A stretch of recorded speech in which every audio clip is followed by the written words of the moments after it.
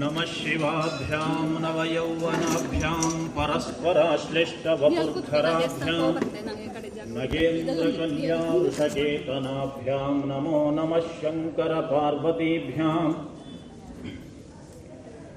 ಪ್ರಣತಾನಾಂ ಪ್ರಸೀದತ್ವಂ ದೇವಿ ವಿಶ್ವಾರ್ತಿಹಾರಿಣಿ ತ್ರೈಲೋಕ್ಯವಾಸಿನಾಮೇತ್ಯೆ ಲೋಕಾನಾಂ ವರದಾ ಭವ ವಾಲ್ಮೀಕಿ ಗಿರಿಸಂಭೂತ ರಾಮಸಾಗರಗಾಮಿನಿ ಪುನಾತು ಭುವನಂ ಪುಣ್ಯ ರಾಮಾಯಣ ಮಹಾನದಿ.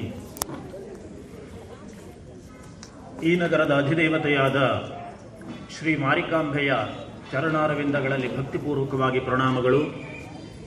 ಈ ದೇವಸ್ಥಾನದ ವಿಶ್ವಸ್ಥ ಮಂಡಳಿಯ ಎಲ್ಲ ಸದಸ್ಯರೇ, ಶ್ರಾವಣ ಸಂಭ್ರಮದ ಈ ಸುಂದರ ಸಂಜೆಯನ್ನು ಸುಂದರವಾಗಿಸಲು ಬಂದು ಸೇರಿರುವಂತಹ ಎಲ್ಲ ಆತ್ಮೀಯ ಸಭಾಸದರೇ, ಮತ್ತೆ ಬಂದಿತು ಶ್ರಾವಣ. ವರಕವಿ ಬೇಂದ್ರೆಯವರ ಸಾಲು. ಕಾಲಚಕ್ರದಲ್ಲಿ ಶ್ರಾವಣ ಮಾಸ ಮತ್ತೆ ಮತ್ತೆ ಬರ್ತಾ ಇರ್ತದೆ. ಹಾಗೆಯೇ ಈ ವರ್ಷವೂ ಬಂದಿದೆ. ಈ ವರ್ಷ ಮತ್ತೆ ಶ್ರಾವಣ ಬಂದಿದೆ ಎನ್ನುವ ಕಾರಣಕ್ಕಾಗಿ ಈ ವೇದಿಕೆಗೆ ನಾನು ಬಂದಿದ್ದೇನೆ. ವೇದಿಕೆಯ ಮೇಲೆ ಕುಳಿತಾಗ ನನಗೆ ಅನಿಸೋದು, ಇದು ಮಾರಿಕಾಂಬಾ ದೇವಸ್ಥಾನದ ವೇದಿಕೆ ಮಾತ್ರ ಅಲ್ಲ, ಜಗದಂಬೆ ಮಾರಿಕಾಂಬೆಯ ಮಡಿಲು ಅಂತ. ಆಕೆಯ ಅನುಗ್ರಹ ಅಂತ ಕಾಣ್ತದೆ. 4ನೇ ವರ್ಷ ಮತ್ತೆ ಆ ಮಡಿಲ ಮೇಲೆ ಕುಳಿತುಕೊಳ್ಳಿಕ್ಕೆ ನನಗೆ ಅವಕಾಶ ಕಲ್ಪಿಸಿದ್ದಾಳೆ ಅಂತ. ನಾನು ಮಡಿಲ ಮೇಲೆ ಕುಳಿತುಕೊಂಡವನು ಅಂತ ಕಾರಣಕ್ಕಾಗಿ ನೀವು ಚಪ್ಪಾಳೆ ಹೊಡೆದ್ರಿ ಅಂದರೆ ನನ್ನದೊಂದು ಸ್ವಾರ್ಥ ಇದೆ. ಮಡ್ಲ ಮೇಲೆ ಕೂತ್ಕೊಳ್ಳೋರು ಭಾಳ ಸಣ್ಣ ಜನ ಅಂತ ಅರ್ಥ. ಸಣ್ಣವರು ಮಾತ್ರ ಮಡ್ಲೇರಿರ್ತಾರೆ. ಹಾಗಾಗಿ ಹಿಂದಿನ ವರ್ಷಕ್ಕಿಂತ ಈ ಭಟ್ರು ಭಾಳ ದೊಡ್ಡವರಾಗಿರ್ಬೋದು ಅಂತ ನೀವು ತಿಳ್ಕೊಳ್ಬೇಡಿ, ಭಾಳ ನಿರೀಕ್ಷೆ ಮಾಡಲೂಬೇಡಿ. ನಿಮ್ಮ ಉಪನ್ಯಾಸ ಯಾವತ್ತಿರ್ತದೆ, ಇವತ್ತು ಭಟ್ರೆ ಎಷ್ಟೊತ್ತಿಗೆ ಶುರುವಾಗ್ತದೆ, ಭಟ್ರೆ ನೀವು ಬೇಗನೆ ಮುಗಿಸಬೇಡಿ, ನಾನೂ ಬಂದಿದ್ದೇನೆ ಎನ್ನುವಂತಹ ಆತ್ಮೀಯವಾದಂತಹ ಶ್ರೀರಕ್ಷೆಯನ್ನು ನೀಡುತ್ತಿರುವ, ನನ್ನನ್ನು ಈ ಮಟ್ಟದವರೆಗೆ ಬೆಳೆಸಿರುವಂತಹ ಅನೇಕ ಆತ್ಮೀಯ ಬಂಧುಗಳ ಕಣ್ಣು ನನ್ನ ಕಡೆಗಿದೆ, ನನಗೆ ಗೊತ್ತಿದೆ. ಅದನ್ನೆಲ್ಲ ನೋಡಿದಾಗ ಮಾತನಾಡಲಿಕ್ಕೆ ಆಸಕ್ತಿ ಹುಟ್ಟುತ್ತದೆ ಎನ್ನುವುದರ ಜೊತೆಯಲ್ಲಿ ಆತಂಕವೂ ಉಂಟಾಗ್ತದೆ. ಬಹುಶಃ ಸಚಿನ್ ತೆಂಡೂಲ್ಕರ್ಗೆ ಬ್ಯಾಟ್ ಹಿಡಿದು ಬರುವಾಗ ಇದೇ ಥರ ಆಗ್ತಿತ್ತೋ ಏನೋ. ಇಡೀ ದೇಶಕ್ಕೆ ದೇಶವೇ ನಿರೀಕ್ಷೆ ಮಾಡ್ತಾ ಇರುವಂತಹ ಒಬ್ಬ ವ್ಯಕ್ತಿ ಬ್ಯಾಟ್ ಹಿಡಿದು ಅಷ್ಟು ದೊಡ್ಡ ಗ್ರೌಂಡಿಗೆ ಬರಬೇಕು ಅಂತಾದರೆ ಎಷ್ಟೊಂದು ಆತಂಕವನ್ನು ನಾವು ಹೊತ್ಕೊಂಡಿರಬಹುದು ಅಂತ. ಅದೇ ಆತಂಕ ನನ್ನಲ್ಲೂ ಇದೆ.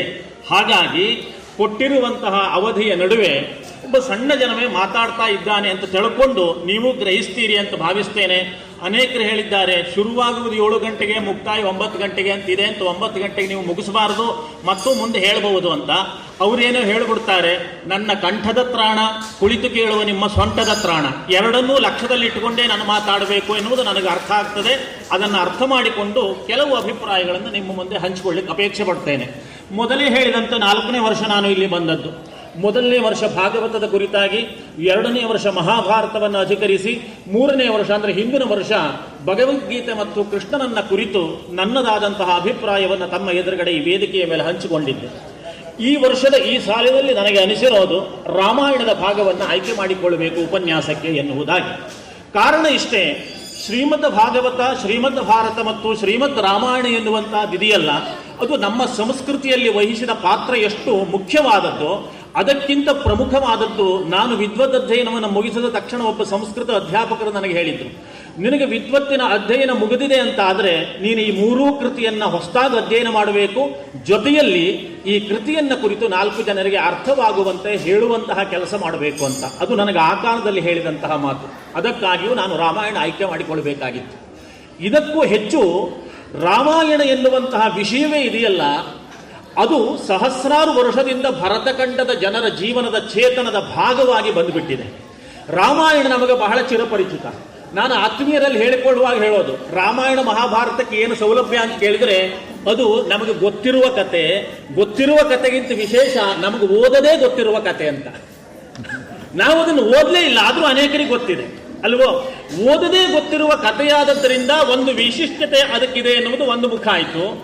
ಗೊತ್ತಾದದ್ರಿಂದಲೇ ಆಮೇಲೆ ಓದಲಿಕ್ಕೆ ಹೋಗಲಿಲ್ಲ ಎನ್ನುವುದರಿಂದ ಒಂದಷ್ಟು ಕೊರತೆಯೂ ನಮಗಾಯಿತು. ಅದು ಎರಡೂ ನಾವು ಅರ್ಥ ಮಾಡಿಕೊಂಡು ರಾಮಾಯಣವನ್ನು ನೋಡಬೇಕು ಅಂತ ನನಗನಿಸ್ತು. ಯಾಕೆ? ಅದು ಜನಜೀವನದ ಜೊತೆಯಲ್ಲಿ ಅಷ್ಟು ಹಾಸುಹೊಕ್ಕಾಗಿ ಹಂಚಿಕೊಂಡಿದೆ ಅಂತ. ಇವತ್ತಿಗೂ ನಾವು ಒಂದು ಒಳ್ಳೆಯ ಅಣ್ಣ ತಮ್ಮಂದಿರನ್ನು ನೋಡಿದಾಗ ರಾಮಲಕ್ಷ್ಮಣರಂತೆ ಅಂತ ಹೇಳ್ತೇವೆ. ಸ್ವಲ್ಪ ವ್ಯತಿರಿಕ್ತರಾದವರು ಕಂಡ್ರೆ ವಾಲಿ ಸುಗ್ರೀವರಂತೆ ಅಂತ ಹೇಳ್ತೇವೆ. ಯಾವುದೇ ಅಸೂಯಾಪರಳಾಗಿ ಇನ್ನೊಬ್ಬಳಿಗೆ ಚಾಡಿ ಮಾತು ಹೇಳುವವಳನ್ನು ಕಂಡಾಗ ಮಂಥರೆಯಂತೆ ಇದ್ದಾಳೆ ಅಂತ ಹೇಳ್ತೇವೆ. ವಿಪರೀತ ಗೊರಕೆ ಹೊಡೆದು ನಿದ್ರೆ ಮಾಡುವವರನ್ನು ಕಂಡ ತಕ್ಷಣ ಕುಂಭಕರ್ಣ ನಮಗೆ ನೆನಪಿಗೆ ಬರ್ತಾನೆ. ಇನ್ನೂ ಹೆಚ್ಚಾಗಿ ಸಂಕಟದಲ್ಲಿ ಅಯ್ಯೋ ರಾಮ ಅಂತ ಹೇಳ್ತೇವೆ. ಯಾವುದಾದ್ರೂ ವಿಷಯವನ್ನ ಕೇಳಿಯೂ ಆ ವಿಷಯದ ಮುಖ್ಯವಾದ ಅಂಶವನ್ನ ಅರ್ಥ ಮಾಡಿಕೊಳ್ಳದೆ ವಿಷಯವನ್ನ ಹೇಳಿದವರ ಜೊತೆಯಲ್ಲಿ ಕೊನೆಗೆ ಮತ್ತೆ ಅದನ್ನೇ ಪ್ರಶ್ನೆ ಮಾಡಿದ್ರೆ ಮುಖ್ಯ ವಿಷಯವನ್ನೇ, ಇದು ಒಳ್ಳೆ ಆಯ್ತಲ್ಲ, ಬೆಳಗುವರಿಗೆ ರಾಮಾಯಣ ಕೇಳಿ ರಾಮನಿಗೂ ಸೀತೆಗೂ ಏನಾಗಬೇಕು ಅಂತ ಕೇಳಿದಾಗ ಆಯ್ತು ಅಂತ ಹೇಳ್ತೇವೆ. ಒಟ್ಟರ್ಥದಲ್ಲಿ ರಾಮಾಯಣ ಎನ್ನುವಂತಹದ್ದು ಅಲ್ಲಿಯ ಪಾತ್ರಗಳಿರಲಿ, ಅಲ್ಲಿಯ ಘಟನೆಗಳಿರಲಿ, ನಮ್ಮ ದೈನಂದಿನ ಬದುಕಿನಲ್ಲಿ ಅಷ್ಟು ಹಾಸುಹೊಕ್ಕಾಗಿ ಹಂಚಿಕೊಂಡಿವೆ. ಜೊತೆಯಲ್ಲಿ ದೈನಂದಿನ ಬದುಕಿಗೆ ಅವು ಮಾಡುವ ಉಪಕಾರವೂ ಅಷ್ಟೇ. ರಾಮಾಯಣದಂತಹ ಕಾವ್ಯ ಉತ್ತರ ಪ್ರದೇಶದ ಜನಜಂಗಳಿಯಿಂದ ಕೂಡಿರುವ ಒಂದು ರೈಲ್ವೆ ನಿಲ್ದಾಣ. ರೈಲ್ವೆ ಬರುವುದನ್ನು ನಿರೀಕ್ಷೆ ಮಾಡ್ತಾ ಅನೇಕ ಪ್ರಯಾಣಿಕರಿದ್ದಾರೆ. ಒಂದು ಕಡೆಗೆ ಒಂದು ವೃದ್ಧ ದಂಪತಿಗಳು ಕುಳಿತುಕೊಂಡಿದ್ದಾರೆ, ಅವರ ಎದುರುಗಡೆ ತರುಣ ದಂಪತಿಗಳು ಇದ್ದಾರೆ. ರೈಲ್ವೆಯನ್ನು ನಿರೀಕ್ಷೆ ಮಾಡ್ತಾ ಇದ್ದಾರೆ ಎಲ್ಲ. ವೃದ್ಧ ದಂಪತಿಗಳಲ್ಲಿ ಆ ವೃದ್ಧ ಇದ್ನಲ್ಲ, ಅವ ರಾಮಾಯಣ ಪುಸ್ತಕ ಹಿಡ್ಕೊಂಡು ಓದ್ತಾ ಇದ್ದಾನೆ. ಉತ್ತರ ಭಾರತದಲ್ಲಿ ತುಳಸಿ ರಾಮಾಯಣಕ್ಕೆಲ್ಲ ತುಂಬಾ ಗೌರವ ಕೊಡ್ತಾರೆ. ರಾಮಾಯಣ ಪುಸ್ತಕ ಹಿಡ್ಕೊಂಡು ಓದ್ತಾ ಇದ್ದ.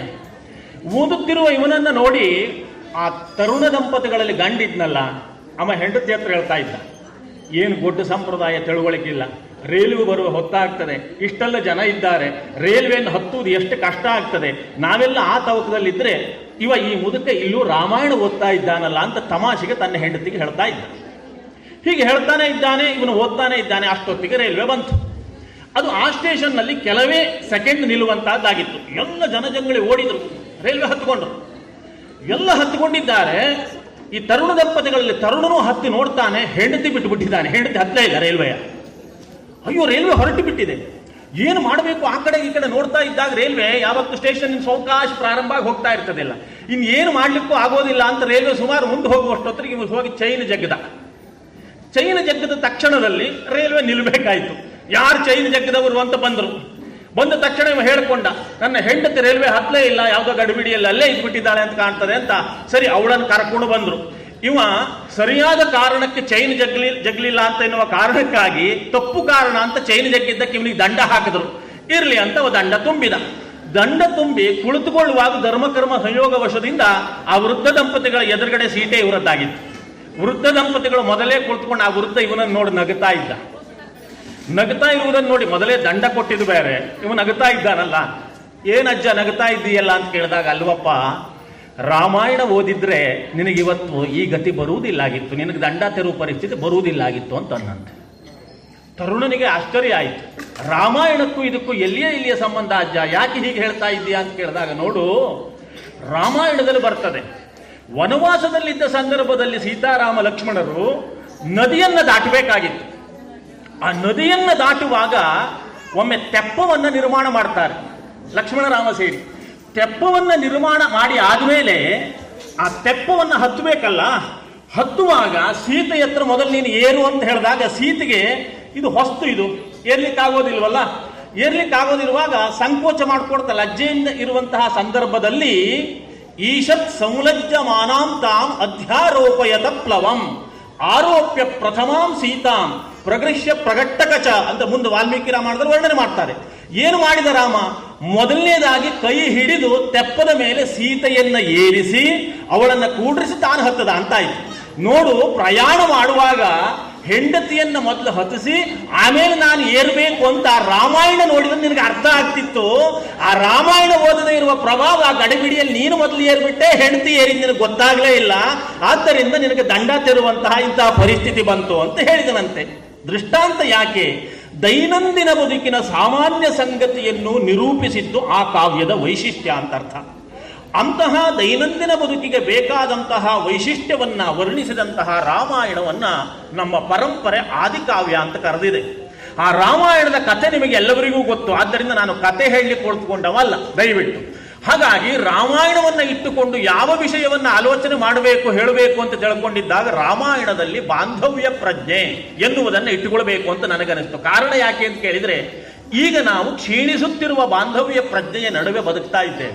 ಯಾರಿಗೆ ಯಾರೂ ಸಂಬಂಧವೇ ಇಲ್ಲ, ಆ ತರಹದಲ್ಲಿ ಬದುಕ್ತಾ ಇದ್ದೇವೆ. ನಾನು ತಮಾಷೆಗಾಗಿ ಅನೇಕ ಕಡೆಗೆ ಹೇಳಿದ್ದುಂಟು, ನಾವೆಲ್ಲ ಚಿಕ್ಕವರಿರುವಾಗ ತಾಯಂದಿರು ಹಿರಿಯರು ಆಕಾಶದಲ್ಲಿರುವ ಚಂದ್ರನನ್ನ ತೋರಿಸಿ ಮಗು ಅವ ಚಂದ ಮಾಮ ಅಂತ ಕರೀತಿದ್ರು. ಆಕಾಶದಲ್ಲಿರುವ ಚಂದ್ರನು ನಮಗೆ ಮಾವ ಆಗಿದ್ದ. ಈಗ ಖುದ್ದು ಸೋದರ ಮಾವನು ಚಂದ್ರನಷ್ಟು ದೂರ ಆಗಿದ್ದಾನೆ ನಮಗೆ. ಆ ಪರಿಸ್ಥಿತಿಯಲ್ಲಿ ನಾವಿದ್ದೇವೆ ಅಂತ ಅರ್ಥ. ಅಂದ್ರೆ ಬಾಂಧವ್ಯ ಪ್ರಜ್ಞೆ ಇದೆಯಲ್ಲ, ಅಷ್ಟು ಕ್ಷೀಣಿಸುತ್ತಿದೆ. ಅಂತಹ ಕ್ಷೀಣಿಸುತ್ತಿರುವ ಬಾಂಧವ್ಯ ಪ್ರಜ್ಞೆಯ ನಡುವೆ ನಾವು ಬದುಕ್ತಾ ಇದ್ದೇವೆ ಅಂತ. ರಾಮಾಯಣ ಕಾವ್ಯ ಅಂತಹ ಬಾಂಧವ್ಯ ಪ್ರಜ್ಞೆಯನ್ನು ಹೇಗೆ ಮೂಡಿಸಿದೆ, ಬಾಂಧವ್ಯ ಪ್ರಜ್ಞೆಯನ್ನು ಅರ್ಥ ಮಾಡಿಕೊಳ್ಳಬೇಕು ಅಂತ ರಾಮಾಯಣ ಹೇಗೆ ಸಹಕಾರಿಯಾಗ್ತದೆ ಎನ್ನುವ ವಿಷಯದಲ್ಲಿ ರಾಮಾಯಣವನ್ನು ನಾನು ಆಯ್ಕೆ ಮಾಡಿಕೊಂಡದ್ದು. ಹಾಗಾಗಿ ರಾಮಾಯಣವನ್ನು ಆದಿಕಾವ್ಯ ಅಂತ ಕರೆದರು. ಆದಿಕಾವ್ಯ ಜೊತೆಯಲ್ಲಿ ಇದು ಅನೇಕರ ಬದುಕಿಗೆ ಬೇಕಾದಂತಹ ವೈಶಿಷ್ಟ್ಯವನ್ನು ಕೊಂಡಿರುವಂತಹ, ಜೀವನಕ್ಕೊಂದು ಗತಿಯನ್ನು ತೋರಿಸುವ, ಜೀವನಕ್ಕೆ ಮಾರ್ಗೋಪದೇಶವನ್ನು ಮಾಡುವಂತಹ ಹಾದಿಯನ್ನು ತೋರಿಸುವ ಕಾವ್ಯವೂ ಹೌದು. ಈ ಆದಿಕಾವ್ಯದ ಪ್ರಾಶಸ್ತ್ಯವನ್ನ ಅನೇಕ ಕವಿಗಳು ಹೊರಡು ಹೇಳಿದ್ದಾರೆ. ಕನ್ನಡದ ಕುಮಾರವ್ಯಾಸ ಹೇಳ್ತಾನಲ್ಲ, ರಾಮಾಯಣದ ಬಗ್ಗೆ ಹೇಳಿದವರು ಎಷ್ಟು ಮಂದಿ ಇದ್ದಾರೆ ಅಂತ ಕೇಳಿದ್ರೆ, ತಿಳುಕಿದನು ಫಣಿರಾಯ ರಾಮಾಯಣದ ಕವಿಗಳ ಭಾರದಲ್ಲಿ ತಿಂತಿಣಿಯ ರಘುವರ ಚರಿತೆಯಲ್ಲಿ ಕಾಲಿಡಲು ತೆರಪಿಲ್ಲ ಅಂತ. ಆದಿಶೇಷನಿಗೆ ರಾಮಾಯಣ ಗ್ರಂಥವನ್ನು ಹೊತ್ತು ಭಾರ ಆಗಿ ಭೂಮಿ ತಲೆ ಅಲ್ಲಾಡಿಸ್ಲಿಕ್ಕೆ ಪ್ರಾರಂಭ ಮಾಡಿದ ಅಂತ ಅಷ್ಟು ಜನ ರಾಮಾಯಣದ ಮೇಲೆ ಹೇಳಿದವರಿದ್ದಾರೆ, ಬರೆದವರಿದ್ದಾರೆ ಅಂತ ಅರ್ಥ. ಸಂಸ್ಕೃತದ ಮತ್ತೊಬ್ಬ ಕವಿ ಹೇಳ್ತಾನೆ, ನಿಮಗೆಲ್ಲ ಪೌರಾಣಿಕವಾದ ಪರಿಚಯ ಇದ್ದಿರಬಹುದು, ಆದಿಶೇಷ ಭೂಮಿಯನ್ನು ಹೊತ್ತಿದ್ದಾನೆ ಅಂತ ನಾವು ಪುರಾಣದಲ್ಲಿ ಅರ್ಥ ಮಾಡಿಕೊಂಡದ್ದು. ಸರ್ಪ ಸಂತತಿಗೆ ಕಿವಿ ಇಲ್ಲ ಅಲ್ವೋ. ಒಬ್ಬ ಸಂಸ್ಕೃತ ಕವಿ ಹೇಳ್ತಾನೆ, ಅಕರ್ಣಂ ಅಕರೋತ್ ಶೇಷಂ ವಿಧಿ ಬ್ರಹ್ಮಾಂಡ ಭಂಗದೀಹಿ ಅಂತ. ಆದಿಶೇಷನಿಗೆ ಬ್ರಹ್ಮದೇವ ಕಿವಿಯನ್ನೇ ಇಡ್ಲಿಲ್ಲ ಅಂತ. ಯಾಕೆ ಕಿವಿ ಇಡ್ಲಿಲ್ಲ ಗೊತ್ತಿದೆಯೋ? ಮತ್ಯಾಕೂ ಅಲ್ಲ, ಶೃಣ್ವನ್ ರಾಮಕಥಾನಾದಂ ನಗೂರ್ಣಯತಿ ಕಶ್ಚಿರಹ. ರಾಮನ ಕಥೆಯನ್ನು ಕೇಳಿ ಯಾರು ತಾನೇ ತಲೆ ಅಲ್ಲಾಡಿಸೋದಿಲ್ಲ. ಅದರಿಂದ ರಾಮನ ಕಥೆಯನ್ನು ಕೇಳಿ ಆದಿಶೇಷ ತಲೆ ಅಲ್ಲಾಡಿಸ್ಬಿಟ್ಟ ಅಂತ ಆದ್ರೆ ಆದಿಶೇಷ ಹೊತ್ತಂತಹ ಭೂಮಿಯ ಪರಿಸ್ಥಿತಿ ಏನಾಗ್ಬಿಡಬಹುದು ಎನ್ನುವ ಕಾರಣಕ್ಕಾಗಿ ಆದಿಶೇಷನಿಗೆ ಕಿವಿಯನ್ನ ಇಡ್ಲಿಲ್ಲ ದೇವರು ಅಂತ. ಅಂದರೆ ರಾಮನ ಕಥೆ ಎನ್ನುವುದಿದೆಯಲ್ಲ, ಅದು ಎಲ್ಲರೂ ತಲೆ ಆಡಿಸುವಂತಹದ್ದು. ಹಾಗಾಗಿ ನೀವು ಇದನ್ನು ಹೇಳಿದಾಗ ಎಷ್ಟು ಜನ ತಲೆ ಅಲ್ಲಾಡಿಸಿದೆ ನೋಡಿ ಅಲ್ವೋ. ಇನ್ನು ರಾಮನ ಕಥೆ ಎನ್ನುವುದು ಕೇಳಬೇಕು. ಆದ್ದರಿಂದ ರಾಮನ ಕಥೆಗೆ ಅಷ್ಟು ಮಹತ್ವ ಇದೆ ಅಂತ ಅರ್ಥ. ಇದು ಆದಿಕಾವ್ಯ, ಜೊತೆಯಲ್ಲಿ ಇದು ಆರ್ಷ ಕಾವ್ಯವೂ ಹೌದು. ವಾಲ್ಮೀಕಿ ಮಹರ್ಷಿಗಳಿದ್ದಾರಲ್ಲ, ಉಳಿದವರಂತೆ ಅವರು ಕಾವ್ಯ ರಚನೆ ಮಾಡಿದ್ದಲ್ಲ. ಹೊತ್ತು ಹೋಗ್ಲಿಕ್ಕಾಗೋ, ಮನರಂಜನೆಗಾಗೋ, ಅಥವಾ ಯಾರಿಗೋ ನಿದ್ರೆ ಬರುವುದಿಲ್ಲ ಒಂದು ಕಥೆ ಇರಲಿ ಅಂತಲೋ ಕಥೆಯನ್ನು ಹೇಳಲಿಕ್ಕಾಗೋ ವಾಲ್ಮೀಕಿ ಮಹರ್ಷಿಗಳು ಆ ಕಾವ್ಯವನ್ನು ರಚಿಸಿದ್ದೇ ಅಲ್ಲ. ವಾಲ್ಮೀಕಿ ಮಹರ್ಷಿಗಳಿಗೆ ರಾಮಾಯಣ ಕಾವ್ಯವನ್ನು ರಚಿಸುವಲ್ಲಿ ಒಂದು ಮಹಾನ್ ಧ್ಯೇಯ ಇತ್ತು, ಒಂದು ಮಹಾನ್ ಪ್ರಯೋಜನ ಇತ್ತು. ಏನು ಅಂತಹ ಮಹಾನ್ ಪ್ರಯೋಜನ ಅಂತ ಕೇಳಿದ್ರೆ, ಈ ಜಗತ್ತಿನ ಜನರ ಜೀವನ ಎನ್ನುವುದು ಉದ್ಧಾರವಾಗಲಿ, ಈ ಜಗತ್ತಿನ ಜನರು ಜೀವನವನ್ನ ಚೆನ್ನಾಗಿ ಸಾಗಿಸುವಂತೆ ಆಗಲಿ. ಹಾಗೆ ಚೆನ್ನಾಗಿ ಸಾಗಿಸುವಂತೆ ಆಗಬೇಕು ಅಂತಾದರೆ ಈ ಜನರಿಗೆ ಒಂದು ಉತ್ತಮವಾದಂತಹ ಆದರ್ಶ ಬೇಕು. ಎಲ್ಲ ಗುಣಗಳು ಒಂದೇ ಕಡೆಗೆ ಸೇರಿರುವಂತಹ ಒಂದು ವ್ಯಕ್ತಿಯ ಚರಿತ್ರದ ಚಿತ್ರಣ ಈ ಲೋಕಕ್ಕಾಗಿ ಬೇಕಾಗಿದೆ. ಅದರಿಂದ ಅಂತಹ ಧ್ಯೇಯವನ್ನ ಇಟ್ಟುಕೊಂಡು ನಾರದರಲ್ಲಿ ಪ್ರಶ್ನೆ ಮಾಡಿ ಅದು ಇರುವುದು ರಾಮನಲ್ಲಿ ಅಂತ ಅರ್ಥ ಮಾಡಿಕೊಂಡು ರಾಮನ ಚರಿತ್ರೆಯನ್ನ ಕಾವ್ಯದ ಮೂಲಕವಾಗಿ ವರ್ಣನೆ ಮಾಡಿದ್ದು ವಾಲ್ಮೀಕಿ ಮಹರ್ಷಿಗಳ ವೈಶಿಷ್ಟ್ಯ. ಹಾಗಾಗಿ ವಾಲ್ಮೀಕಿ ಮಹರ್ಷಿಗಳಿಗೆ ಮೊದಲಿದ್ದ ಧ್ಯೇಯ ಏನು ಅಂತ ಕೇಳಿದ್ರೆ, ಮನುಷ್ಯನನ್ನ ಸರಿ ಮಾಡುವುದೇ ಆಗಿತ್ತು. ಮನುಷ್ಯ ಸರಿಯಾಗಲಿ ಪ್ರಪಂಚ ಸರಿಯಾಗ್ತದೆ ಅಂತ. ಇದು ಹಿರಿಯರೆಲ್ಲರೂ ಮಾಡಿದಂತಹ ಚಿಂತನೆ. ಒಬ್ಬ ತಂದೆ ಮಗನಿಗೆ ಪ್ರಪಂಚದ ಜ್ಞಾನದ ಅರಿವಿಗೆ ಅನುಕೂಲ ಆಗಲಿ ಅಂತ ಪ್ರಪಂಚದ ಭೂಪಟವನ್ನು ತಂದುಕೊಟ್ಟಿದ್ದ. ನಕಾಶೆ ಅಂತ ಕರೀತಾರಲ್ಲ, ಪ್ರಪಂಚದ ಭೂಪಟವನ್ನ. ಇನ್ನು ಬಾಲ್ಯದ ಪಾಠದಲ್ಲಿ ಇದ್ದಂತಹ ಮಗು. ಆ ಮಗು ಏನು ಮಾಡಿಕೊಂಡು ಬಿಡ್ತು, ಯಾವುದೋ ಒಂದು ಸಂದರ್ಭದಲ್ಲಿ ಭೂಪಟವನ್ನ ಹರಿದು ಹಾಕೊಂಡು ಬಿಡ್ತು. ಹೊರಗಡೆಗೆ ಹೋದ ತಂದೆ ಎಲ್ಲೋ ಬಂದ, ಮಗು ಅಳ್ತಾ ಇದೆ, ಭೂಪಟ ಹರಿದು ಹೋಗಿದೆ ಅಂತ. ತಂದೆ ಏನು ಮಾಡಿದ, ಇವನಿಗೆ ಈಗಲೇ ಒಂದು ಶಿಕ್ಷಣ ಕೊಡ್ಲಿಕ್ಕೆ ಆಗ್ತದೆ ಅಂತ ಮಗುವನ್ನು ಕೂಡಿಸ್ಕೊಂಡು, ನೋಡಿ ಜೋಡಿಸು, ಏಷ್ಯಾ ಖಂಡ ಆಫ್ರಿಕಾ ಖಂಡ ಎಲ್ಲ ಹೇಗೆ ಬರ್ತದೆ ಅಂತ ಕಲ್ಪನೆ ಮಾಡ್ಕೊಂಡು ಜೋಡಿಸು ಅಂತ ಬಿಟ್ಟ. ಮಗುವಿಗೆ ಆಗ್ಲಿಲ್ಲ, ಅದನ್ನು ಜೋಡಿಸ್ಲಿಕ್ಕೆ ಆಗ್ಲಿಲ್ಲ. ಎಲ್ಲೆಲ್ಲಿ ಅಪ್ಪ ಏನು ಮಾಡಿದ, ಓ ನಿನಗೆ ಇಲ್ಲಿ ಜೋಡಿಸ್ಲಿಕ್ಕೆ ಆಗೋದಿಲ್ಲ ಅಲ್ವೋ, ಒಂದು ಕೆಲಸ ಮಾಡು, ಈ ಭೂಪಟವನ್ನ ತಿರುಸು ಈ ಕಡೆಗೆ. ಆ ಭೂಪಟದ ಹಿಂದುಬದಿಗೆ ಏನಿತ್ತು ಅಂತ ಕೇಳಿದ್ರೆ ಒಬ್ಬ ಮನುಷ್ಯನ ಚಿತ್ರ ಇತ್ತು. ಆ ಹೊರದತ್ರ ಪರಿಣಾಮ ಏನಾಗಿತ್ತು ಅಂತ ಕೇಳಿದ್ರೆ, ಕಣ್ಣು ಒಂದು ಕಡೆಗೆ, ಮೂಗು ಒಂದು ಕಡೆಗೆ, ಕೈ ಒಂದು ಕಡೆಗೆ, ಕಾಲು ಒಂದು ಕಡೆಗೆ ಎಲ್ಲ ಆಗಿತ್ತು. ನಿನಗೆ ಪ್ರಪಂಚದ ಪರಿಚಯ ಅಂತೂ ಆಗುವುದಿಲ್ಲ ಅಲ್ವಾ, ಮನುಷ್ಯನ ಪರಿಚಯ ಇದೆಯಲ್ಲ, ಆಕೃತಿಯ ಪರಿಚಯ ನೋಡು, ಈ ಕಡೆ ಇಟ್ಟುಕೊಂಡು ಕಣ್ಣು ಮೂಗು ಇದನ್ನೆಲ್ಲ ಸರಿಯಾಗಿ ಜೋಡಿಸ್ ನೋಡು ಅಂತ ಹೇಳಿದ. ಸರಿ, ಮಗನಿಗೆ ಅರ್ಥ ಆಯ್ತು. ಅವ ಕಣ್ಣನ್ನ ಎಲ್ಲ ಸರಿಯಾಗಿ ಜೋಡಿಸಿದ, ಮನುಷ್ಯನ ಆಕೃತಿ ಸರಿಯಾಯಿತು.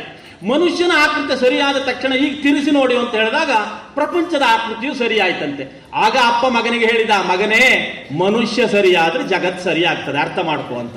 ಸರಿಯಾಗಬೇಕಾದದ್ದು ಏನು ಅಂತ ಕೇಳಿದ್ರೆ ಮನುಷ್ಯ ಸರಿಯಾಗಬೇಕಾಗಿದೆ ಅಂತ ಅರ್ಥ. ಹಾಗಾಗಿ ಮನುಷ್ಯ ಸರಿಯಾಗಲಿ, ತನ್ನ ಮೂಲಕವಾಗಿ ಜಗತ್ತಿಗೆ ಕ್ಷೇಮವಾಗಲಿ, ಇದು ಋಷಿಗಳು ಮಾಡಿದಂತಹ ಚಿಂತನೆ. ಈ ಪ್ರಪಂಚದಲ್ಲಿ, ಈ ಸಂಸಾರದಲ್ಲಿ ಎಷ್ಟೋ ಸಾರಿ ಆಲೋಚನೆಯನ್ನು ನೀವೇ ಮಾಡಿ ನೋಡಿ, ನಿಮಗೆ ಅರ್ಥ ಆಗ್ತದೆ. ಮನುಷ್ಯನೇ ಇರೋದೋ ಇದ್ರೆ ಈ ಸಂಸಾರ ಇನ್ನೂ ಚೆನ್ನಾಗಿರ್ತಿತ್ತೇನೋ ಅಂತ ಅಲ್ವೋ? ಈ ಸೃಷ್ಟಿಯ ಸೌಂದರ್ಯಕ್ಕೆ ಮನುಷ್ಯನೇ ಇಲ್ಲದೆ ಹೋದ್ರೆ ಏನೂ ಘನತೆಗೆ ಕುಂದು ಬರುವುದಿಲ್ಲವಾಗಿತ್ತೇನೋ ಅಂತ ಮನುಷ್ಯ ಮಾಡುವ ವ್ಯವಹಾರವನ್ನು ನೋಡಿದಾಗ ನಮಗೆ ಅನಿಸ್ತದೆ. ಮನುಷ್ಯನಿಲ್ಲದಂತಹ ಸೃಷ್ಟಿಯನ್ನೇ ಕಲ್ಪನೆ ಮಾಡಿಕೊಂಡ್ರೆ ಆಗಲೇ ಸುಂದರವಾಗಿರ್ತೇನೋ ಅಂತ ಒಂದು ವಿಶ್ವಾಸವು ನಮ್ಮಲ್ಲಿ ಮೂಡ್ತದೆ. ಮನುಷ್ಯ ಈ ಪ್ರಪಂಚಕ್ಕೆ ಎಂಟ್ರಿ ಆದಮೇಲೆ ಎಲ್ಲ ಗಡಿಬಿಡಿಗಳೆಲ್ಲ ಪ್ರಾರಂಭವಾದದ್ದು. ಇವನೂ ಸರಿ ಬದುಕೋದಿಲ್ಲ, ಬೇರೆಯವರಿಗೂ ಸರಿ ಬದುಕಲಿಕ್ಕೆ ಬಿಡೋದಿಲ್ಲ. ಹಾಗಾಗಿ ಮಹರ್ಷಿಗಳ ಚಿಂತನೆ ಎನ್ನುವಂತಹದ್ದು ಈ ಭರತಖಂಡದಲ್ಲಿ ಇದ್ದದ್ದು ಏನು ಅಂತ ಕೇಳಿದ್ರೆ, ಮನುಷ್ಯನ ಬದುಕು ಎನ್ನುವಂತಹದ್ದು ಚೆನ್ನಾಗಿರಲಿ ಅಂತ. ಅದಕ್ಕಾಗಿಯೇ ಅವರು ನಾರದರಲ್ಲಿ ಪ್ರಶ್ನೆ ಮಾಡಿದ್ದು, ರಾಮನ ಗುಣವರ್ಣನೆಯನ್ನು ಕೇಳಿ ರಾಮಾಯಣ ಎನ್ನುವಂತಹ ಕಾವ್ಯವನ್ನು ಬರೆದದ್ದು. ಹಾಗಾಗಿ ಒಂದು ಋಷಿಯಾಗಿ, ಒಂದು ಕವಿಯಾಗಿ ರಾಮಾಯಣದಂತಹ ಉದ್ಗ್ರಂಥವನ್ನು ಲೋಕಕ್ಕೆ ಕರುಣಿಸಿದಂತಹ ವಾಲ್ಮೀಕಿ ಮಹರ್ಷಿಗಳಿಗೆ ಮೊದಲನೇದಾದದ್ದು, ಪ್ರಥಮವಾದ ಉದ್ದೇಶ ಈ ಕಾವ್ಯದ ಮೂಲಕ ಏನಿತ್ತು ಅಂತ ಕೇಳಿದ್ರೆ, ನಾನು ಹೇಳಿದ್ದು ಬಾಂಧವ್ಯ ಪ್ರಜ್ಞೆ ಅಂತಲ್ವಾ? ಆದ್ದರಿಂದ ಮೊದಲನೇದಾದದ್ದು ಕಾವ್ಯಕ್ಕೆ ಪರಮ ಉದ್ದೇಶ ಒಂದು ಅಲೌಕಿಕವಾದ ಬಾಂಧವ್ಯವನ್ನು ಮನುಷ್ಯನ ಬದುಕಿಗೆ ಬೆಸೆಯುವಂತಹದ್ದು ಅಂತ. ನೀವು ಈ ಪ್ರಪಂಚಕ್ಕೆ ಬಂದಿದ್ದೀರಿ, ಮನುಷ್ಯರಾಗಿದ್ದೀರಿ ಅಂತಾದರೆ ನೀವು ಒಂದು ಅನೇಕ ಯೋಗ್ಯತೆ ಉಳ್ಳಂತಹ, ಅರ್ಹತೆ ಉಳ್ಳಂತಹ ಜೀವವಾಗಿ ಈ ಸಂಸಾರಕ್ಕೆ ಬಂದಿದ್ದೀರಿ ಅಂತ ಅರ್ಥ.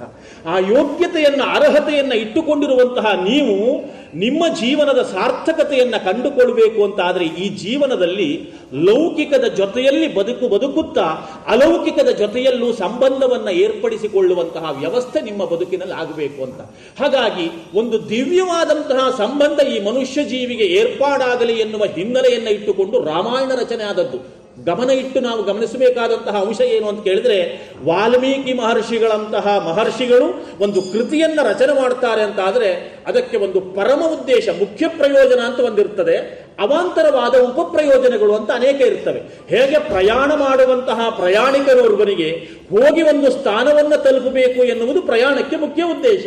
ಆ ಸ್ಥಾನವನ್ನು ತಲುಪುವ ಪೂರ್ವದಲ್ಲಿ ಸೃಷ್ಟಿ ಸೌಂದರ್ಯವನ್ನು, ಅಕ್ಕಪಕ್ಕದ ಸೌಂದರ್ಯವನ್ನು ನೋಡ್ಕೊಳ್ತಾ ಹೋಗುವುದು ಎನ್ನುವುದು ಇದೆಯಲ್ಲ, ಅದು ಆ ಮುಖ್ಯ ಉದ್ದೇಶಕ್ಕೆ ಭಂಗ ಬಾರದೇ ಇರುವ ರೀತಿಯಲ್ಲಿ ಅದು ಒಂದು ಪ್ರಯೋಜನ ಅಂತ ಅರ್ಥ. ಒಂದು ಆಹ್ಲಾದಕತೆಯನ್ನು ಮನಸ್ಸಿಗೆ ಅನುಭವಿಸ್ತಾ ಹೋಗೋದು ಅಂತ. ಹಾಗೆಯೇ ರಾಮಾಯಣ ಎನ್ನುವಂತಹ ಕಾವ್ಯಕ್ಕೂ ಒಂದು ಪರಮ ಪ್ರಯೋಜನವನ್ನು ಪ್ರಾಚೀನರು ಕಂಡುಕೊಂಡರು, ವಾಲ್ಮೀಕಿ ಮಹರ್ಷಿಗಳಿಗೆ ಅದಿತ್ತು ಅಂತ. ಏನು ಅಂತಹ ಪರಮ ಪ್ರಯೋಜನ ಅಂತ ಕೇಳಿದ್ರೆ, ಯಃ ಕರುಣಾಂಜಲಿ ಸಂಪುಟೈ ಅಹರಹ ಸಮ್ಯಕ್ ಪಿಬತ್ಯಾದರಾತ್ ವಾಲ್ಮೀಕೇ ವದನಾರವಿಂದ ಗಲಿತಂ ರಾಮಾಯಣಾಖ್ಯಂ ಮಧು. ಯಾರು ಪ್ರತಿ ದಿವಸವೂ ವಾಲ್ಮೀಕಿಯ ಮುಖದಿಂದ ಹೊರಗೆ ಬಂದಂತಹ ರಾಮಾಯಣ ಎನ್ನುವಂತಹ ಮಧುವನ್ನ, ಜೇನುತುಪ್ಪವನ್ನ ತಮ್ಮ ಕರುಣಾಂಜಲಿಯ ಮೂಲಕವಾಗಿ, ಕಿವಿಗಳ ಮೂಲಕವಾಗಿ ಕೇಳುತ್ತಾರೋ ಅಂತ ಹೇಳುವಾಗ ಪ್ರಾಚೀನರು 3 ವಿಶೇಷತೆಯನ್ನು ಹೇಳಿದ್ದಾರೆ. ಏನು ಅಂತಹ ವಿಶೇಷತೆ ಅಂತ ಕೇಳಿದರೆ, ಅಹರಹ ಪಿಬತಿ ಯಾರು ನಿತ್ಯವೂ ಕೇಳುತ್ತಾರೋ, ಸಮ್ಯಕ್ ಪಿಬತಿ ಯಾರು ಸರಿಯಾಗಿ ಕೇಳುತ್ತಾರೋ, ಆದರಾತ್ ಪಿಬತಿ ಯಾರು ಗೌರವದಿಂದ ಕೇಳುತ್ತಾರೋ ಅಂತ. ವಾಲ್ಮೀಕಿ ಕೃತಿಗಳ ಜೊತೆಯಲ್ಲಿ ಒಂದು ಗೌರವ ಬೇಕು, ಒಂದು ಭಕ್ತಿಭಾವ ಬೇಕು ಆ ಕೃತಿಯ ಜೊತೆಯಲ್ಲಿ.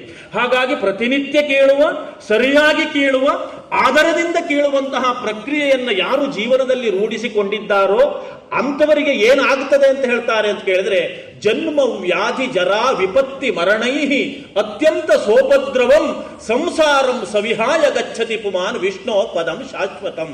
ಅಂಥವನಿಗೆ ಯಾವುದು ಫಲ, ಒಂದು ಉತ್ತಮವಾದ ಫಲ ಇದೆ ಅಂತ ಹೇಳ್ತಾರೆ. ಏನು? ಈ ಅತ್ಯಂತ ಸೋಪದ್ರವ, ಯಾವತ್ತೂ ಉಪದ್ರವದಿಂದ ಕೂಡಿರುವಂತಹ ಈ ಸಂಸಾರವನ್ನ ದಾಟಿ ವಿಷ್ಣುವಿನ ಪರಮ ಪದವಿಯನ್ನ ಆ ವ್ಯಕ್ತಿ ಹೊಂದುತ್ತಾನೆ ಅಂತ. ಹೀಗೆ ಯಾರು ನಿತ್ಯವೂ ಆದರದಿಂದ ಸರಿಯಾಗಿ ರಾಮಾಯಣವನ್ನು ಶ್ರವಣ ಮಾಡ್ತಾರೋ, ಪಠಣ ಮಾಡ್ತಾರೋ ಅಂಥವರಿಗೆ ವಾಲ್ಮೀಕಿ ಮಹರ್ಷಿ ಹೇಳುವಂತಹದ್ದು ಒಂದು ಅತ್ಯುತ್ತಮವಾದ ಅಲೌಕಿಕವಾದ ಶಕ್ತಿಯ ಜೊತೆಗೆ ಸಂಬಂಧವನ್ನು ಏರ್ಪಡಿಸಿಕೊಳ್ಳುವಂತಹ ವ್ಯವಸ್ಥೆ ಎನ್ನುವುದು ನಿರ್ಮಾಣ ಆಗ್ತದೆ. ಆದ್ದರಿಂದ ಅಂತಹ ಅಲೌಕಿಕವಾದ ಪ್ರಯೋಜನವನ್ನು ಮನುಷ್ಯರಾಗಿ ನೀವು ಪಡೆದುಕೊಳ್ಳಬೇಕು ಅಂತಾದರೆ ಅದಕ್ಕೆ ರಾಮಾಯಣವನ್ನು ಆಶ್ರಯಿಸಿ ಅಂತ ಹೇಳಿದರು. ಇಷ್ಟು ಮಾತ್ರ ಅಲ್ಲ, ಕನ್ನಡದ ಆಧುನಿಕ ಕವಿಗಳಾದಂತಹ ಕುವೆಂಪುರವರು ರಾಮಾಯಣ ದರ್ಶನ ಬರೆದಿದ್ದಾರಲ್ಲ, ನಿಮಗೆಲ್ಲ ಗೊತ್ತಿದೆ. ಅವರು ಒಂದು ಮಾತನ್ನ ಹೇಳ್ತಾರೆ, ಕೇವಲ ಲೌಕಿಕವನ್ನ ವರ್ಣನೆ ಮಾಡುವಂತಹ ಚರಿತ್ರೆ ಇದಲ್ಲ, ಅಲೌಕಿಕವಾದ ಅಂಶವನ್ನ ತನ್ನಲ್ಲಿ ಹೊತ್ತಿರುವಂತಹ ಚರಿತ್ರೆ ಅಂತ ಅರ್ಥ. ಇದು ರಾಮ ಸೀತೆಯರೋ, ಲಕ್ಷ್ಮಣ ಭರತ ಶತ್ರುಘ್ನರೋ, ಕಪಿಗಳೋ, ರಾಕ್ಷಸರೋ ಒಂದು ಕಡೆಗೆ ಜೀವನ ಮಾಡಿದಂತಹ ಜೀವನ ವಿಧಾನವನ್ನು ಮಾತ್ರ ವರ್ಣನೆ ಮಾಡ್ತಾ ಇಲ್ಲ. ಈ ಚಿತ್ರದ ಹಿನ್ನೆಲೆಯಲ್ಲಿ, ಈ ಕಥೆಯ ಹಿನ್ನೆಲೆಯಲ್ಲಿ ಒಂದಷ್ಟು ಅಲೌಕಿಕ ಅಂಶಗಳು ಇದ್ದಾವೆ ಅಂತ. ಏನು ಅಂತಹ ಅಲೌಕಿಕ ಅಂಶ ಅಂತ ಕೇಳಿದರೆ, ಆಚಾರ್ಯ ಶಂಕರರು ಇಡೀ ರಾಮಾಯಣದ ತಾತ್ಪರ್ಯವನ್ನು ಒಂದೇ ಶ್ಲೋಕದಲ್ಲಿ ಹೇಳಿಬಿಟ್ಟು, ರಾಮಾಯಣ ಏನನ್ನ ಹೇಳ್ತಾ ಇದೆ, ರಾಮಾಯಣದ ಆಧ್ಯಾತ್ಮಿಕ ಸ್ವರೂಪ ಏನು ಅಂತ ಹೇಳುವಾಗ, ತೀರ್ಥ್ವ ಮೋಹಾರ್ಣವಂ ಹತ್ವಾ ರಾಗದ್ವೇಷಾದಿ ರಾಕ್ಷಸಾನ್ ಶಾಂತಿ ಸೀತಾ ಸಮಾಯುಕ್ತ ಆತ್ಮಾರಾಮೋ ವಿರಾಜತೆ ಅಂತ. ರಾಮಾಯಣ ಅಂದ್ರೆ ಮತ್ತೇನು ಅಲ್ವಪ್ಪ, ಮೋಹ ಎನ್ನುವಂತಹ ಸಮುದ್ರವನ್ನ ದಾಟಿ ರಾಗದ್ವೇಷ ಎನ್ನುವಂತಹ ರಾಕ್ಷಸರನ್ನ ಕೊಂದು ಶಾಂತಿ ಎನ್ನುವಂತಹ ಸೀತೆಯ ಜೊತೆಯಲ್ಲಿ ಆತ್ಮವು ವಿರಾಜಮಾನವಾಗಿದೆ ಅಂತ ಆದರೆ ರಾಮಾಯಣ ಆಗಿದೆ ಅಂತ ಅರ್ಥ, ರಾಮಾಯಣ ಘಟಿಸಿದೆ ಅಂತ ಅರ್ಥ. ಇದು ರಾಮಾಯಣದ ಆಧ್ಯಾತ್ಮಿಕ ಭಾವ ಅಂತ ಅರ್ಥ. ನೋಡಿ ಎಂತಹ ಅದ್ಭುತ. ಮೋಹವನ್ನ ಸಮುದ್ರಕ್ಕೆ ಹೋಲಿಸಿದ್ದಾರೆ. ಮೋಹ ಇದೆಯಲ್ಲ, ಅದು ದಾಟುವುದು ತುಂಬಾ ಕಷ್ಟ. ಆಚಾರ್ಯ ಶಂಕರರೇ ಗೀತಾ ಭಾಷ್ಯದಲ್ಲಿ ಹೇಳ್ತಾರೆ, ಮೋಹ ಬರುವುದು ಹೇಗೆ? ಮೋಹಕ್ಕೆ ಅಪ್ಪ ಯಾರು ಅಂತ ಕೇಳಿದ್ರೆ ಅಜ್ಞಾನ, ತಿಳುವಳಿಕೆ ಇಲ್ಲ ಎನ್ನುವುದೇ ಅಪ್ಪ. ಮೋಹೋ ಅಜ್ಞಾನಜಃ ಸಮುದ್ರ ಇವ ತರ್ತುಂ ದುಸ್ತರಹ ಅಂತ. ಸಮುದ್ರದಂತೆ ಅದು ದಾಟುವುದು ಕಷ್ಟ. ಹೇಗೆ ರಾಮಾಯಣದಲ್ಲಿ ಒಬ್ಬ ಹನುಮಂತ ದಾಟಿದನೋ ಸಮುದ್ರವನ್ನ, ಹಾಗೆಯೇ ಮೋಹ ಎನ್ನುವ ಸಮುದ್ರವನ್ನು ದಾಟುವುದು ತುಂಬಾ ಕಷ್ಟ. ಹಾಗಾಗಿ ತೀರ್ಥ್ವಾ ಮೋಹಾರ್ಣವಂ, ಸಂಸಾರಕ್ಕೆ ಬಂದಿದ್ದೀರಿ ಅಂತ ಆದರೆ ಮೋಹದ ಸಮುದ್ರವನ್ನು ದಾಟಲೇಬೇಕು. ನೀವು ಮೋಹದ ಸಮುದ್ರ ದಾಟಲಿಲ್ಲ ಎನ್ನುವ ಕಾರಣಕ್ಕಾಗಿಯೇ ಸೀತೆ ಒಂದು ಕಡೆಗೆ, ರಾಮ ಒಂದು ಕಡೆಗೆ, ಹೇಗೆ ರಾಮಾಯಣದಲ್ಲಿ ಆಗಿದೆಯೋ ನಿಮಗೂ ಆಗಿದೆ. ನಿಮಗೆ ಶಾಂತಿ ಒಂದು ಕಡೆಗೆ, ಜೀವ ಒಂದು ಕಡೆಗೆ ಆಗಿದೆ. ನಿಮ್ಗೆ ಒಟ್ಟರ್ಥದಲ್ಲಿ ಜೀವನದಲ್ಲಿ ಶಾಂತಿ ಇಲ್ಲ. ಯಾಕೆ ಶಾಂತಿ ಬಿಟ್ಟು ಹೋಯ್ತು? ಮೋಹ. ಆ ಕಾಲದಲ್ಲೂ ಹಾಗೆ ಆಗಿದೆ. ಅಸಂಭವಂ ಹೇಮ ಮೃಗಸ್ಯ ಜನ್ಮ. ಲೋಕದಲ್ಲಿ ಎಲ್ಲರೂ ಬಂಗಾರದ ಜಿಂಕೆ ಎನ್ನುವುದು ಇರ್ತದೆ ಅನ್ರಿ? ಇಲ್ಲ. ಸೀತೆಗೆ ಆಸೆ ಬಂತು ನೋಡಿ, ಬಂಗಾರದಂತ ಗಂಡಿದ್ರು, ಏನು ಮೋಹ ಆಗಿರ್ಬೋದು. ಈಗ ತಾನೇ ನಮ್ಮ ಮಿತ್ರರಲ್ಲಿ ಕುಳಿತುಕೊಂಡಿದ್ದಾಗ ಏನೋ ಹೇಳ್ತಾ ಇದ್ರು, ಈ ಒಲಿಂಪಿಕ್ಸ್ನ ನಾನೇ ಒಂದು ತಮಾಷೆ ಮಾಡಿದ್ದೆ ಮನೆಯಲ್ಲಿ. ನೋಡಿ, ಒಲಿಂಪಿಕ್ಸಿಗೆ ಹೋದ್ರು ಈ ಹೆಂಗಸರಿಗೆ ಬೆಳ್ಳಿ ಬಂಗಾರದ ಆಸೆ ಬಿಡುವುದಿಲ್ವಲ್ಲ ಅಂತ. ಗಂಡಸರಾದ್ರೆ ನೋಡಿ, ಇವ್ರಿಗೆ ಏನು ಆಸೆ ಇಲ್ಲ, ಭಾಗವಹಿಸುವುದು ಮುಖ್ಯ ಅಂತ, ಗೆಲ್ಲುವುದು ಮುಖ್ಯ ಅಲ್ಲ ಅಂತ ಬಿಟ್ಟಿದ್ದಾರೆ. ಹೆಂಗಸರಾಗಲ್ಲ ನೋಡಿ, ಅಲ್ಲೂ ಪದಕ ಗೆಲ್ಲುವ ಆಸೆ ಇದೆ ಅಂತ. ಈಗ ತಾನೇ ನಮ್ಮ ಮಿತ್ರರೊಬ್ಬರು ಹೇಳಿದ್ರು, ನಿನ್ನೆ ಯಾವುದೋ ಪತ್ರಿಕೆಯಲ್ಲಿ ಬರೆದಿದ್ರಂತೆ, ಕನಕ ಲಂಕೆಯನ್ನೇ ಬಿಟ್ಟು ಬಂದವರು ಏನೂ ಪ್ರಯೋಜನ ಇಲ್ಲ ಅಂತ. ನಮಗೆಲ್ಲ ಈ ಬಂಗಾರದ ಪದಕದ ಮೇಲೆಲ್ಲ ಯಾಕೆ ಆಸೆ ಅಂತ, ಭಾರತೀಯರು ದೊಡ್ಡ ದೊಡ್ಡತನ ಅಂತ. ಇರಲಿ, ಒಟ್ಟರ್ಥದಲ್ಲಿ ಅಸಂಭವಂ ಹೇಮ ಮೃಗಸ್ಯ ಜನ್ಮ ತಥಾಪಿ ಲಾಭೋ ಲುಲುಭೇ ಮೃಗಾಯ. ಸೀತೆ ಬಯಸಿಬಿಟ್ಲು, ರಾಮ ಹೋಗಲೇಬೇಕಾಯ್ತಲ್ಲ ಅಲ್ವೋ? ಹಾಗೆಯೇ ಮೋಹ ಎನ್ನುವುದು ಇದೆಯಲ್ಲ, ಈ ಪ್ರಪಂಚದಲ್ಲಿ ಯಾವುದು ಅಸಂಭವವೋ, ಆಗ್ಲಿಕ್ಕೆ ಸಾಧ್ಯವೇ ಇಲ್ಲೋ, ಅದು ಬೇಕು ಎನ್ನುವ ಬಯಕೆಯನ್ನು ಹುಟ್ಟಿಸ್ತದೆ ಅಂತ. ಅದನ್ನೇ ಮೋಹ ಅಂತ ಕರೆದದ್ದು. ಮೋಹ ಬಂದಾಗ ತಿಳುವಳಿಕೆ ಇರೋದೇ ಇಲ್ಲ. ಹಾಗಾಗಿ ಅಸಂಭವವಾದದ್ದನ್ನೆಲ್ಲ ಬಯಸಬೇಕು ಎನ್ನುವ ಪ್ರವೃತ್ತಿ ಬಂದುಬಿಡ್ತದೆ.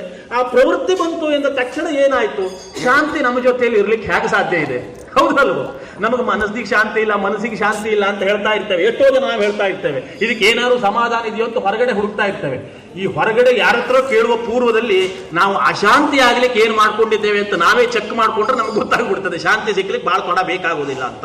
ಅಶಾಂತಿಯ ಎಲ್ಲ ವ್ಯವಸ್ಥೆ ನಮ್ಮ ಜೊತೆಯಲ್ಲೇ ಇರ್ತದೆ. ಅದಕ್ಕಾಗಿ ಮೋಹ ಎನ್ನುವ ಸಮುದ್ರವನ್ನ ದಾಟಿ, ಇಷ್ಟು ದಾಟಿದ್ರೆ ಸಾಕಾಗೋದಿಲ್ಲ, ರಾಗದ್ವೇಷಾದಿ ರಾಕ್ಷಸರ ಹನನ ಮಾಡಿ ಈ ಜಗತ್ತಿನಲ್ಲಿ, ಸಂಸಾರದಲ್ಲಿ ಜೀವಕ್ಕೆ, ಆತ್ಮಕ್ಕೆ ಇರುವಂತಹ ದೊಡ್ಡ ತೊಡಕಿದ್ರೆ ಅದು ರಾಗದ್ವೇಷಗಳು. ಇಂದ್ರಿಯ ಪ್ರಪಂಚದಲ್ಲಿ ನಾವು ಬದುಕ್ತೇವಲ್ಲ, ಕಣ್ಣು ಒಂದು ರೂಪವನ್ನು ನೋಡ್ತದೆ, ಚರ್ಮ ಒಂದು ಸ್ಪರ್ಶವನ್ನು ಬಯಸ್ತದೆ, ಮೂಗು ಒಂದು ಗಂಧವನ್ನ ಆಗ್ರಹಿಸ್ತದೆ. ಇಷ್ಟೇ ವ್ಯವಹಾರ ಇದ್ರೆ ಯಾರಿಗೂ ಏನು ತೊಡಕಿರುವುದಿಲ್ಲ ಆಗಿತ್ತು. ಆದರೆ ವಿಷಯ ಮತ್ತು ಇಂದ್ರಿಯಗಳ ಸಂಪರ್ಕ ಆದಾಗ ನಮ್ಮ ಕೈ ಮೀರಿ ಒಂದು ಘಟನೆ ಘಟಿಸ್ತದೆ. ಏನು ಘಟಿಸ್ತದೆ ಗೊತ್ತಿದೆಯೋ? ವಿಷಯ ಇದೆಯಲ್ಲ, ಕಣ್ಣು ಒಂದು ರೂಪವನ್ನ ನೋಡಿತು ಅಂತ ಆದ್ರೆ ಇದು ಸಣ್ಣ ವಿಷಯ ಅಲ್ಲ. ಶಾಸ್ತ್ರದಲ್ಲಿ, ವಿಜ್ಞಾನದಲ್ಲೆಲ್ಲ ಚರ್ಚೆ ನಡೆದಿದೆ ಅಂತ. ವಸ್ತು ಇಲ್ಲಿ ಬರ್ತದೆಯೋ, ಇದು ಅಲ್ಲಿ ಹೋಗ್ತದೆಯೋ ಅಂತ. ಇದು ದೊಡ್ಡ ದಾರ್ಶನಿಕವಾದ ಜಿಜ್ಞಾಸೆ ನಡೆದಿದೆ ಈ ವಿಷಯದಲ್ಲಿ. ಇದೊಂದು ಸಣ್ಣ ಸಂಗತಿ ಅಲ್ಲ ಅಂತ ಅರ್ಥ.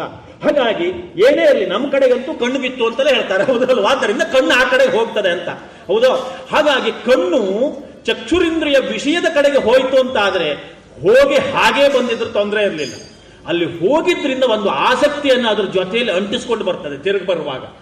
ಆ ಆಸಕ್ತಿಯಿಂದ ಅಂಟಿಸ್ಕೊಂಡು ಬಂದದ್ರ ಪರಿಣಾಮವೇ ಜೀವನದ ಜೊತೆಯಲ್ಲಿ ರಾಗ ಇದೆ. ಪ್ರೀತಿಗೂ ರಾಗಕ್ಕೂ ವ್ಯತ್ಯಾಸ ಏನು ಅಂತ ಕೇಳಿದ್ರೆ, ಯಾವುದನ್ನ ಅನುಭವಿಸಿದ್ದೇವೋ ಆ ಅನುಭವಿಸಿದ ಸಂಸ್ಕಾರ ಮತ್ತೆ ಮತ್ತೆ ಅದದೇ ಬೇಕು ಅಂತ ಬಯಸ್ಲಿಕ್ಕೆ ಪ್ರಾರಂಭ ಮಾಡ್ತದೆಯಲ್ಲ, ಅದು ರಾಗದ ಲಕ್ಷಣ ಅಂತ ಅರ್ಥ. ಮತ್ತೆ ಅದು ಬೇಕು ಅಂತ ಕಾಣ್ತದೆ. ಆ ಮತ್ತೆ ಬೇಕು ಅಂತ ಕಾಣುವುದು ಯಾಕೆ? ಒಮ್ಮೆ ನೋಡಿದಂತಹ ಚಕ್ಷುರಿಂದ್ರಿಯ ಅದರ ಜೊತೆಯಲ್ಲಿ ಸಂಪರ್ಕವನ್ನ ಸಾಧಿಸಿ ಒಂದು ಅಂಟನ್ನ ಅದರ ಜೊತೆಯಲ್ಲಿ ಹಿಡ್ಕೊಂಡೇ ಬಂದುಬಿಟ್ಟಿದೆ ಅಂತ ಅರ್ಥ. ಆ ಅಂಟನ್ನ ಹಿಡಿದುಕೊಂಡು ಬಂದಿದೆ ಎನ್ನುವ ಕಾರಣಕ್ಕಾಗಿ ನಮ್ಮ ಜೀವನದಲ್ಲಿ ರಾಗ ಇದೆ. ಆ ರಾಗ ಇದೆ ಎನ್ನುವ ಕಾರಣಕ್ಕಾಗಿ ಅದಕ್ಕೆ ವಿರುದ್ಧವಾದ ದ್ವೇಷವೂ ಇದೆ, ಯಾವತ್ತೂ ದ್ವಂದ್ವಾದ. ಹಾಗಾಗಿ ರಾಗದ್ವೇಷಗಳು ಎನ್ನುವಂತಹದ್ದು ಇದೆಯಲ್ಲ, ಇದು ಜೀವಕ್ಕೂ ಶಾಂತಿಗೂ ನಡುವೆ ಸಂಪರ್ಕವನ್ನ ಕಡಿಯಲಿಕ್ಕೆ ಒಂದು ಕಾರಣ ಆಗಿಬಿಡುತ್ತದೆ. ಅದಕ್ಕಾಗಿ ಶಂಕರರು ಹೇಳ್ತಾರೆ, ಯಾರು ಮೋಹ ಎನ್ನುವ ಸಮುದ್ರವನ್ನ ದಾಟಿ ರಾಗದ್ವೇಷಾದಿ ರಾಕ್ಷಸರನ್ನ ಕೊಲ್ತಾರೋ ಅಂಥವರಿಗೆ ಶಾಂತಿ ಸೀತಾ ಸಮಾಯುಕ್ತ ಆತ್ಮಾರಾಮೋ ವಿರಾಜತೆ ಅಂತ. ಅಂಥವರಿಗೆ ಶಾಂತಿ ಎನ್ನುವುದು ಆತ್ಮನ ಜೊತೆಯಲ್ಲಿ ಏರ್ಪಟ್ಟು ಒಂದು ಅಲೌಕಿಕವಾದ ಬಾಂಧವ್ಯ ನಿರ್ಮಾಣ ಆಗ್ತದೆ ಅಂತ ಅರ್ಥ. ಆ ಅಲೌಕಿಕವಾದ ಬಾಂಧವ್ಯ ಸೀತಾರಾಮರ ನಡುವೆ ಹೇಗೆ ರಾಮಾಯಣದಲ್ಲಿತ್ತೋ ಅಧ್ಯಾತ್ಮದಲ್ಲೂ ಅದು ಘಟಿಸ್ತದೆ ಎನ್ನುವುದು ಶಂಕರರ ಈ ಮಾತಿನ ತಾತ್ಪರ್ಯ. ಅದೇ ತಾತ್ಪರ್ಯವನ್ನ ಇಟ್ಟುಕೊಂಡೇ ಲೌಕಿಕ ಸಂಬಂಧದತ್ತು ನಾವು ಬರಬೇಕಾಗಿದೆ. ಅಲೌಕಿಕವಾದ ಸಂಬಂಧ ಇದೆಯಲ್ಲ, ಅದು ಪೂರ್ವಭೂಮಿಕೆಯಾಗಿ ಲೌಕಿಕದಲ್ಲಿ ಸಂಬಂಧ ಸರಿಯಾಗಿದ್ರು ಮಾತ್ರ ಸಿದ್ಧಿಸುವಂತಹದ್ದು. ಲೋಕದಲ್ಲೇ ಪ್ರೀತಿಯನ್ನು ಮಾಡ್ಲಿಕ್ಕೆ ಆಗ್ಲಿಲ್ಲ ಅಂತ ಆದ್ರೆ ದೇವರಲ್ಲಿ ಭಕ್ತಿ ಮಾಡ್ಲಿಕ್ಕೆ ಹೇಗೆ ಸಾಧ್ಯ ಇದೆ ಅಂತ ಅಲ್ವೋ? ಇದು ನಾನು ಹೇಳುವ ಮಾತಲ್ಲ. ವಿಶಿಷ್ಟಾದ್ವೈತ ಸಂಪ್ರದಾಯದ ಪ್ರವರ್ತಕರಾದ ರಾಮಾನುಜಾಚಾರ್ಯರಲ್ಲಿ ಒಬ್ಬ ಬಂದ ಕೇಳದ್ನಂತೆ, ಸ್ವಾಮಿ ನನಗೆ ದೇವರಲ್ಲಿ ಭಕ್ತಿ ಹುಟ್ಟಬೇಕು ಅಂತಿದೆ, ಏನು ಮಾಡಬೇಕು ನಾನು ಅಂತ. ಅವರು ಅವನನ್ನು ನೋಡಿ ಕೇಳಿದರು, ದೇವರಲ್ಲಿ ಭಕ್ತಿ ಹುಟ್ಟಬೇಕು ನಿನಗೆ, ನೀನು ಯಾರನ್ನಾದರೂ ಪ್ರೀತಿಸಿದ್ಯಾ ಅಂತ ಕೇಳಿದರು. ಆಚಾರ್ಯರು ಕೇಳ್ತಾ ಇದ್ದಾರೆ, ಮೇಲೆ ಪ್ರಶ್ನೆ ಮಾಡ್ತಾ ಇದ್ದು ಪ್ರೀತಿಸಿದ್ಯಾ ಅಂತ ಕೇಳ್ತಾ ಇದ್ದಾರೆ ಅಂತ ಇವೇನು ಆಲೋಚನೆ ಮಾಡ್ದ? ಪ್ರೀತಿಸಿದ್ದೆ ಅಂತ ಹೇಳಿದ್ರೆ ನಿನಗೆ ಆಗೋದಿಲ್ಲ ಅಂತ ಹೇಳ್ಬಿಡ್ತಾರೆ ಅಂತ. ಇಲ್ಲಪ್ಪ, ಈ ಪ್ರಪಂಚದಲ್ಲಿ ನಾನು ಯಾರನ್ನೂ ಪ್ರೀತಿಸ್ಲಿಕ್ಕೆ ಹೋಗ್ಲಿಲ್ಲ ಅಂತ ಅಂದ್ಬಿಟ್ಟಂತೆ ಧೈರ್ಯವಾಗಿ. ಆ ಉತ್ತರವನ್ನು ಕೇಳಿದ ತಕ್ಷಣ ರಾಮಾನುಜಾಚಾರ್ಯರು ಹೇಳಿದರು, ಲೋಕದಲ್ಲೇ ನಿನಗೆ ಒಬ್ಬರನ್ನು ಪ್ರೀತಿಸ್ಲಿಕ್ಕೆ ಆಗ್ಲಿಲ್ಲ ಅಂತ ಆದ್ರೆ, ಕಣ್ಣಿಗೆ ಕಾಣುವವರಲ್ಲಿ ಪ್ರೀತಿ ಹುಟ್ಟಲಿಲ್ಲ ಅಂತ ಆದ್ರೆ, ಕಣ್ಣಿಗೆ ಕಾಣದೇ ಇರುವವರಲ್ಲಿ ಭಕ್ತಿ ಆಗಿ ಹುಡ್ತದೆ, ನಿನಗೆ ಹುಟ್ಲಿಕ್ಕೆ ಶಕ್ಯ ಇಲ್ಲ, ಹೋಗಿಬಿಡು ಅಂತ ಹೇಳಿದ್ರಂತೆ. ಮನುಷ್ಯನ ಪರಿಸ್ಥಿತಿ ಹಾಗೆ. ನಮಗೆ ಮನುಷ್ಯರನ್ನು ಪ್ರೀತಿಸುವುದಿಲ್ಲ, ನಾನು ಮಾನವತೆಯನ್ನು ಪ್ರೀತಿಸ್ತೇವೆ ಅಂತ ಭಾಷಣ ಮಾಡುವವರಿದ್ದಾರೆ. ಆಶ್ಚರ್ಯ ನನಗೆ. ಮನುಷ್ಯರನ್ನು ಪ್ರೀತಿಸ್ಲಿಕ್ಕೆ ಆಗುವುದಿಲ್ಲ, ಮಾನವತೆ ಅಂದ್ರೆ ಎಲ್ಲಿದೆ ರೀ ಅಲ್ವಾ? ಅದು ಮನುಷ್ಯನಲ್ಲೇ ಇರುವುದು, ಹೌದಲ್ವಾ? ಮಾನವತೆ ಎಲ್ಲೂ ಕಾಣುವುದಲ್ಲ, ಮನುಷ್ಯನನ್ನು ಬಿಟ್ಟು ಮಾನವತೆ ಇಲ್ಲ. ಹಾಗಾಗಿ ಮನುಷ್ಯನನ್ನ ಪ್ರೀತಿಸಿ ಮಾನವತೆ ತನ್ನ ಪ್ರೀತಿ ಅನ್ನೋದು ತನ್ನಿಂದ ತಾನೇ ಆಗ್ತದೆ ಅಂತ ಅರ್ಥ. ಹಾಗಾಗಿ ಹಿರಿಯರು ಅಲೌಕಿಕವಾದ ಸಂಬಂಧ ಏರ್ಪಡಬೇಕು ಅಂತ ಆದ್ರೆ ಲೌಕಿಕ ಸಂಬಂಧ ಸರಿ ಇರಬೇಕು ಅಂತ ಹೇಳ್ತಿದ್ರು. ಈ ಲೌಕಿಕ ಸಂಬಂಧ ಸರಿ ಇರಬೇಕು ಎನ್ನುವುದ ಕಾರಣಕ್ಕಾಗಿಯೇ ಲೌಕಿಕ ಸಂಬಂಧದ ಭೂಮಿಕೆಯ ಮೇಲೆ ಇಡೀ ಸಮಾಜದ, ಇಡೀ ದೇಶದ, ಹೆಚ್ಚೇಕ ವಿಶ್ವದ ಕ್ಷೇಮ ನಿಂತಿದೆ ಎನ್ನುವುದು ಹಿರಿಯರ ಅಭಿಪ್ರಾಯ ಆಗಿತ್ತು. ಆತ್ಮೀಯರೇ, ವಿಶ್ವಶಾಂತಿ, ಸಮಾಜೋದ್ಧಾರ, ಲೋಕ ಕಲ್ಯಾಣ, ಎಷ್ಟು ದೊಡ್ಡ ದೊಡ್ಡ ಮಾತನ್ನೆಲ್ಲ ನಾವು ಆಡ್ತೇವೆ. ಇದೆಲ್ಲ ಆಗಬೇಕು ಅಂತಾದ್ರೆ ಮೊದಲು ಗಂಡ ಹೆಂಡತಿ ಸರಿ ಇರಬೇಕು. ನಾವು ಯಾರೂ ಆಲೋಚನೆ ಮಾಡಿಲ್ಲ ಅಲ್ವೋ? ಜಗತ್ತು ವಿಸ್ತಾರವಾದದ್ದು ಹೇಗೆ? ಗಂಡು ಹೆಣ್ಣು ಅವರಷ್ಟಕ್ಕೆ ಅವರಿದ್ದಾಗ ಯಾವುದೇ ವಿಸ್ತಾರ ಇಲ್ಲ ಅಂತ. ಗಂಡು ಹೆಣ್ಣು ಗಂಡ ಹೆಂಡತಿ ಆದ್ಮೇಲಲ್ವೋ 3 ಜನ ಆದದ್ದು, 4 ಜನ ಆದದ್ದು, 5 ಜನ ಆದದ್ದು. ಆದ್ದರಿಂದ ಸಮಗ್ರವಾದ ವಿಶ್ವ ಎನ್ನುವ ವಿಸ್ತಾರಕ್ಕೆ ಮೂಲ ಬಿಂದು ಇದ್ದಿದ್ರೆ ಎಲ್ಲಿ ಗೊತ್ತಿದೆಯಾ? ಅದು ಕುಟುಂಬದ ಪತಿಪತ್ನಿ ಎನ್ನುವ ಸಂಬಂಧದಲ್ಲಿ. ಇಡೀ ರಾಮಾಯಣ ಇದೆಯಲ್ಲ, ಅದು ಅಂತಹ ಒಂದು ಅದ್ಭುತವಾದ ಸಂಬಂಧವನ್ನ, ಸೀತಾರಾಮರ ದಾಂಪತ್ಯವನ್ನ ವರ್ಣನೆ ಮಾಡುವಂತಹ ಕಾವ್ಯ. ನನಗೆ ಆಧುನಿಕವಾದ ಈ ಜಗತ್ತಿನಲ್ಲಿ ಕುಳಿತುಕೊಂಡಾಗ ಅನಿಸುವಂತಹದ್ದು ಬಹುಶಃ ಈ ಜಗತ್ತಿಗಿರುವ ದೊಡ್ಡ ತೊಡಕು ಈಗ ವರ್ತಮಾನದಲ್ಲಿ ಅದೇ ಅಂತ. ನಾನು ಈ ವಿಷಯವನ್ನು ಆಯ್ಕೆ ಮಾಡಿಕೊಳ್ಳಿಕ್ಕೆ ಕಾರಣವೂ ಅದೇ ಆಗಿತ್ತು. ಹಿಂದಿನ ವರ್ಷ ಇದೇ ಆಗಸ್ಟ್ ತಿಂಗಳ ಉತ್ಥಾನ ಪತ್ರಿಕೆಯಲ್ಲಿ ಒಂದು ಲೇಖನ ಬಂದಿತ್ತು, ಬೆಂಗಳೂರು ಈಗ ವಿಚ್ಛೇದಗಳ ನಗರ ಅಂತ. ಆ ಲೇಖನವನ್ನು ನೀವು ಓದಿದ್ರೆ ಗಾಬರಿ ಆಗ್ತದೆ ಅಂತ. ಹಿಂದಿನ 3 ವರ್ಷದ ವಿಚ್ಛೇದನಗಳ ಸಂಖ್ಯೆಯನ್ನು ಅವರು ಕೊಟ್ಟಿದ್ದಾರೆ, 5,000ಕ್ಕೆ ಮೇಲ್ಪಟ್ಟು. ಹಿಂದಿನ ವರ್ಷದ ಏಪ್ರಿಲ್ ತಿಂಗಳಿಗೆ 2,500 ಅರ್ಜಿ ಹಾಕಿದ್ದಾರಂತೆ, ಕೊಟ್ಟಿದ್ದಾರೆ. ತಮಾಷೆ ನೋಡಿ, ದೇಶದಲ್ಲೇ ದೆಹಲಿ ಮೊದಲನೇ ಸ್ಥಾನದಲ್ಲಿದ್ದರೆ ಬೆಂಗಳೂರು ಮತ್ತು ಹೈದರಾಬಾದ್ 2ನೇ ಸ್ಥಾನದಲ್ಲಿ ಇವೆಯಂತೆ. ಪ್ರತಿ ದಿವಸ ಕನಿಷ್ಠ 20 ರಿಂದ 30 ಅರ್ಜಿಗಳು ಸಲ್ಲಿಸಲ್ಪಡ್ತಾ ಇವೆ ವಿಚ್ಛೇದನಕ್ಕಾಗಿ. ಆ ಅರ್ಜಿಗಳು ಸಲ್ಲಿಸಲ್ಪಡ್ತಾ ಇರುವವರಲ್ಲೂ ಪ್ರತಿಶತ 80% ನೀವಿದ್ದಾರಲ್ಲ, 29 ರಿಂದ 32 ವರ್ಷದ ಒಳಗಿನವರು. ಅದರಲ್ಲಿ 75% ಇದ್ದಾರಲ್ಲ ಫೈನಾನ್ಸ್ ಕಂಪನಿಯಲ್ಲಿ, ಸಾಫ್ಟ್ವೇರ್ ಕಂಪನಿಯಲ್ಲಿ ಇರುವಂಥವರು. ಜೀವನವನ್ನ ಪ್ರಾರಂಭವನ್ನೇ ಮಾಡಲಿಲ್ಲ, ಇವರಿಗೆ ವಿಚ್ಛೇದನದ ಬಯಕೆ ಹುಡ್ತಾ ಇದೆಯಲ್ಲ. ಕಾರಣ ಬರೆದಿದ್ದಾರೆ ಆ ಪತ್ರಿಕೆಯಲ್ಲಿ. ಎಷ್ಟು ವಿಚಿತ್ರ ಕಾಣುತ್ತದೆ. ಅದು ಯಾವುದೂ ಕಾರಣಗಳೇ ಅಲ್ಲ ಅಂತ ಸಮೀಕ್ಷೆ ಮಾಡಬಾರದಿದ್ರು. ನನಗೆ ಆ ಲೇಖನವನ್ನು ಓದುವಾಗಲೇ ಅನಿಸಿತ್ತು, ಇಲ್ಲ ಈ ಕುರಿತು ನಮ್ಮಿಂದ ಒಂದು ಚಿಂತನೆ ಆಗಬೇಕು ಅಂತ. ಮತ್ತು ಇನ್ನು ಧೈರ್ಯ ಮಾಡ್ಲಿಕ್ಕೆ ನನಗೆ ಕಾರಣ ಏನು ಅಂತ ಕೇಳಿದ್ರೆ, ನನಗ ಆ ಬಾಂಧವ್ಯದ ಯಾವುದೇ ಜವಾಬ್ದಾರಿ ಇಲ್ಲದೆ ಇದ್ದರೆ ನಾನು ಧೈರ್ಯ ಮಾಡಬಹುದು ಅಂತಲೂ ನನಗನ್ನಿಸ್ತು. ಬಂಧುಗಳೇ, ಈ ಸ್ಥಿತಿಯನ್ನು ನಾವಿವತ್ತು ವರ್ತಮಾನ ಸಮಾಜದಲ್ಲಿ ಕಾಣ್ತಾ ಇದ್ದೇವಲ್ಲ, ಈ ಬಾಂಧವ್ಯವೇ ಸರಿಯಾಗಿ ನಿಂತುಕೊಂಡಿಲ್ಲ ಅಂತ ಆದರೆ ಯಾವ ವ್ಯವಸ್ಥೆ ನಿಂತುಕೊಳ್ತದೆ ಅಂತ ಅರ್ಥ ಮಾಡಿಕೊಳ್ಳಿ ಅಂತ. ವಾಲ್ಮೀಕಿ ಮಹರ್ಷಿಗಳು ಈ ಕಾವ್ಯ ರಚನೆ ಮಾಡಿದರಲ್ಲ, ಕಾವ್ಯ ರಚನೆ ಮಾಡುವಾಗ ಒಂದು ಅಪೂರ್ವವಾದ ಘಟನೆ ಹಿನ್ನೆಲೆಯಾಗಿ ಬಂದಿತ್ತು. ಗೊತ್ತಿದೆಯೋ ನಿಮಗೆ? ರಾಮನ ಗುಣವರ್ಣನೆಯನ್ನೆಲ್ಲ ಕೇಳಿದರಲ್ಲ, ನಾರದರಿಂದ ಕೇಳಿ ನಾರದರನ್ನ ಬೀಳ್ಕೊಟ್ಟು ಇವರು ಮಾಧ್ಯಾಹ್ನಿಕವಾದಂತಹ ಸ್ನಾನಕ್ಕಾಗಿ ತಮಸಾ ನದಿಗೆ ಹೋಗಿದ್ರು. ತಮಸಾ ನದಿಗೆ ಹೋಗಿ ಅಲ್ಲೇ ಪ್ರಕೃತಿ ಸೌಂದರ್ಯವನ್ನ ಸವಿಯುತ್ತಾ ಅಲೆಯುತ್ತಾ ಇರುವಾಗ 2 ಕ್ರೌಂಚ ಪಕ್ಷಿಗಳ ಮಿಥುನಗಳು, ಕ್ರೌಂಚ ಪಕ್ಷಿ ಅಂದ್ರೆ ಈ ಕೊಕ್ಕರೆಗೆ ಸಮೀಪವಾದದ್ದು, ಅವು ಪರಸ್ಪರ ಸಮಾಗಮದಲ್ಲಿ ವಿಹರಿಸುತ್ತಾ ಇದ್ದವು. ಅದೇ ಸಂದರ್ಭದಲ್ಲಿ ಆಕಸ್ಮಿಕವಾಗಿ ಬೇಡ ಬಂದು ಆ ಗಂಡು ಪಕ್ಷಿಗೆ ಒಂದು ಬಾಣ ಬಿಟ್ಬಿಟ್ಟ. ಗಂಡು ಪಕ್ಷಿ ಸತ್ತು ಹೋಯಿತು. ತಮ್ ಶೋಣಿತ ಪರೀತಾಂಗಂ ವೇಷ್ಟಮಾನಂ ಮಹೀತಲೆ. ಆ ಗಂಡು ಪಕ್ಷಿ ಇತ್ತಲ್ಲ, ಆ ಗಾಯದಿಂದ ರಕ್ತಸಿಕ್ತವಾಗಿ ಹೊರಳಾಡುತ್ತಾ ಇರುವಂತಹ ಸಂದರ್ಭದಲ್ಲಿ ಹೆಣ್ಣು ಪಕ್ಷಿ, ಇದು ನಾನು ಹೇಳುವ ಶಬ್ದ, ವಾಲ್ಮೀಕಿ ಮಹರ್ಷಿಗಳು ಏನು ಹೇಳ್ತಾರೆ ಗೊತ್ತಾ? ಭಾರ್ಯಾತು ನಿಹತಂ ದೃಷ್ಟ ರುರಾವ ಕರುಣಾಂಗಿರಂ ಅಂತ. ಅವರು ಹೆಣ್ಣು ಪಕ್ಷಿ ಅಂತ ಹೇಳೋದಿಲ್ಲ, ಆ ಪಕ್ಷಿಯ ಹೆಂಡತಿ ಅಳಲಿಕ್ಕೆ ಪ್ರಾರಂಭ ಮಾಡಿತು ಅಂತ. ಪಕ್ಷಿಯಲ್ಲೂ ಗಂಡ ಹೆಂಡತಿಯ ಸಂಬಂಧವನ್ನ ಗುರುತಿಸಿದ್ದು ವಾಲ್ಮೀಕಿ ಮಹರ್ಷಿಗಳ ಮಹತ್ವ. ಹೆಣ್ಣು ಪಕ್ಷಿ ಅಂತ ಹೇಳಿಲ್ಲ. ಸಂಸ್ಕೃತದ ರಾಮಾಯಣ ಓದಬೇಕು ಅಂತ ನಾನು ಕೇಳಿಕೊಳ್ಳೋದು ಆತ್ಮೀಯರಲ್ಲಿ ಇದಕ್ಕಾಗಿ ಅಂತ. ಎಷ್ಟು ಸೂಕ್ಷ್ಮತೆ ಇದೆ. ಹೆಣ್ಣು ಪಕ್ಷಿ ಅಂತ ಹೇಳಿಲ್ಲ. ಭಾರ್ಯಾತು ನಿಹತಂ ದೃಷ್ಟ, ಆ ಪಕ್ಷಿಯ ಹೆಂಡತಿ ಅಂತ ಕರೀತಾರೆ ಆ ಹೆಣ್ಣು ಪಕ್ಷಿಗೆ ಅವರು. ಪಕ್ಷಿಯಲ್ಲೂ ದಾಂಪತ್ಯವನ್ನು ಗುರುತಿಸಿದ್ದಾರೆ. ಗುರುತಿಸಿದಂತಹ ಅವರ ಬಾಯಿಂದ ಆ ಕ್ಷಣದಲ್ಲಿ ಬೇಡನಿಗೊಂದು ಶಾಪೋಕ್ತಿ ಹೊರಗೆ ಬಿತ್ತು. ಅದು ಶ್ಲೋಕ ರೂಪವಾಗಿ ಬಂತು. ಅದನ್ನೇ ಅನುಸರಿಸಿಕೊಂಡು ಅವರು ರಾಮಾಯಣ ರಚನೆ ಮಾಡಿದರು. ಆದರೆ ನನಗೆ ಅನಿಸೋದು ರಾಮಾಯಣ ಓದುವಾಗಲಲ್ಲ, ಆ ಪಕ್ಷಿಗೆ ಹೆಂಡತಿ ಎನ್ನುವ ಶಬ್ದವನ್ನು ವಾಲ್ಮೀಕಿಗಳು ಬರೆದಿದ್ದಾರಲ್ಲ, ಅದನ್ನು ನೋಡ್ತಾ ಇರುವಾಗ ಅವರಿಗೆ ಬಹುಶಃ ಏನು ಮನಸ್ಸಿಗೆ ಬಂದಿರಬಹುದು. ರಾಮನ ಕಥೆಯೆಲ್ಲ ಕೇಳಿ ಆಗಿತ್ತು ಅವರಿಗೆ. ಬಹುಶಃ ರಾಮ ಸೀತೆಯರ ದಾಂಪತ್ಯದ ವಿಚ್ಛೇದನಕ್ಕೆ ಕಾರಣ ಆದ ರಾವಣ ಹಂಬಲಾಗ್ಬಿಟ್ನೋ ಬೇಡನನ್ನು ನೋಡಿಕೊಂಡು, ಎಂತಹ ಅಪರೂಪದ ದಾಂಪತ್ಯ ಆಗಿತ್ತು, ಅವ್ರ ಮಧ್ಯದಲ್ಲಿ ಬಂದು ಗಂಡ ಹೆಂಡತಿ ಬೇರೆ ಮಾಡಿದೆಯಲ್ಲೋ ಇರಬಹುದು ಬೇಡನನ್ನು ನೋಡಿದಾಗ. ಇಳಿದು ಹೋದ್ರೆ ಬೇಡನಿಗೆ ಅದು ವೃತ್ತಿ ಅಲ್ವಾ, ಪಕ್ಷಿಗಳನ್ನ ಕೊಂದು ಬದುಕೋದು. ಅದಕ್ಕಾಗಿ ಋಷಿ ಮನಸ್ಸಿನಲ್ಲಿ ಅಂತಹ ಕಾರುಣ್ಯ ಹುಟ್ಟಿ ಶಾಪ ಕೊಡ್ಲಿಕ್ಕೆ ಪ್ರಾರಂಭ ಆಗುವಂತ ಸನ್ನಿವೇಶ ಯಾಕೆ ನಿರ್ಮಾಣ ಆಗಿತ್ತು? ಇಲ್ಲ, ಜೋಡಿಯನ್ನ ವಿಭಾಗ ಮಾಡಿದೆಯಲ್ಲ ಅದು ದೊಡ್ಡದಾದ ತಪ್ಪು ಅಂತ. ತನ್ಮೂಲಕವಾಗಿ ಪಕ್ಷಿಯ ಹೆಂಡತಿ ಅಂತ ಭಾರ್ಯ ಅಂತ ಕರೆದು ಲೋಕಕ್ಕೆಲ್ಲ ಹೇಳ್ತಾ ಇದ್ದಾರೆ, ಪಕ್ಷಿಗಳೇ ಗಂಡ ಹೆಂಡತಿಯಾಗಿ ಇಟ್ಟು ಚಲೋ ಬದುಕ್ತಾ ಇರುವಾಗ ಮನುಷ್ಯರೇ ನಿಮಗೇನು ಧಾಡಿಯಾಗಿದೆ ಅಂತ, ನೀವು ಸರಿಯಾಗಿ ಬದುಕುವುದನ್ನು ಕಲ್ತುಕೊಳ್ಳಿ ಅಂತ.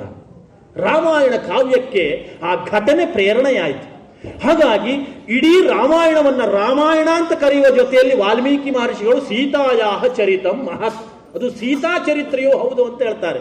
ಬಂಧುಗಳೇ, ಒಂದು ವಿನಂತಿ ಮಾಡ್ಕೊಂಡು ಬಿಡ್ತೇನೆ, ನಿಮ್ಮ ಬಾಂಧವ್ಯದ ಯಾವುದೋ ಸೆರಗಿನ ತುದಿಯಲ್ಲಿ ಇಂತಹ ಘಟನೆ ಆಗಿರಬಹುದು, ನಾನು ಅದನ್ನು ಉದ್ದೇಶ ಇಟ್ಟುಕೊಂಡು ಖಂಡಿತ ಹೇಳ್ತಾ ಇಲ್ಲ. ಇದು ಯಾವಲ್ಲೂ ಆಗಬಾರದು, ಸಮಾಜದಲ್ಲಿ ಎಲ್ಲೂ ಆಗಬಾರದಂತಹದ್ದು ಅಂತ. ಒಂದು ಅದ್ಭುತವಾದಂತಹ ವಿವಾಹ ಎನ್ನುವ ಸಂಸ್ಥೆಯೇ ತನ್ನ ಸ್ವರೂಪವನ್ನು ಕಳೆದುಕೊಂಡು ಜಾರುತ್ತಿರುವಂತಹ ಹಂತದಲ್ಲಿ ನಾವಿದ್ದೇವೆ. ಸಮಾರಂಭವನ್ನು ಮಾಡಿ ಎಷ್ಟೋ ಜನರು ಬಂದು ಹೋಗ್ತಾ ಇರ್ತಾರೆ ಆ ಸಮಾರಂಭಕ್ಕೆ. ನಮಗೆ ಎಲ್ಲವುದಕ್ಕೂ ಶಿಕ್ಷಣ ಇದೆ, ದಾಂಪತ್ಯಕ್ಕೆ ಶಿಕ್ಷಣವೇ ಇಲ್ಲ. ಏನು ದುರಾದೃಷ್ಟ ನೋಡಿ. ದಾಂಪತ್ಯಕ್ಕೆ ಶಿಕ್ಷಣ ಬೇಕು, ಅದಕ್ಕೊಂದು ಪೂರ್ವಭಾವಿಕೆಯಾದ ತಿಳುವಳಿಕೆ ಬೇಕು ಅಂತ ಒಬ್ಬರಿಗೂ ಅನಿಸ್ತಾನೆ ಇಲ್ಲ. ದೊಡ್ಡವರು ಬೇಕಾದಷ್ಟು ಮಂದಿ ಇದ್ದಾರೆ. ಇದಕ್ಕೆ ಬಹುಶಃ ನಾನು ಅರ್ಥ ಮಾಡಿಕೊಳ್ಳೋದು ಹೀಗೆ, ನಮ್ಮ ವೈದಿಕ ಮಿತ್ರರು ಇದ್ದಾರೆ. ಈ ವೈದಿಕರಲ್ಲಿ ಒಂದು ಪ್ರಸಿದ್ಧಿ ಇದೆ, ಏನು ಗೊತ್ತಾ? ಈ ಶ್ರಾದ್ದ ಪ್ರಯೋಗ ಇದೆಯಲ್ಲ, ಅದನ್ನು ಓದುವುದು ಬೇಡ, ನೀವು ಶ್ರಾದ್ದಕ್ಕೆ ಹೋಗ್ತಾನೆ ನಿಮಗೆ ಬರ್ತದೆ, ನೀವು ಹೋಗ್ಲಿಕ್ಕೆ ಪ್ರಾರಂಭ ಮಾಡಬೇಡಿ ಅಂತ ಹಿರಿಯ ವೈದಿಕರು ಕಿರಿಯ ವೈದಿಕರು ಹೇಳ್ತಿದ್ರು. ಬಹುಶಃ ಇದೇ ಹಿನ್ನೆಲೆಯಲ್ಲಿ ಅದಕ್ಕೆ ಕಲಿಸ್ಕೊಳ್ಳೋದು ಬೇಡ, ನಿಮಗೆ ಆಮೇಲೆ ಎಲ್ಲ ಗೊತ್ತಾಗ್ತದೆ, ಗಂಡನನ್ನು ಕಂಟ್ರೋಲ್ ಇಟ್ಕೊಳ್ಳೋದು ಹೇಗೆ ಅಥವಾ ಹೆಂಡತಿಯನ್ನು ಹೆದರಿಸೋದು ಹೇಗೆ, ಇದು ತನ್ನಿಂದಾನೇ ಗೊತ್ತಾಗ್ತದೆ ಅಂತ ಬಿಟ್ಟು ಬಿಟ್ಟಿದ್ದಾರೋ ಏನೋ ಗೊತ್ತಿಲ್ಲ. ದಾಂಪತ್ಯ ಎನ್ನುವಂತಹ ವ್ಯವಸ್ಥೆ ಇದೆಯಲ್ಲ, ಅದು ಸರಿಯಾಗಿರಬೇಕು. ಭಾರತೀಯ ಪರಂಪರೆ ಕಂಡುಕೊಂಡದ್ದು ಸಂತುಷ್ಟೋ ಭಾರ್ಯೆಯ ಭರ್ತ, ಭರ್ತ್ರ ಭಾರ್ಯ ತಥೈವಚ ಯಸ್ಮಿನ್ನೇವ ಕುಲೇ ನಿತ್ಯಂ ಕಲ್ಯಾಣಂ ತತ್ರ ವೈ ಧ್ರುವಂ ಅಂತ. ಎಲ್ಲಿ ಗಂಡನಿಂದ ಹೆಂಡತಿ, ಹೆಂಡತಿಯಿಂದ ಗಂಡ ಇಬ್ಬರೂ ಪರಸ್ಪರ ಸಂತೋಷದಲ್ಲಿರ್ತಾರೋ ಅಂತಹ ಕುಲದಲ್ಲಿ ಒಳ್ಳೆಯ ಪರಂಪರೆ ಎನ್ನುವುದು ಯಾವತ್ತೂ ಒಡೆದುಕೊಂಡು ಬರ್ತದೆ ಅಂತ ಅರ್ಥ. ಆದ್ದರಿಂದ ಅಂತಹ ದಾಂಪತ್ಯ ಎನ್ನುವಂತಹ ಒಂದು ವಿಶಿಷ್ಟವಾದ ಸಂಬಂಧ ಇದೆಯಲ್ಲ, ಅದು ಎಷ್ಟು ಎಷ್ಟು ಲೌಕಿಕ ಪ್ರಪಂಚದಲ್ಲಿ ಎಷ್ಟು ಎಷ್ಟು ಸಾಮರಸ್ಯದಿಂದ ಕೂಡಿರ್ತದೆಯೋ ಅದೇ ವಿಸ್ತಾರವಾಗಿ ಸಮಾಜಕ್ಕೆ, ಅದೇ ವಿಸ್ತಾರವಾಗಿ ದೇಶಕ್ಕೆ, ಅದೇ ವಿಸ್ತಾರವಾಗಿ ಸಮಸ್ತ ಜಗತ್ತಿಗೂ ವ್ಯಾಪಿಸುವಂತಹದ್ದು. ಕಾರಣ ಯಾಕೆ? ಇಷ್ಟೆಲ್ಲ ವಿಸ್ತಾರವಾದ ಸಂಬಂಧಕ್ಕೆ ಮೂಲ ಘಟಕ ಎನ್ನುವುದು ಏನಾದರೂ ಇದ್ರೆ ಅದು ಪತಿಪತ್ನಿ ಎನ್ನುವಂತಹ ವಿಶಿಷ್ಟವಾದಂತಹ ಸಂಬಂಧ. ಅಂತಹ ಸಂಬಂಧ ಎನ್ನುವಂತಹದ್ದು ಚೆನ್ನಾಗಿ ಇರಬೇಕು ಎನ್ನುವ ಹಿನ್ನೆಲೆಯನ್ನು ಇಟ್ಟುಕೊಂಡೇ ರಾಮಸೀತೆಯರ ಅಪೂರ್ವವಾದಂತಹ ದಾಂಪತ್ಯವನ್ನ ವಾಲ್ಮೀಕಿ ಮಹರ್ಷಿಗಳು ಇಡೀ ರಾಮಾಯಣದ ಉದ್ದಕ್ಕೂ ವರ್ಣನೆ ಮಾಡಿದ್ದಾರೆ. ಎಷ್ಟು ಚೆನ್ನಾಗಿತ್ತು, ಎಷ್ಟು ಅದ್ಭುತವಾದಂತಹ ದಾಂಪತ್ಯ ಆಗಿತ್ತು. ವಾಲ್ಮೀಕಿ ಮಹರ್ಷಿಗಳ ಮಾತಲ್ಲ, ಸುಂದರ ಕಾಂಡವನ್ನು ವಾಲ್ಮೀಕಿ ರಾಮಾಯಣದ ಸುಂದರದ ಕಾಂಡವನ್ನು ಅಧ್ಯಯನ ಮಾಡಿದ್ರೆ ಅರ್ಥ ಆಗ್ತದೆ. ಹನುಮಂತ ಹೋಗಿ ಸೀತೆಯನ್ನು ಕಂಡನಲ್ಲ, ಸೀತೆಯನ್ನ ಕಂಡ ತಕ್ಷಣದಲ್ಲಿ ಒಂದು ಮಾತವನ ಬಾಯಿಂದ ಬರ್ತದೆ, ತುಲ್ಯಶೀಲ ವಯೋವೃತ್ತಾಂ ತುಲ್ಯಾಭಿಜನ ಲಕ್ಷಣ ರಾಘವೋರ್ಹತಿ ವೈದೇವಿ ಸಂಚಯ ಮಸಿತೆ ಕ್ಷಣ ಅಂತ.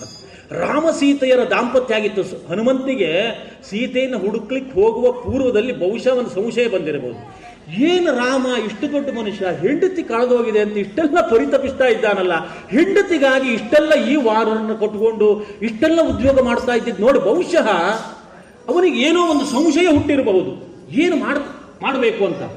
ಆದರೆ ಯಾವಾಗ ಹೋಗಿ ಸೀತೆಯನ್ನು ನೋಡಿದನೋ, ಸೀತೆಯನ್ನು ನೋಡಿದ ತಕ್ಷಣ ಅವನಲ್ಲಿ ಬಂದಂತಹ ಉದ್ಗಾರ ಹೇಗಿದೆ, ಮದುವೆಯಾಗಿ ಎಷ್ಟೋ ವರ್ಷದ ನಂತರ ಬ್ರಹ್ಮಚಾರಿ ಕೊಟ್ಟ ಪ್ರಶಸ್ತಿ, ಈ ಜೋಡಿ ಹೇಗಿದ್ದಾರೆ ಅಂತ. ಹನುಮಂತ ಏನ್ ಹೇಳ್ತಾನೆ, ರಾಘವೋರ್ಹತಿ ವೈದೇಹಿ ತಂಚೇಯಂ ಅಸಿತೆ ಕ್ಷಣ. ರಾಮನಿಗೂ ಸೀತೆ ಯೋಗ್ಯಳು, ಸೀತೆಗೂ ರಾಮ ಯೋಗ್ಯ. ಅಂತಹ ಇಬ್ಬರು ಯೋಗ್ಯ ಗಂಡು ಹೆಣ್ಣುಗಳು ಸೇರಿ ಆದಂತಹ ದಾಂಪತ್ಯ. ಆದ್ದರಿಂದ ಇಷ್ಟ ಅದ್ಭುತವಾದಂತಹ ದಾಂಪತ್ಯ ಇದೆ ಅಂತ ಆದ್ಮೇಲೆ ಸೀತೆಯನ್ನು ನೋಡಿ ಅವನಿಗೂ ಪ್ರಾರಂಭ ಆಯಿತು. ದುಷ್ಕರಂಕೃತವಾನ್ ರಾಮ ಹೀನೋ ಯದನಯ ಪ್ರಭು. ಹನುಮಂತ ಸಮುದ್ರವನ್ನ ಉಲ್ಲಂಘನೆ ಮಾಡಿದ್ದು ಅತ್ಯಂತ ದುಷ್ಕರವಾದ ಕಾರ್ಯ, ಯಾರಿಂದಲೂ ಆಗಲಿಲ್ವಲ್ಲ. ಅಷ್ಟು ದುಷ್ಕರವಾದ ಕಾರ್ಯವನ್ನ ಮಾಡಿದ ಹನುಮಂತ ಸೀತೆಯನ್ನು ನೋಡ್ಕೊಂಡು ಹೇಳ್ತಾನೆ, ನಾನು ಮಾಡಿದ್ದೇನೋ ಕಷ್ಟದ ಕೆಲಸ ಅಲ್ಲ, ರಾಮ ಮಾಡಿದ ಅತ್ಯಂತ ಕಷ್ಟವಾದ ಕೆಲಸ ಏನು, ಇವಳನ್ನು ಬಿಟ್ಟು ಬದುಕ್ತಾ ಇದ್ದಾನಲ್ಲ. ಅಲ್ಲವೋ, ಇವನನ್ನು ಬಿಟ್ಟು ಬದುಕ್ತಾ ಇದ್ದಾನೆ. ಅವನಿಗೆ ಆಶ್ಚರ್ಯ ಆಗ್ತದೆ. ಸುಂದರ ಕಾಂಡವನ್ನು ನೀವು ಅನುವಾದ ಸಹಿತ ಓದಬೇಕು. ಒಂದು ದಾಂಪತ್ಯದ ನಿಜವಾದ ಅರ್ಥವನ್ನು ವರ್ಣನೆಯನ್ನು ಮಾಡಿದಂತಹ ವಾಲ್ಮೀಕಿ ಮಹರ್ಷಿಗಳು ಎಷ್ಟು ಸುಂದರವಾಗಿ ಹನುಮಂತನ ಮುಖಾಂತರವಾಗಿ ಅದನ್ನು ಸೂಚಿಸ್ತಾ ಇದ್ದಾರೆ ಅಂತ. ಗಂಡು ಹೆಣ್ಣು ಕೂಡಿಕೊಂಡು ಬದುಕುವಂತಹ ವ್ಯವಸ್ಥೆ ದಾಂಪತ್ಯ ಅಂದರೆ ಅಪರೂಪವಾದ ವ್ಯವಸ್ಥೆ ಇದು. ನಮ್ಮ ಭಾರತೀಯ ಪರಂಪರೆಯಲ್ಲಿ ಸೃಷ್ಟಿಯನ್ನು ಮಾಡುವಾಗ ಒಂದಿದ್ದಂತಹ ಶಕ್ತಿ, ದೇವರೆನ್ನುವ ಒಂದು ಶಕ್ತಿ ಎರಡಾಯಿತು ಅಂತ ವರ್ಣನೆ ಮಾಡ್ತದೆ, ಉಪನಿಷತ್ನಲ್ಲಿ ಬರ್ತದೆ. ಗಂಡು ಹೆಣ್ಣಾಗಿ ಈ ಸೃಷ್ಟಿಯನ್ನು ಮಾಡಿತು ಅಂತ. ಒಂದಿದ್ದದ್ದು ಎರಡಾಗಿ ಸೃಷ್ಟಿಯಾಯಿತು. ಹೀಗೆ ಸೃಷ್ಟಿಯಾದದ್ದನ್ನು ನೀವು ಇಬ್ಬರಿದ್ದು ಒಂದಾಗಿ ಮುಂದುವರಿಸಿಕೊಂಡು ಹೋಗಬೇಕಾಗಿದೆ ಅಂತ ದಾಂಪತ್ಯವನ್ನು ನಿರ್ಮಾಣ ಮಾಡಿದ್ದು ವಿವಾಹ ಎನ್ನುವ ಸಂಸ್ಥೆಯ ಮೂಲಕ. ಹೀಗೆ ಒಂದಾಗಿ ನಿರ್ಮಾಣ ಮಾಡಿಕೊಂಡು ಹೋಗಬೇಕಾಗಿದೆ ಅಂತ ಇದ್ರೆ, ಆ ಒಂದಾಗಿ ಇರಬೇಕು ಅಂತ ಆದ್ರೆ ಹೇಗೆ ಸಾಧ್ಯ ಇದೆ? ಶಾರೀರಿಕವಾಗಿ ಒಂದಾಗ್ಲಿಕ್ಕೆ ಸಾಧ್ಯ ಇಲ್ಲ, ಶರೀರ ಬೇರೆ ಬೇರೆನೇ ಇರ್ತದೆ. ಹಾಗೆ ಒಂದಾಗಬೇಕು ಅಂತ ಆದ್ರೆ ಹೇಗೆ ಸಾಧ್ಯ ಅಂತ ಕೇಳಿದ್ರೆ, ಮನಸ್ಸು ಮತ್ತು ಮನಸ್ಸು ಬೆರೆತಾಗ ಮಾತ್ರ. ರಾಮ ಸೀತೆಯರ ದಾಂಪತ್ಯಕ್ಕೆ ಇರುವಂತಹ ದೊಡ್ಡ ಸಂಗತಿ, ದೊಡ್ಡ ಘನತೆ ಏನಾಗಿತ್ತು ಅಂತ ಕೇಳಿದ್ರೆ, ಇಬ್ಬರ ಮನಸ್ಸು ಪರಸ್ಪರ ವಿನಿಮಯವಾಗಿ ಬದುಕ್ತಾ ಇತ್ತು. ಹನುಮನ್ ನಾಟಕ ಅಂತ ಸಂಸ್ಕೃತದಲ್ಲಿ ಒಂದು ಕಾವ್ಯ ಇದೆ, ಕೃತಿ ಇದೆ. ಅದನ್ನು ಬರೆದಂತಹ ಕೃತಿಕಾರ ಒಂದು ಅದ್ಭುತ ವರ್ಣನೆ ಮಾಡ್ತಾನೆ ಸೀತಾರಾಮರ ದಾಂಪತ್ಯವನ್ನು ಕೂಡಿಸಿಕೊಂಡು. ಅಶೋಕವನದಲ್ಲಿ ಕುಳಿತುಕೊಂಡಿದ್ಲಲ್ಲ, ಅವಳ ಜೊತೆಯಲ್ಲಿ ವಿಭೀಷಣನ ಮಗಳು ತ್ರಿಜಟೆ ಇದ್ಲು.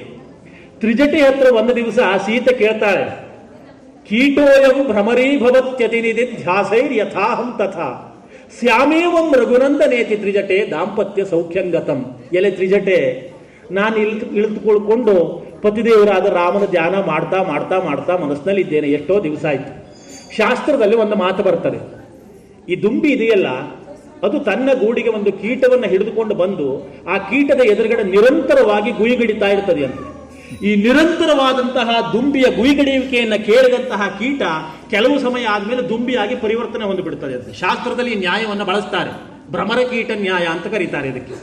ಹಾಗೆಯೇ ತ್ರಿಜಟೆ ಹತ್ರ ಸೀತೆ ಹೇಳ್ತಾ ಇದ್ದಾಳೆ, ತ್ರಿಜಟೆ, ನಾನು ನಿರಂತರವಾಗಿ ರಾಮನ ಧ್ಯಾನ ಮಾಡ್ತಾ ಮಾಡ್ತಾ ಭ್ರಮರ ಕೀಟದಂತೆ ಒಂದು ದಿವಸ ನಾನೇ ರಾಮ ಆಗಿಬಿಟ್ಟೆ ಅಂತ ಆದ್ರೆ ದಾಂಪತ್ಯ ಸೌಖ್ಯಂಗತಂ. ಏನಾಯ್ತು?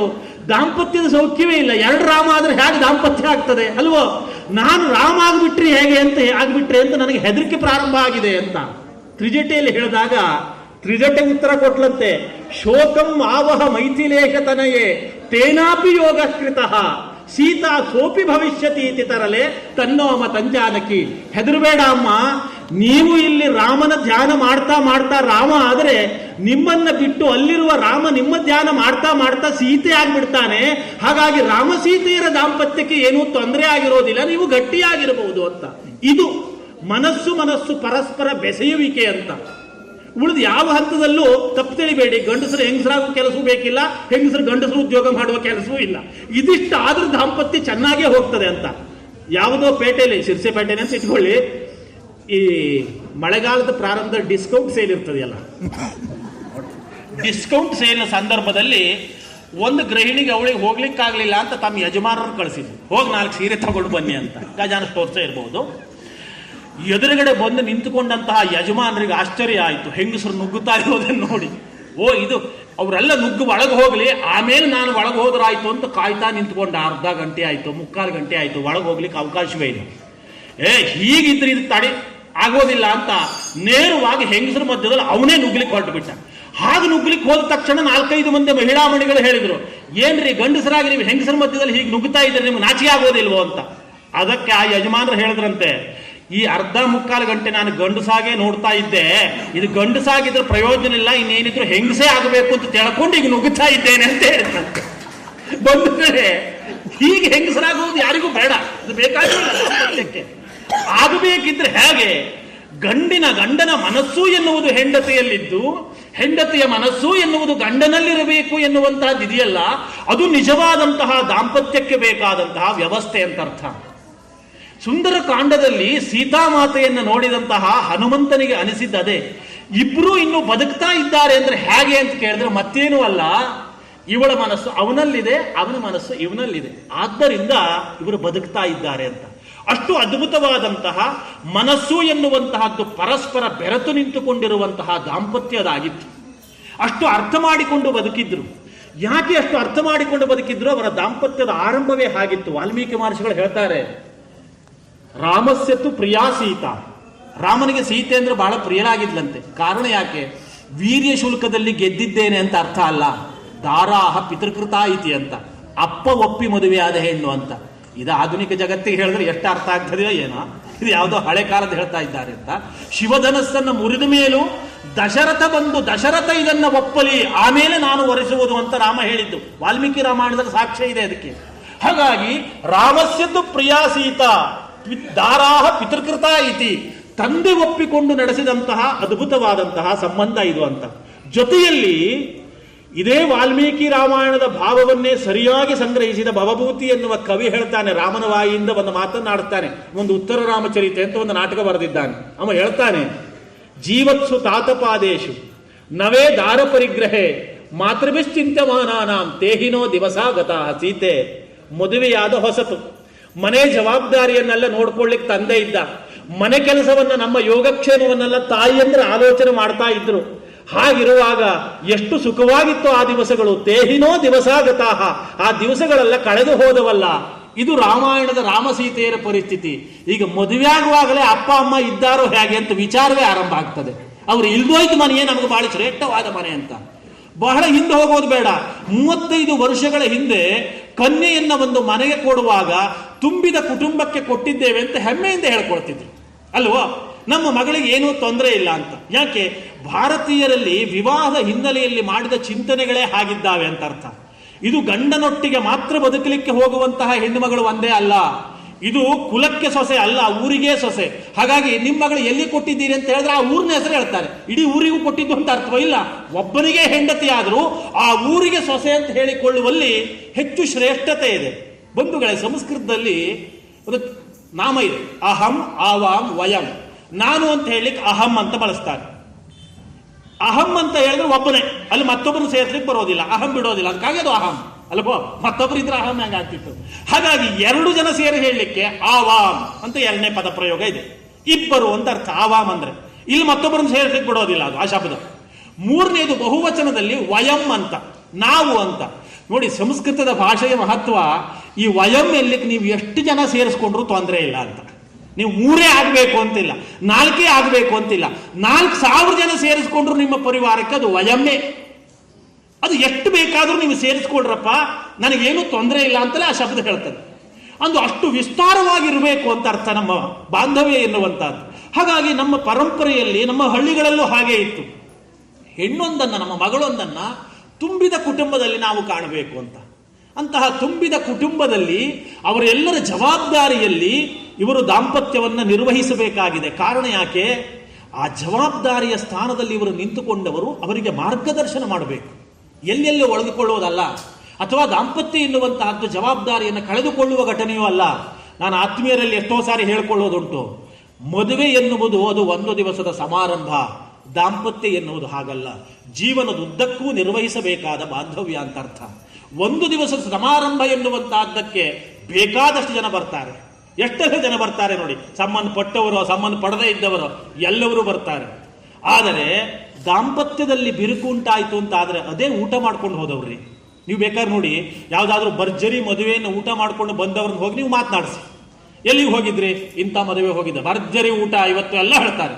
ಹೌದಾ ಅಂತ ನಾವು ಕೇಳಿ ಹೋಗಿ, ಒಂದು ವೇಳೆ ಅದೇ ಯಾವತ್ತು ಮದುವೆಯಾದಂತಹ ಗಂಡ ಹೆಂಡತಿಯ ನಡುವೆ ಏನೋ ಬಿರುಕು ಬಿಟ್ಟು ಸಂಬಂಧ ಸರಿಯಾಗಿಲ್ಲ ಎನ್ನುವಂತಹ ವರ್ತಮಾನ ಬಂದಾಗ ಆ ಮದುವೆ ಊಟ ಮಾಡ್ಕೊಂಡು ಬಂದಿದ್ರಲ್ಲ, ನೀವು ಹತ್ರ ಹೋಗಿ, ನೀವು ಅವತ್ತು ಮದುವೆ ಹೋಗಿದ್ರಲ್ಲ, ಅದೇನು ಸಂಬಂಧ ಸರಿಯಾಗಿಲ್ವಂತೆ. ಹೌದಾ, ನನಗೆ ಅವತ್ತೇ ಗೊತ್ತಿತ್ರಿ ಅಂತ ಹೇಳ್ತಾರೆ. ಉಂಡ್ರು ಋಣವೂ ಇಲ್ಲ ಅಂತ. ಏನ್ರಿ ಪ್ರಾರಬ್ಧ? ಕೊನೆ ಪಕ್ಷ ಬೇರೆ ಯಾವ ಸಂಬಂಧ ಇಲ್ದೋ ಇದ್ರು ನಾನು ಊಟ ಮಾಡಿದ ಬಾಳೆಗೆ ಕಲ್ಯಾಣ ಮಂಟಪಕ್ಕೆ ಆ ಯಜಮಾನ 200 ರೂಪಾಯಿ ಕೊಟ್ಟಿದ್ದಾನೆ ಎನ್ನುವ ಒಂದು ಋಣ ಆದ್ರೂ ಬೇಕಾಗಿತ್ತು ಅಲ್ವೋ? ನೋಡಿ, ದಂಪತಿಗಳ ಮೇಲೆ ಯಾರಿಗೂ ಜವಾಬ್ದಾರಿಯೇ ಇಲ್ಲ ಅಂತ.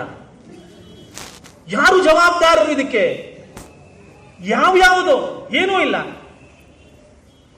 ಮಗನಿಗೆ ಮದುವೆ ಆಗುವಾಗ ತಂದೆ ತಾಯಿ ಹೇಳೋದ, ತಮ್ಮ ನೌಕರಿ ಸಿಕ್ತು, ಇನ್ನು ಮದುವೆ ಆಗೋದಿತ್ತ? ನೌಕರಿ ಸಿಗುವುದಕ್ಕೂ ಮದುವೆ ಆಗುವುದಕ್ಕೂ ಏನ್ರಿ ಅರ್ಹತೆ?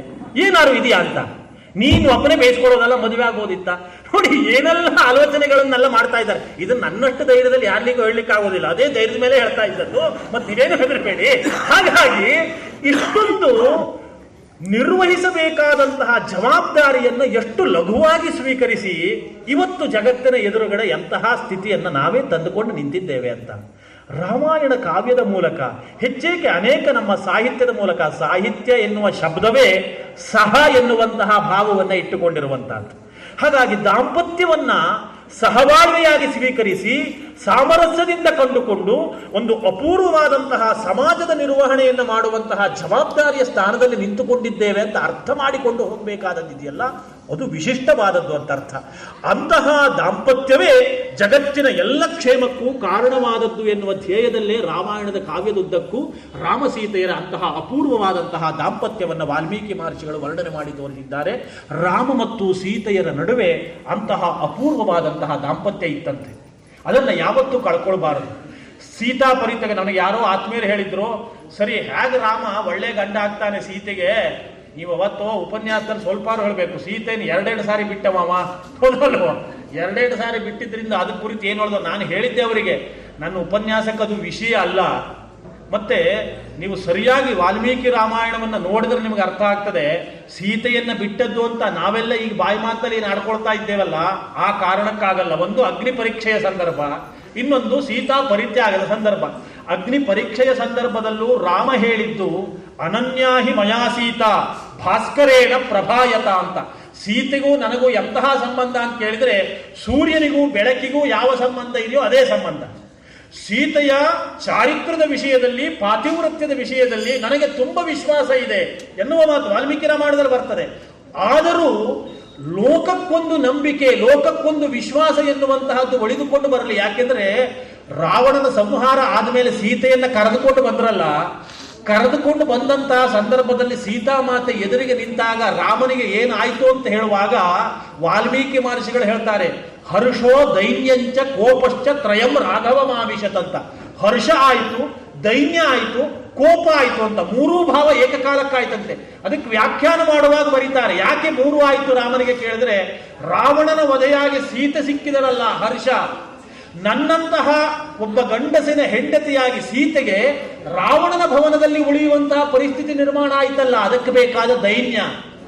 ಕೋಪ ಯಾಕೆ ಉಂಟಾಯಿತು ವ್ಯಾಖ್ಯಾನ ಮಾಡುವಾಗ ಗೋವಿಂದರಾಜ ಎನ್ನುವ ದೊಡ್ಡ ಪಂಡಿತರು ಬರೀತಾರೆ, ಮುಂದೆ ಸೀತಾ ಪರೀಕ್ಷೆ ಆಗುವುದಿದೆ, ಅಗ್ನಿ ಪರೀಕ್ಷೆ, ಅದಕ್ಕೆ ಬೇಕಾದಂತಹ ಕೋಪವನ್ನು ನಾಟಕೀಯವಾಗಿ ಪೂರ್ವದಲ್ಲೇ ತಂದುಕೊಳ್ಬೇಕು ಅಂತ ಮುಂದಿನ ಹಂತಕ್ಕೆ ಬೇಕಾದಂತಹ ಕೋಪವನ್ನು ಪೂರ್ವದಲ್ಲಿ ಆವಾಹನೆ ಮಾಡಿಕೊಂಡಿದ್ದು ರಾಮ ಅಂತ. ಸೀತೆಗೆ ನೇರವಾಗಿ ಬೈಲಿಕ್ಕೆ ಆಗೋದಿಲ್ಲ, ಸೀತೆಯ ಜೊತೆಗೆ ಸಂಬಂಧ ಎನ್ನುವುದು ಹಾಗಿತ್ತು ಅವನದ್ದು ಅಂತ ಅರ್ಥ. ಸೀತೆ ಕಳೆದು ಹೋಗಲಿ, ಸೀತೆ ತನ್ನಿಂದ ದೂರ ಹೋಗಲಿ ಎನ್ನುವುದು ರಾಮನ ಅಪೇಕ್ಷೆಯಲ್ಲ. ಅದು ಆಧುನಿಕ ಗಂಡ ಹೆಂಡತಿಯ ಸಂಬಂಧವೇ ಅಲ್ಲ. ಯಾವುದೋ ಒಬ್ಬ ಗಂಡನ ಹೆಂಡತಿಗೆ ನಾಯಿ ಕಚ್ಚಿ ಸತ್ತುವಲ್ಲಂತೆ ಅವನು. ಸರಿ, ಹೆಂಡತಿಯ ಅಂತಿಮ ಯಾತ್ರೆ ನಡೀತಾ ಇದೆ, ಸ್ಮಶಾನಕ್ಕೆ ಹೋಗುವಾಗ ಅನೇಕ ಜನರು ಬಂದಿದ್ದಾರೆ. ಗಣ್ಣಿಗೆ ಆಶ್ಚರ್ಯ, ನನ್ನ ಸಂಬಂಧಿಕರು, ಹೆಂಡತಿ ಸಂಬಂಧಿಕರು, ಇವರು ಯಾವತ್ತೂ ನೋಡಿದ್ದೇ ಇಲ್ಲ, ಇಷ್ಟೆಲ್ಲ ಜನ ಬಂದಿದ್ದಾರೆ, ಈಗ ಕೇಳುವುದು ಸರಿಯಲ್ಲ ಅಂತ ಯಾವುದು ಉಳಿದ ಕೆಲಸ ಎಲ್ಲ ಮುಗಿಸ್ಕೊಂಡು ತಿರುಗಿ ಬರುವಾಗ ಕೇಳಿದ್ರಾಯ್ತು ಅಂತ ತಿರುಗಿ ಬರುವಾಗ ಇವನಿಗೆ ತಡ್ಕೊಳ್ಳಿಕ್ಕಾಗಲಿಲ್ಲ. ಒಂದು 4 ಜನರ ಹತ್ರ ಕೇಳಿದಂತೆ, ತಪ್ಪು ತಿಳಿಬೇಡಿ, ನೀವು ಹೆಂಡತಿ ಸಂಬಂಧಿಕ ಆದರೂ ಸಹಿತ ಮದುವೆ ಆದ್ಮೇಲೆ 1 ದಿವಸ ನಮ್ಮನೆಗೆ ಬಂದ ಅಂತ ಕಾಣುವುದಿಲ್ಲ, ನೀವು ಯಾರು ಅಂತ ಅರ್ಥ ಆಗೋದಿಲ್ಲ, ನೀವು ಯಾರು ಸಂಬಂಧಿಕರು ಅಂತ ಕೇಳಿದಾಗ, ಇಲ್ಲ ನಾವು ನಿಮ್ಮ ಸಂಬಂಧಿಕರು ಅಲ್ಲ, ಹೆಂಡತಿ ಸಂಬಂಧಿಕರು ಅಲ್ಲ, ಕೇಳಿದವು ನಿನ್ನ ಹೆಂಡತಿಗೆ ನಾಯಿ ಕಚ್ಚಿ ಸತ್ತೋಲ್ಲು ಅಂತ, ನೀ ಆ ನಾಯಿ ಕೊಡ್ತೀಯೋ ಹೇಗೆ ಅಂತ ರೇಟ್ ಕೇಳ್ಕೋಗ್ಲಿಕ್ಕೆ ಬಂದಿದ್ದೇವೆ ಅಂತ. ಹೆಂಗಸರೇ ಎಚ್ಚರದಲ್ಲಿ ಇಟ್ಕೊಳ್ಳಿ, ಅನೇಕ ಗಂಡಂದಿರು ಇದನ್ನೇ ಮಾಡ್ತಾ ಇರ್ತಾರೆ ಅಂತ. ರಾಮ ಸೀತೆಯರಿಗೆ ಸೀತೆ ದೂರ ಹೋದರೂ ಸಾಕು ಎನ್ನುವಂತಹ ಬಾಂಧವ್ಯವೇ ಅಲ್ಲ, ಅರ್ಥ ಮಾಡಿಕೊಳ್ಬೇಕಾದದ್ದು. ಅದಕ್ಕಾಗಿ ಅನನ್ಯ ಅಂತ ಪದಪ್ರಯೋಗವನ್ನು ರಾಮಚಂದ್ರ ಮಾಡ್ತಾನೆ. ಭಾಸ್ಕರನ ಜೊತೆಯಲ್ಲಿ ಪ್ರಭೆಗಿರುವಂತಹ ಸಂಬಂಧ ಅಂತ. ಹಾಗಾಗಿ ಲೋಕಕ್ಕೆ ತೋರಿಸಬೇಕಾಗಿತ್ತು. ಲೋಕಕ್ಕೆ ತೋರಿಸಬೇಕು ಅಂತ ಅಗ್ನಿ ಪರೀಕ್ಷೆ ಆಯಿತು. ಸೀತಾಮಾತೆಯು ಒಪ್ಪುಕೊಂಡ್ಳು. ಅಗ್ನಿ ಪರೀಕ್ಷೆಯಿಂದ ಶುದ್ಧವಾಗಿ ಬಂದಳು. ಶುದ್ಧವಾಗಿ ಬಂದು ಅಯೋಧ್ಯೆಯಲ್ಲಿ ಇರುವಾಗ ನಾವೆಲ್ಲ ಕೇಳಿದ ಕತೆ ಅಗಸನ ಮಾತಿಗೆ ಸೀತೆಯನ್ನು ಬಿಟ್ಟ ಅಂತ. ತಪ್ಪು ತಿಳಿಬೇಡಿ, ಇದೆಲ್ಲ ಮುಂದಿನ ಕನ್ನಡದ ಲಕ್ಷ್ಮೀಶನೋ ಬೇರೆ ಯಾರೋ ಕವಿಗಳು ಬರೆದದ್ದು. ವಾಲ್ಮೀಕಿ ರಾಮಾಯಣದಲ್ಲಿ ಇದಿಲ್ಲ. ವಾಲ್ಮೀಕಿ ರಾಮಾಯಣದಲ್ಲಿ ಅನೇಕ ಗೂಢಚಾರರ ಪೈಕಿ ಭದ್ರ ಎನ್ನುವ ಗೂಢಚಾರ ಬಂದು ಎಲ್ಲ ಹೇಳ್ತಾನೆ. ಏನ್ ಹೇಳ್ತಾ ಇದ್ದಾರಪ್ಪ ಜನಪದದಲ್ಲಿ, ಕೋಸರದಲ್ಲಿ ಅಂತ ಹೇಳಿದಾಗ, ನೀವು ಮಾಡಿದ ಎಲ್ಲ ಕಾರ್ಯವನ್ನು ಹೊಗಳ್ತಾ ಇದ್ದಾರೆ, ಎಲ್ಲವನ್ನೂ ಹೊಗಳ್ತಾ ಇದ್ದಾರೆ, ಎಲ್ಲವನ್ನೂ ಹೊಗಳ್ತಾ ಇದ್ದಾರೆ ಅಂತ ಹೇಳ್ಕೊಂಡು ಏನೋ ಅನುಮಾನ ಮಾಡ್ತಾ ನಿಲ್ತಾನೆ. ಅನುಮಾನ ಮಾಡ್ತಾ ನಿಂತಾಗ ರಾಮ ಕೇಳ್ತಾರೆ, ಹೇಳು ಒಳಕಬೇಡ, ಇನ್ನೇನು ಹೇಳ್ತಾ ಇದ್ದಾರೆ? ಮತ್ತೇನೂ ಇಲ್ಲ, ಉಳಿದಿದ್ದೆಲ್ಲ ರಾಮ ಮಾಡಿದ ಸರಿ, ಆದರೆ ರಾವಣನ ಮನೆಯಲ್ಲಿ ಅಷ್ಟು ದಿವಸ ಇದ್ದಂತಹ ಸೀತೆಯನ್ನ ಇಟ್ಟುಕೊಂಡು ಮತ್ತು ದಾಂಪತ್ಯವನ್ನೇ ಮುಂದುವರಿಸ್ಕೊಂಡು ಹೋಗ್ತಾ ಇದ್ದಾನೆ ಅಂತ ಆದ್ರೆ ಯಥಾ ರಾಜ ತಥಾ ಪ್ರಜಾ ಅಂತ ನಮ್ಮ ಹೆಂಗಸರು ಹಂಗಿದ್ದನ್ನೇ ಮಾಡ್ರಿ, ನಾವು ಸಹಿಸ್ಕೊಳ್ಬೇಕಾಯ್ತಲ್ಲ ಅಂತ ಹೇಳ್ತಾ ಇದ್ದಾರೆ ಅಂತ ಹೇಳಿದ್ರು. ಇದು ವಾಲ್ಮೀಕಿ ರಾಮಾಯಣದಲ್ಲಿರುವ ಸಾಕ್ಷ್ಯ. ಇವತ್ತಿಗೂ ಅನೇಕರು ಮಹಿಳಾ ಮಣಿಗಳು ಆ ಆಕ್ಷೇಪವನ್ನು ಮಾಡ್ತಾರೆ. ತಪ್ಪು ತಿಳಿಬೇಡಿ, ಆರ್ ಗಣೇಶರವರು ಯಾವುದೋ ಒಂದು ಲೇಖನದಲ್ಲಿ ಉದ್ಧರಿಸಿದ್ರು. ಮಂಗಳೂರಿನಲ್ಲಿ ಯಾವುದೋ ಒಂದು ವೇದಿಕೆಯಲ್ಲಿ ಮಹಿಳಾ ಮಣಿಯವರವರು ಆಧುನಿಕ ಪ್ರಗತಿಪರರು ಭಾಷಣ ಮಾಡ್ತಾ ಸೀತೆ ಏನು ದಡ್ಡಿ, ರಾವಣ ನಿನಗೆ ಎಲ್ಲ ಭೋಗ ಭಾಗ್ಯದ ಸಾಮಗ್ರಿಯನ್ನ ಕರುಣಿಸ್ತೇನೆ ಅಂತ ಹೇಳ್ತಾ ಇರುವಾಗ ರಾವಣನ ಜೊತೆಯಲ್ಲಿ ಒಳ್ಕೊಳ್ಳೋದನ್ನು ಬಿಟ್ಟು ರಾಮಚಂದ್ರನೇ ತನಗೆ ಗತಿ ಅಂತ ಅವರನ್ನು ಕರೆಸಿ ಯುದ್ಧ ಮಾಡಿ ರಾಮನ ಜೊತೆಯಲ್ಲಿ ಬಂದ್ರೆ ರಾಮ ಕೊನೆಗೂ ಬಿಟ್ಟದ್ದೇ ಅಲ್ವೋ, ಪರಿತ್ಯಾಗ ಮಾಡಿದ್ದೆ ಅಲ್ವೋ, ಸುಮ್ಮನೆ ರಾವಣನ ಜೊತೆಯಲ್ಲೇ ಇರಬಹುದಾಗಿತ್ತಲ್ಲ, ಅವಳಿಗೆ ತಿಳುವಳಿಕೆ ಇಲ್ಲ ಅಂತ ಹೇಳ್ತಾ ಇದ್ದಾಗ ಸಭೆಯಲ್ಲಿ ಕುಳಿತಂತ ಯಾರೋ ಹೇಳಿದ್ರಂತೆ ರಾವಣ ಪ್ರೀತಿ ಮಾಡ್ತಾ ಇದ್ದ ಅಂತ ಸೀತೆ ಅಲ್ಲೇ ಒಳ್ಕೊಳ್ಬೇಕಾಗಿತ್ತು ಅಂತ ನಿಮ್ಮ ಅಭಿಪ್ರಾಯ ಅಂತ ಆದ್ರೆ ನನಗೆ ನಿಮ್ಮ ಮೇಲೆ ತುಂಬಾ ಪ್ರೀತಿ ಇದೆ, ಗಂಡನ ಬಿಟ್ಟು ನನ್ನ ಜೊತೆಲಿ ಬರ್ತೀರೋ ಅಂತ ಕೇಳಿದ್ರಂತೆ. ಆರ್ ಗಣೇಶ್ ಅವರು ಇದನ್ನು ಒಂದು ಲೇಖನದಲ್ಲಿ ಉದ್ಧರಿಸಿದ್ದಾರೆ. ಮಂಗಳೂರಿನಲ್ಲಿ ನಡೆದಂತಹ ಘಟನೆ ಅಂತ ಅರ್ಥ. ಹಾಗಾಗಿ ಜನರು ಆ ಮಾತನ್ನು ಆಡ್ತಾ ಇದ್ರಲ್ಲ, ಜನರು ಆ ಮಾತನ್ನು ಆಡ್ತಾ ಇದ್ರು ಎನ್ನುವ ಕಾರಣಕ್ಕಾಗಿ ಇತ್ತೀಚೆಗೆ ನನ್ನ ಧಾರವಾಡದ ಮಿತ್ರರೊಬ್ಬರು ಇದ್ದಾರೆ, ದಿವಾಕರ ಹೆಗಡೆ ಅಂತ, ಆಕಾಶವಾಣಿಯಲ್ಲಿದ್ದಾರೆ. ಅವರು ನನ್ನ ಜೊತೆಯಲ್ಲಿ ಮಾತನಾಡ್ತಾ ಇರುವಾಗ ಧಾರವಾಡದಲ್ಲೇ ಇರುವವರು ಲೇಖಕಿಯರು ಆಗಿದ್ದಾರೆ, ನನಗೆ ಗೊತ್ತಿದೆ, ಹೆಸರು ಅಪ್ರಸ್ತುತ. ಅವರು ಇವರ ಹತ್ರ ಬಂದ್ಕೊಂಡು ಹೇಳಿದ್ರಂತೆ, ನನಗೆ ವಾಲ್ಮೀಕಿಯ ಮೇಲೆ ಅಷ್ಟು ಗೌರವವಿಲ್ಲ, ಅವ ಸ್ತ್ರೀ ವಿರೋಧಿ ಅಂತ. ಏನು ಹೇಳೋದ್ರಿ, ವಾಲ್ಮೀಕಿಯನ್ನ ಸ್ತ್ರೀ ವಿರೋಧಿ, ಅದಕ್ಕೆ ಬೇಕಾದ ಏನೋ ಅವರವರದ್ದಾದ ಕಾರಣ ಕೊಟ್ಲಂತೆ. ಕಾರಣ ಯಾಕೆ? ಎಲ್ಲರೂ ಹೇಳುವುದು ಇದನ್ನೇ, ರಾಮ ಸೀತೆಯನ್ನ ಬಿಟ್ಟಿದ್ದು ತಪ್ಪು ಅಂತ. ಸೀತೆಯನ್ನು ಬಿಡಬಾರ್ದಿತ್ತು ಅಗಸನ ಮಾತಿಗೆ. ಇದು ಅಗಸನ ಮಾತಲ್ಲ, ಮೊದಲನೇದಾಗಿ ತಿಳ್ಕೊಳ್ಬೇಕಾದದ್ದು. ಎರಡನೇದಾಗಿ, ನಿಮಗೆ ಆಕ್ಷೇಪವನ್ನೇ ಮಾಡಬೇಕು ಅಂತಿದ್ರೆ ಅಯೋಧ್ಯೆಯ ಹರಕ್ಬಾಯಿ ಜನರನ್ನ ಆಕ್ಷೇಪ ಮಾಡಿ ಅಂತ. ಈ ಜನರಿದ್ದಾರಲ್ಲ, ಇಡೀ ಯಾರೋ ಒಬ್ಬ ಹೇಳ್ತಾ ಇದ್ದಾನೆ ಅಂತ ಗೂಢಚಾರ ಬಂದು ಹೇಳ್ತಾ ಇದ್ದಲ್ಲ, ಜನಪದೇಶು ಚ ಕೋಸಲೇಶು ಚ ರಾಜ್ಯೇಶು ಜನಪದೇಶು ಚ ಅಂತ ವಾಲ್ಮೀಕಿ ರಾಮಾಯಣದಲ್ಲಿ ಬರ್ತದೆ. ಇಡೀ ಜನರ ಆ ಮಾತನ್ನು ಆಡ್ಕೊಳ್ತಾ ಇದ್ದಾರೆ ಅಂತ. ಜನರಿಗೆ ನಿಜವಾಗಿ ಅರ್ಥ ಆಗಬೇಕಾಗಿತ್ತು, ಇದು ಒಂದು ಸಾರಿ ಸೀತೆ ಪರಿಶುದ್ಧಳಾಗಿ ಬಂದಿದ್ದಾಳೆ ಎನ್ನುವುದನ್ನು ತಿಳ್ಕೊಳ್ಬೇಕಾಗಿತ್ತು. ಜನ ಅದನ್ನು ಮರೀತಾ ಇಲ್ಲ, ಅದನ್ನೇ ಹೇಳ್ತಾ ಇದ್ದಾರೆ. ಜನರ ಬಾಯಿಯನ್ನು ಮುಚ್ಚೋದು ಎಷ್ಟು ಕಷ್ಟ ಅಲ್ವೋ. ಜನರಿಗೆ ನೋಡಿ, ಈ ರಾಜಕೀಯದಲ್ಲೆಲ್ಲ ಒಳ್ಳೆಯವರು ಇಲ್ರಿ, ಅಲ್ಲಿ ಪೂರ್ಣ ಕೆಟ್ಟವರೇ ಇದ್ದಂತದ್ದು, ಒಬ್ಬರು ಒಳ್ಳೆಯ ಜನವೇ ಇಲ್ಲ ಅಂತ ಹೇಳ್ತಾ ಇರ್ತೇವೆ. ನಾವೆಲ್ಲ ಹೇಳುವವ್ರೆ ರಾಜಕೀಯದಲ್ಲಿ ಇದ್ದವರೆಲ್ಲ ಹಾಳು ಜನ, ಅವ್ರು ಒಳ್ಳೆಯವರಲ್ಲ ಅಂತ. ಒಬ್ಬ ಒಳ್ಳೆಯ ಚುನಾವಣೆ ಹೋಗಿ ನಿಂತ ಅಂತ ಆದ್ರೆ, ಓಹೋ ಇವರೊಬ್ಬರು ಒಳ್ಳೆಯವರು ಅಂತ ಮಾಡ್ಕೊಂಡಿದ್ದ, ಇವರು ಚುನಾವಣೆ ನಿತ್ರ ಗೊತ್ತಾಯ್ತು ಬಿಡಿ ಅಂತ. ಅಯ್ಯೋ ದೇವ್ರೆ, ರಾಜಕೀಯದಲ್ಲಿ ಒಳ್ಳೆಯವರು ಇಲ್ಲ ಅಂತಲೂ ನಮ್ಮದೇ ಬಾಯಿ, ಒಳ್ಳೆಯವರು ಹೊರಟ್ಲಿಕ್ಕೆ ನಿಂತ್ಕೊಂಡ್ರು ಅಂತ ಆದ್ರೆ ಅದನ್ನು ನಿಂದಿಸುವುದು ನಮ್ಮದೇ ಬಾಯಿ. ಹಾಗಿದ್ರೆ ನಮಗೆ ಏನು ಬೇಕಾಗಿದೆ ಎನ್ನುವುದಾದ್ರೂ ಅರ್ಥ ಆಗ್ಬೇಕು ಅಲ್ವೋ. ಇದು ಜನಾಪವಾದ ಎನ್ನುವಂತಹದ್ದು ಇದೆಯಲ್ಲ, ರಾಮನ ಪಾಲಿಗೆ ಬಂದದ್ದು, ಅದು ಇಡೀ ಕೋಸಲ ದೇಶಕ್ಕೆ ವ್ಯಾಪಿಸಿಕೊಂಡು ಬಿಟ್ಟಿತ್ತು.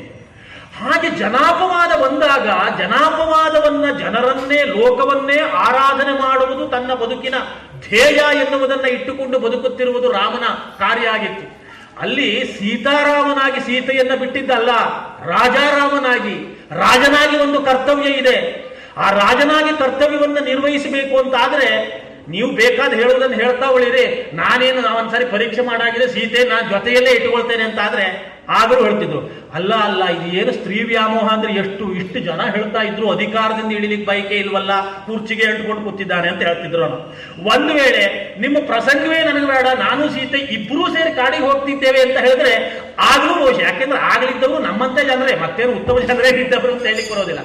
ಹೌದಾ, ನಾನು ಹೇಳಿದ್ನ, ಇದು ಕರೆ ಆಗಿತ್ತು, ಅದಕ್ಕಾಗಿ ನೋಡಿ ಹೇಗೆ ಬಿಟ್ಟು ಓಡ್ದ ಹೆಂಡತಿ ಕಟ್ಕೊಂಡು, ಆದ್ರೂ ಹೇಳ್ತಿದ್ರು ಅಂತ ಬಹುಶಃ ಊಹೆ ಮಾಡ್ಬೇಕ್ರಿ. ಕವಿ ಕೆಲವೊಂದು ಬಿಡ್ತಾನಲ್ಲ, ಈ ಜನರ ಅಭಿಪ್ರಾಯವನ್ನು ತೆರೆದುಕೊಂಡು ನಾವೇ ಊಹೆ ಮಾಡಬೇಕು. ಅಂತಹ ಪರಿಸ್ಥಿತಿ ನಿರ್ಮಾಣ ಆಗಿತ್ತು, ಆಗುತ್ತದೆ ಎನ್ನುವುದನ್ನು ಅರ್ಥ ಮಾಡಿಕೊಂಡಂತಹ ರಾಮ ಲಕ್ಷ್ಮಣನಿಗೆ ಆಜ್ಞಾಪಿಸುವಾಗ ಕಾಡಿಗೆ ಬಿಟ್ಟು ಬಾ ಅಂತ ಯಾವುದೋ ನಿರ್ಜನವಾದ ಕಾಡಿನ ಸುದ್ದಿ ಹೇಳಿದ್ದಲ್ಲ. ವಾಲ್ಮೀಕಿಯಷ್ಟು ಮಹಾತ್ಮನಃ, ಗಂಗೆಯ ಬುಡದಲ್ಲಿ ವಾಲ್ಮೀಕಿ ಮಹರ್ಷಿಗಳ ಆಶ್ರಮ ಇದೆ, ಅದರ ಸಮೀಪಕ್ಕೆ ಸೀತೆಯನ್ನ ಬಿಟ್ಟು ಬಾ ಅಂತಲೇ ಹೇಳಿತು. ಕಾರಣ ಇರಬಹುದು. ಯಾಕೆ? ರಾಮಾಯಣದ ವರ್ಣನೆಯಲ್ಲಿ ಬರ್ತದೆ, ವನವಾಸದ ಸಂದರ್ಭದಲ್ಲಿ ರಾಮ ಸೀತಾ ಲಕ್ಷ್ಮಣರು ವಾಲ್ಮೀಕಿ ಆಶ್ರಮದಲ್ಲೇ ಒಂದಷ್ಟು ದಿವಸ ಇದ್ರು, ವಾಲ್ಮೀಕಿ ಆಶ್ರಮಕ್ಕೂ ಭೇಟಿ ಕೊಟ್ಟಿದ್ರು. ಸಖಾಮೆ ಅಂತ ಹೇಳ್ತಾನೆ ರಾಮ ಲಕ್ಷ್ಮಣನಿಗೆ ಹೇಳುವಾಗ, ವಾಲ್ಮೀಕಿ ಮಹರ್ಷಿಗಳು ನನಗೆ ಮಿತ್ರರಿದ್ದಂತೆ ಅಂತ. ಬಹುಶಃ ಈ ಜನಾಪವಾದದ ಪ್ರಭಾವ ಕಡಿಮೆಯಾಗುವುದರ ಒಳಗಡೆ ಒಂದು ಸುರಕ್ಷಿತವಾದಂತಹ ತಾಣದಲ್ಲಿ ತನ್ನ ಹೆಂಡತಿ ಇರಲಿ ಎನ್ನುವ ಭಾವಕ್ಕೆ ವಾಲ್ಮೀಕಿ ಆಶ್ರಮದ ಸಮೀಪಕ್ಕೆ ಬಿಟ್ಟು ಬಾ, ಇದು ರಾಮಾಯಣದಲ್ಲಿರುವಂತಹ ಸಾಕ್ಷ್ಯ, ನಾನು ಕಟ್ಟಿಕೊಂಡು ಹೇಳ್ತಾ ಇರುವುದಲ್ಲ, ರಾಮಾಯಣದಲ್ಲೇ ಇದೆ. ಆಮೇಲೆ ಬಿಟ್ಟು ಬರುವಾಗ ಲಕ್ಷ್ಮಣ ಸೀತೆಗೆ ಇದೆಲ್ಲ ಸಂದರ್ಭವನ್ನು ವರ್ಣಿಸುವಾಗ ಸೀತಾಮಾತೆಯು ಒಪ್ಪಿಕೊಂಡಿದ್ದಾಳೆ ಅಂತ. ನಮ್ಮ ಯಜಮಾನರಿಗೆ ಆಕ್ಷೇಪ ಬಂದಿದೆ, ಅಪವಾದ ಬಂದಿದೆ ಅಂತ ಆದರೆ ಅದನ್ನು ತೊಳೆಯಬೇಕಾದದ್ದು, ಅದನ್ನು ಪರಿಹರಿಸಬೇಕಾದದ್ದು ನನ್ನದೂ ಕರ್ತವ್ಯ. ಆದ್ದರಿಂದ ನಾನು ಇಲ್ಲಿ ಕ್ಷೇಮದಿಂದ ಅವರ ಚಿಂತನೆಯನ್ನು ಮಾಡ್ತಾ ಕಾಲ ಕಳೀತೇನೆ ಅಂತ ರಾಮಾಯಣದಲ್ಲೇ ಸಾಕ್ಷ್ಯ ಇದೆ. ಅದಕ್ಕೆ ನಾವು ಸುಮ್ಮನೆ ವಾದ ಮಾಡ್ತಾ ಇದ್ದೇವೆ. ರಾಮ ವಾಲಿಗೆ ಹಿಂಬದಿಯಿಂದ ನಿಂತ್ಕೊಂಡು ಬಾಣ ಬಿಡದಿದ್ದು ಸರಿಯಲ್ಲ ಅಂತ ಇವತ್ತಿಗೂ ಯಕ್ಷಗಾನ ಪ್ರಸಂಗದವರಿಗೆ ಒಂದು ಒಳ್ಳೆಯ ಆಖ್ಯಾನ. ಬೇಕಾದಷ್ಟು ಚರ್ಚೆ ವಿಚರ್ಚೆ ಪ್ರಶ್ನೋತ್ತರ ಮಾಡ್ತಾ ಇರಬಹುದು. ನನಗೇನು ಅದರಲ್ಲಿ ಆಸಕ್ತಿ ಇಲ್ಲ. ಯಾಕೆ? ವಾಲಿನೇ ಖುದ್ದು ಒಪ್ಪಿಕೊಂಡ ಮೇಲೆ ನಮಗೇನ್ರಿ ಪ್ರಕರಣ ಮುಂದುವರಿಸೋದು? ಹೌದಲ್ವ? ರಾಮಾಯಣದಲ್ಲಿ ಆ ಪ್ರಕರಣ ಮುಗಿದಿದೆಯಪ್ಪ, ಮತ್ತು ನಮಗೇನು ಅದರ ಮೇಲೆ ಆಸಕ್ತಿ ಬೇಡ ಅಂತ ಸ್ವಯಂ ಸೀತಾಮಾತೆ ಇದನ್ನು ಪ್ರತಿಭಟಿಸಲಿಲ್ಲ. ಯೋಗ್ಯವಾದದ್ದು ಅಂತ ಹೇಳಿಕೊಂಡು. ಯಾಕೆ? ದಾಂಪತ್ಯ ಎನ್ನುವುದು ಇದೆಯಲ್ಲ, ಬಹುಶಃ ಹೀಗೂ ಇರಬಹುದು. ಇದು ತ್ರೇತಾಯುಗದ ಕತೆ. ದ್ವಾಪರ ಯುಗದ ದ್ರೌಪದಿ ಹೀಗಲ್ಲ, ಅದು ನಮ್ಮ ಯುಗಕ್ಕೆ ಸ್ವಲ್ಪ ಹತ್ತಿರದವರು, ಹೌದಲ್ವಾ? ಕಲಿಯುಗದ ದೃಷ್ಟಿಯಿಂದ ಸ್ವಲ್ಪ ಗಾಳಿ ಆ ಕಡೆ ಈ ಕಡೆ ಓಡಾಡ್ತಾ ಇರ್ತದೆ. ತ್ರೇತಾಯುಗದ ಜೀವನ ಶೈಲಿಗೆ ಸೀತಾಮಾತೆಯ ಮೂಲ ಸ್ವಭಾವಕ್ಕಿದೆಯಲ್ಲ, ಅದು ಒಗ್ಗುವಂತಹ ಚಾರಿತ್ರ್ಯ ಆಗಿತ್ತು, ಒಗ್ಗುವಂತಹ ಲಕ್ಷಣ ಆಗಿತ್ತು. ಅಂತಹ ಲಕ್ಷಣವನ್ನು ಇಟ್ಟುಕೊಂಡಂತಹ ಸೀತೆ ಯಜಮಾನರಿಗೆ, ಗಂಡನಿಗೆ ಬಂದಂತಹ ಆ ಅಪವಾದವನ್ನು ತೊಳೆಯಲಿಕ್ಕೆ ಸ್ವಯಂ ಒಪ್ಪಿಕೊಂಡಿದ್ದು. ಅದನ್ನೂ ಸಹಿತ ರಾಮ ಉಳಿದವರಂತೆ ಅವಳನ್ನು ಬಿಟ್ಟು ತಾನು ಇರ್ತೇನೆ ಎನ್ನುವ ಕಾರಣಕ್ಕಾಗಿ ಅಲ್ಲ. ಸುಂದರಕಾಂಡದಲ್ಲಿ ಹನುಮಂತನಿಗೆ ಸಂದೇಶವನ್ನು ಕಳಿಸುವಾಗ ಸೀತಾಮಾತೆ ಹೇಳ್ತಾಳೆ, ರಾವಣ ನನಗೆ ಕೊಟ್ಟದ್ದು 2 ತಿಂಗಳ ಗಡುವು, 2 ತಿಂಗಳ ಒಳಗೆ ನೀನು ಒಪ್ಪಿಕೊಳ್ಬೇಕು ಅಂತ. ಅದಕ್ಕಾಗಿ ನೀನು ನಮ್ಮ ಯಜಮಾನರಿಗೆ ಹೋಗಿ ಹೇಳು, ಆಂಜನೇಯ ನಾನು 1 ತಿಂಗಳು ಮಾತ್ರ ಅವರನ್ನ ವಿರಹದಿಂದ ಸಹಿಸಿಕೊಂಡು ಪ್ರಾಣ ಇಟ್ಟುಕೊಳ್ತೇನೆ, ಆಮೇಲೆ ನಾನು ಬದುಕೋದಿಲ್ಲ ಅಂತ ಹೇಳುವಂತ ಸಂದೇಶ ಕಳಿಸಿದಾಗ ಆ ಸಂದೇಶವನ್ನ ಹನುಮಂತ ತಂದು ರಾಮನಿಗೆ ಹೇಳಿದಾಗ ರಾಮನ ಬಾಯಿಯಲ್ಲಿ ವಾಲ್ಮೀಕಿ ಮಹರ್ಷಿಗಳು ಹೇಳ್ತಾರೆ, ಸೀತೆ 1 ತಿಂಗಳು ಒಳಿತಾಳಂತ, ನನಗೆ 1 ಕ್ಷಣ ಒಳಿಲಿಕ್ಕಾಗೋದಿಲ್ಲ ಅಂತ. ಇದು ರಾಮನಿಗೆ ಸೀತೆಯ ಮೇಲಿದ್ದ ಪ್ರೀತಿ. ಈ ಕ್ಷಣದಲ್ಲಿ ಪ್ರಯಾಣಮಭಿರೋಚೆಯ, ಸುಗ್ರೀವ ಸೈನ್ಯವನ್ನು ಹೊರಟಿಸು, ಈ ಕ್ಷಣದಲ್ಲಿ ಅಂತ ಆ ಪ್ರಕ್ರಿಯೆ ಮುಂದಾಗ್ತಾನೆ. ಅಷ್ಟು ಪ್ರೀತಿ ಇರುವಂತಹದ್ದು. ಹಾಗಾಗಿ ಸಂಸ್ಕೃತದ ಮತ್ತೊಬ್ಬ ಭೋಜ ಕವಿ ತನ್ನ ಚಂಪು ರಾಮಾಯಣದಲ್ಲಿ ಹನುಮಂತನ ವಾಯಿಂದ ಒಂದು ಮಾತನ್ನು ಹೇಳ್ತಾನೆ, ಏನಾಂಬಿನ ರಘುಪತಿ ಪರಿಗೃಹ್ಯ ಧೈರ್ಯಂ ಸಪ್ರಾಣ ಏವ ವಸತೀತಿ ವಿಚಿತ್ರಮೇತತು ಅಂತ. ಇವಳನ್ನ ಬಿಟ್ಟು ರಾಮ ಪ್ರಾಣ ಸಹಿತನಾಗಿ ಬದುಕಿದ್ದಾನೆ ಅಂತ ಆದ್ರೆ ಅದೇ ಈ ಪ್ರಪಂಚದ ದೊಡ್ಡ ವಿಚಿತ್ರ ಅಂತ. ಅಷ್ಟು ಸೀತೆಯ ವಿಯೋಗವನ್ನು ಸಹಿಸದೇ ಇರುವಂತಹ ಸೀತೆಯ ಮೇಲಿನ ದಾಂಪತ್ಯದ ಪ್ರೀತಿ ರಾಮನಲ್ಲಿದ್ದದ್ದು. ಹಾಗಾಗಿ ಅಂತಹ ಅಪೂರ್ವವಾದಂತಹ ದಾಂಪತ್ಯದ ಬಾಂಧವ್ಯದ ಸಂಬಂಧವನ್ನ ರಾಮಾಯಣದ ಉದ್ದಕ್ಕೂ ರಾಮಸೀತೆಯರು ತೋರಿಸಿದ್ದು ವೈಶಿಷ್ಟ್ಯ. ಕಾರಣ ಯಾಕೆ? ಭಗವಂತ ರಾಮಾವತಾರ ಮಾಡಿದ್ದೇ ಉಪದೇಶ ಮಾಡ್ಲಿಕ್ಕಲ್ಲ, ಆಚರಿಸಿ ತೋರಿಸ್ಲಿಕ್ಕೆ. ಈ ಜಗತ್ತಿಗೆ ಬಂದ ಮೇಲೆ ಮನುಷ್ಯನಿಗೆ ಶಿಕ್ಷಣ ಬೇಕು. ಕೇವಲ ರಾಕ್ಷಸರ ವಧೆಯೋ ಶಿಷ್ಟ ಪರಿಪಾಲನೆ ಮಾತ್ರ ಅವತಾರದ ಉದ್ದೇಶ ಅಲ್ಲ. ಮರ್ತ್ಯಾವತಾರ ಸ್ವಿಹ ಮರ್ತ್ಯ ಶಿಕ್ಷಣಂ. ಜನರಿಗೆ ಶಿಕ್ಷಣ ಎನ್ನುವುದಾಗಬೇಕು, ಸಂಸ್ಕಾರ ಎನ್ನುವುದು ಉಂಟಾಗಬೇಕು. ಅಂತಹ ಸಂಸ್ಕಾರವನ್ನು ಕೊಡಬೇಕು ಎನ್ನುವ ಕಾರಣಕ್ಕಾಗಿಯೇ ಒಂದು ಅಪೂರ್ವವಾದಂತಹ ದಾಂಪತ್ಯದ ಸಂಬಂಧವನ್ನ ತನ್ನ ಬದುಕಿನಲ್ಲಿ ತೋರಿಸಿ ಆ ಆದರ್ಶವನ್ನ ಲೋಕಮುಖಕ್ಕೆ ಕಾಣಿಸಿದ್ದಾರೆ. ಹಾಗಾಗಿ ಯಾವುದೇ ಪೂಜೆಯನ್ನು ಮಾಡುವಾಗಲೂ ನಾವು ದಿವ್ಯ ದಂಪತಿಗಳ ಸ್ಮರಣೆಯನ್ನು ಪ್ರತಿ ದಿವಸ ಮಾಡಿಕೊಳ್ತೇವೆ. ಲಕ್ಷ್ಮೀನಾರಾಯಣಾಭ್ಯಾಂ ನಮಃ, ಉಮಾಮಹೇಶ್ವರಾಭ್ಯಾಂ ನಮಃ, ವಾಣಿ ಹಿರಣ್ಯಗರ್ಭಾಭ್ಯಾಂ ನಮಃ, ಸೀತಾರಾಮಾಭ್ಯಾಂ ನಮಃ, ಶಚಿ ಪುರಂದರಾಭ್ಯಾಂ ನಮಃ, ಅರುಂಧತಿ ವಸಿಷ್ಠಾಭ್ಯಾಂ ನಮಃ. ದೇವ ದಂಪತಿಗಳಿಂದ ಆರ್ಷ ದಂಪತಿಗಳವರೆಗೆ ಇದಿಷ್ಟು ದಂಪತಿಗಳನ್ನು ಸ್ಮರಣೆ ಮಾಡ್ತೇವೆ. ದಂಪತಿಗಳ ಸ್ಪರ್ಧೆ ಬೇಕಾದಷ್ಟಾಗಿರ್ಬೋದು, ಆ ಸ್ಪರ್ಧೆಯಲ್ಲಿ ಬೇಕಾದಷ್ಟು ಜನ ಗೆದ್ದಿರ್ಬೋದು. ಅವರು ಯಾರು ಈ ಸಾಲಿಗೆ ಬರುವಂತಹ ಅರ್ಹತೆಯನ್ನು ಇಟ್ಟುಕೊಂಡಿಲ್ಲ ಅಂತ ಕಾಣ್ತದೆ. ಅರುಂಧತಿ ವಸಿಷ್ಠರಿಗೆ ನಮ್ಮ ದಾಂಪತ್ಯದ ಬಾಗಿಲನ್ನು, ಆದರ್ಶದವರನ್ನ ನಾವು ಬಾಗಿಲಾಗಿಟ್ಟಿದ್ದೇವೆ. ಅಷ್ಟರ ನಂತರ ಯಾರೂ ಅಲ್ಲಿ ಬಂದಿಲ್ಲ. ಆ ದಾಂಪತ್ಯದ ಆದರ್ಶವನ್ನ, ದಿವ್ಯ ದಂಪತಿಗಳನ್ನು ಸ್ಮರಣೆ ಮಾಡಿಕೊಳ್ಳುವಾಗ ಸೀತಾರಾಮರನ್ನು ನಾವು ಪ್ರತಿನಿತ್ಯ ಸ್ಮರಣೆ ಮಾಡಿಕೊಳ್ತೇವೆ. ಅಂತಹ ದಿವ್ಯವಾದಂತಹ ದಾಂಪತ್ಯವಾಗುವುದನ್ನು ನಿರ್ವಹಣೆ ಮಾಡಿದ್ದು. ಹಾಗಾಗಿ ವಾಲ್ಮೀಕಿ ಮಹರ್ಷಿಗಳ ರಾಮಾಯಣ ಕಾವ್ಯದಿಂದ ನಾವು ಪಡೆದುಕೊಳ್ಳಬೇಕಾದದ್ದು, ಆತ್ಮೀಯ ಬಂಧುಗಳೇ, ಹಿರಿಯರಾಗಿ ನೀವಿದ್ದೀರಿ. ನಮ್ಮ ಎದುರುಗಡೆ ಕಿರಿಯರಾಗಿ ದಾಂಪತ್ಯದ ಜೀವನವನ್ನು ಸಾಗಿಸುವಂತಹ, ನಮ್ಮಿಂದ ವಾತ್ಸಲ್ಯಪೂರಿತವಾದ ಆಶೀರ್ವಾದವನ್ನು ಬೇಡುತ್ತಿರುವ ನಮ್ಮ ಮಕ್ಕಳು ಒಂದು ಚೆನ್ನಾದಂತಹ ದಾಂಪತ್ಯದ ಜೀವನವನ್ನು ನಿರ್ವಹಣೆ ಮಾಡಬೇಕು. ಹಾಗೆ ನಿರ್ವಹಣೆ ಮಾಡಬೇಕು ಅಂತಾದರೆ ತ್ಯಾಗ ಪುರಸ್ಸರವಾದ ಪ್ರೀತಿ ಎನ್ನುವ ಭೂಮಿಕೆಯ ಮೇಲೆ ಮಾತ್ರ ಅದು ಸಾಧ್ಯ ಇದೆ. ಕೇವಲ ಅನುಭವಿಸಬೇಕು, ಸುಖವನ್ನು ಉಣ್ಣಬೇಕು ಎನ್ನುವ ಒಂದೇ ಮಾತಿನ ತಾತ್ಪರ್ಯದಿಂದ ದಾಂಪತ್ಯ ನಿಲ್ಲೋದಿಲ್ಲ. ಸಂಸ್ಕೃತದಲ್ಲಿ ಪ್ರೀತಿ ಎನ್ನುವ ಶಬ್ದ ಹುಟ್ಟುವುದು ಹೇಗೆ ಗೊತ್ತಿದೆಯೋ? ಪ್ರಿಯ ತರ್ಪಣೆ ಅಂತ. ಪ್ರೀತಿ ಅಂದ್ರೆ ಅರ್ಥ ಏನು? ತೃಪ್ತಿ ಪಡಿಸುವಿಕೆ ಅಂತ. ತೃಪ್ತಿ ಪಡುವಿಕೆ ಅಂತ ಅರ್ಥ ಅಲ್ಲ. ಇನ್ನೊಬ್ಬರನ್ನ ತೃಪ್ತಿ ಪಡಿಸುವಿಕೆ ಎನ್ನುವುದು ಪ್ರೀತಿ ಶಬ್ದಕ್ಕೆ ಅರ್ಥ ಅಂತ ಅರ್ಥ. ಹಾಗೆ ಇನ್ನೊಬ್ಬರನ್ನ ನಾವು ತೃಪ್ತಿ ಪಡಿಸಬೇಕು ಎನ್ನುವುದು ಇಬ್ಬರಲ್ಲೂ ಇದ್ರೆ ದಾಂಪತ್ಯಕ್ಕೆ ಯಾವ ಬಾಧಕವೂ ಇಲ್ಲ. ಈಗ ಆಗಿರುವ ಕಷ್ಟವೇ ಏನು ಅಂತ ಕೇಳಿದ್ರೆ, ಇಬ್ಬರೂ ಪ್ರೀತಿಯನ್ನು ಬೇಡುವವರೇ ಆಗಿದ್ದಾರೆ. ಎರಡೂ ಭಿಕ್ಷುಕರನ್ನು ಸೇರಿಸಿದಾಗ ಆಗಿದೆ. ಅವ ಪ್ರೀತಿಸ್ಲಿ ಅಂತ ಇವಳು, ಇವ ಪ್ರೀತಿಸ್ಲಿ ಅಂತ ಅವ. ಇಬ್ಬರಿಗೂ ಕೊಡುವುದಕ್ಕೆ ಯಾರಿಗೂ ಮನಸ್ಸಿಲ್ಲ ಅಂತ, ಬೇಡಲಿಕ್ಕೆ ಪ್ರತಿಯೊಬ್ಬರಿಗೂ ಮನಸ್ಸಾದ್ದರಿಂದ ಯಾರೂ ಸಹಿತ ಪಡೀತಾ ಇಲ್ಲ. ಅದು ಈಗಿರುವಂತಹದ್ದು. ಹಾಗಾಗಿ ಆ ವರದಿಯನ್ನು ನೋಡಿದ ತಕ್ಷಣ ರಾಮಾಯಣ ಕಾವ್ಯ ನನಗೆ ಹಂಬಲಾದದ್ದು. ವಿಚ್ಛೇದಗಳ ನಗರ ಎನ್ನುವ ಖ್ಯಾತಿಯನ್ನು ಬೆಂಗಳೂರಿನಂತಹ ನಗರ ಹೊಂದುತ್ತಾ ಇದೆ. ಅದು ಬೆಂಗಳೂರಿಗೆ ನಿಂತಿಲ್ಲ, ನಮ್ಮ ಮನೆಯ ಕಾಲು ಬುಡದಲ್ಲಿ ಬರ್ತಾ ಇದೆ. ಹಾಗಾಗಿ ಅಂತಹ ಒಂದು ಅಪೂರ್ವವಾದಂತಹ ವಿವಾಹ ಎನ್ನುವ ಸಂಸ್ಥೆಯನ್ನ, ಸಂಸ್ಕಾರವನ್ನ ಇಟ್ಟುಕೊಂಡಂತಹ ನಾವು ಅಂತಹ ಒಂದು ವೈಭವೋಪೇತವಾದ ಸಮಾರಂಭವನ್ನು ಮಾಡಿ ಮುಂದಿನ ಮಕ್ಕಳಿಗೆ ಬೇಕಾದಂತಹ ದಾಂಪತ್ಯದ ನಿರ್ವಹಣೆಗೆ ಯೋಗ್ಯವಾದಂತಹ ಶಿಕ್ಷಣವನ್ನು ಕೊಡಬೇಕಾದದ್ದು ನಮ್ಮದಾದ ಕರ್ತವ್ಯ. ಅಂತಹ ಕರ್ತವ್ಯದ ನಿರ್ವಹಣೆಯನ್ನು ಮಾಡಿದಾಗ ಮಾತ್ರ ಸುಂದರ ಸಮಾಜ ನಿರ್ಮಾಣ ಆಗ್ಲಿಕ್ಕೆ ಸಾಧ್ಯ ಇದೆ. ಜಗತ್ತಿನಲ್ಲಿ ಕ್ಷೇಮ ಎನ್ನುವುದು ಉಂಟಾಗ್ಲಿಕ್ಕೆ ಸಾಧ್ಯ ಇದೆ. ಅದರಿಂದ ಸಾಮರಸ್ಯದ ದಾಂಪತ್ಯ ಎನ್ನುವಂತಹದ್ದಕ್ಕೆ ಒಂದು ಉತ್ತಮ ಬಾಂಧವ್ಯ ನಿರ್ಮಾಣ ಆಗಬೇಕು ಎನ್ನುವುದಿದ್ರೆ ಅದಕ್ಕೆ ರಾಮಾಯಣ ಎನ್ನುವಂತಹದ್ದು ವಿಶೇಷವಾದಂತಹ ಸಹಾಯವನ್ನು ಮಾಡ್ತದೆ ಅಂತ. ಎರಡನೆಯದು ರಾಮಾಯಣದಲ್ಲಿ ಬರುವಂತಹದ್ದು, ರಾಮಾಯಣ ಎಂದ ತಕ್ಷಣ ಬಾಂಧವ್ಯ ಪ್ರಜ್ಞೆ, ಸೋದರ ಪ್ರಜ್ಞೆ ಎನ್ನುವಂತಹದ್ದು.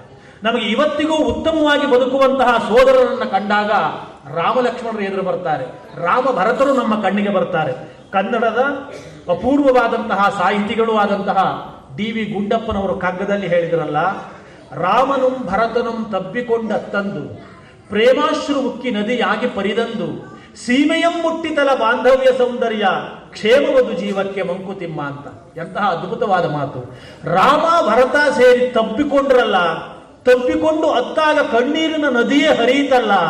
ಆ ಸನ್ನಿವೇಶದಲ್ಲಿ ಏನಾಯ್ತಂತೆ ಅಂತ ಕೇಳಿದ್ರೆ, ಬಾಂಧವ್ಯದ ಪ್ರಜ್ಞೆ ಎನ್ನುವಂತಹದ್ದು ಸೀಮೆಯನ್ನ ಮುಟ್ಟಿತು, ತನ್ನ ಉನ್ನತವಾದಂತಹ ಹಂತವನ್ನು ತಲುಪಿತು ಅಂತ ಅರ್ಥ. ಎರಡೂ ಸಂದರ್ಭ ಅದು. ಚಿತ್ರಕೂಟಕ್ಕೆ ರಾಮನನ್ನ ಪುನಃ ಕರೆದು ತರಬೇಕು ಅಯೋಧ್ಯೆಗೆ ಅಂತ ಭರತ ಹೋದಾಗ, ಎರಡನೆಯದು ನಂದಿ ಗ್ರಾಮದಲ್ಲಿ ರಾಮ ಬರುವವರೆಗೆ ಕಾಯುತ್ತಾ ಕುಳಿತು ರಾಮ ಸೀತೆಯ ಜೊತೆಗೂಡಿ ರಾವಣನ ವಧೆಯ ನಂತರ ಮತ್ತೊಮ್ಮೆ ಬಂದಾಗ, ಎರಡೂ ಸಂದರ್ಭ ಬಂದಾಗ ಪರಸ್ಪರ ರಾಮ ಭರತರು ಅಪ್ಪುಕೊಂಡ್ರಂತೆ, ತಪ್ಪಿಕೊಂಡು ಹತ್ತಂದು. ಆ ಹತ್ತುಕೊಂಡಂತಹ ಸಂದರ್ಭ ಎನ್ನುವುದು ಇದೆಯಲ್ಲ, ಅದು ಬಾಂಧವ್ಯದ ಸೀಮೆಯನ್ನ ತೆಗೆದುಕೊಂಡು ಆ ಹಂತಕ್ಕೆ ತೆಗೆದುಕೊಂಡು ಹೋಗಿ ಮುಟ್ಟಿಸಿದೆ ಅಂತ ಅರ್ಥ. ಅದು ಅದ್ಭುತವಾದಂತಹ ಪರಸ್ಪರ ಭಿನ್ನೋದರರಾದಂತಹ. ನಮ್ಮಲ್ಲೊಂದು ಮಾತಿದೆ, ಹುಟ್ಟುವಾಗ ಸೋದರರು, ಬೆಳೆಯುತ್ತಿರುವಾಗ ದಾಯಾದಿಗಳು ಅಂತ. ಹೌದು, ಆಸ್ತಿಗಾಗಿ ಸೋದರರು ಎನ್ನುವಂತಹದ್ದೇ ನಮ್ಮ ಪ್ರಜ್ಞೆಯಾಗಿ ಕುಳಿತುಕೊಂಡಿದ್ದೇವೆ ನಾವು. ಅದೇ ಉತ್ತರ ಕಾಲದ ಮಹಾಭಾರತ ಗ್ರಂಥ ನೋಡಿ, ಅಲ್ಲಿ ಸೋದರರು ಹೇಗಿದ್ರು ಅಂತ. ಅಲ್ಲಿ ಆಸ್ತಿಗಾಗಿ ಹೊಡೆದಾಡಿದ್ದಾರೆ. ಇಲ್ಲಿ ನೋಡಿ, ನನಗೆ ರಾಜ್ಯ ಬೇಡ ಎನ್ನುವಂತ ಒಬ್ಬವ, ಯಾರಿಗಾಗಿ ರಾಜ್ಯ ಇತ್ತು ನನಗೂ ಬೇಡ ನೀನೇ ತೆಗೆದುಕೊಳ್ಳುವ ಒಬ್ಬವ ಅಂತ.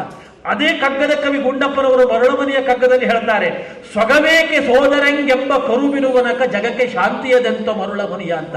ಜಗತ್ತಿಗೆ ಶಾಂತಿ ಶಾಂತಿ ಅಂತ ಎಲ್ಲ ಕೂಗ್ತಾ ಇದ್ದಾರಲ್ಲ, ಸೋದರನಿಗೆ ಯಾಕೆ ಒಳ್ಳೇದಾಗಬೇಕು ಅಂತ ಕರುಬುತನ ಇರುವವರೆಗೆ ಜಗತ್ತಿಗೆ ಶಾಂತಿ ಇರೋದಿಲ್ಲ ಅಂತ. ಅಣ್ಣ ತಮ್ಮಂದಿರ ನಡುವೆ ಅವರಿಗೆ ಯಾಕೆ ಬೇಕು, ನನಗೇ ಎಲ್ಲ ಇರಲಿ ಅಂತ. ಒಬ್ಬಳು ತಾಯಿ 2 ಮಕ್ಕಳಿದ್ರು, ಇಬ್ರು ಹಠ ಮಾಡಬಾರ್ದು, ತನ್ನ ಅಡುಗೆಗೆ ತೊಂದರೆ ಕೊಡಬಾರ್ದು ಅಂತ ಇಬ್ಬರಿಗೂ ಒಂದು ಲಾಡು ಕೊಟ್ಟು ಕಳಿಸಿದ್ಲು ತಿನ್ನಲಿಲ್ಲ ಅಂತ.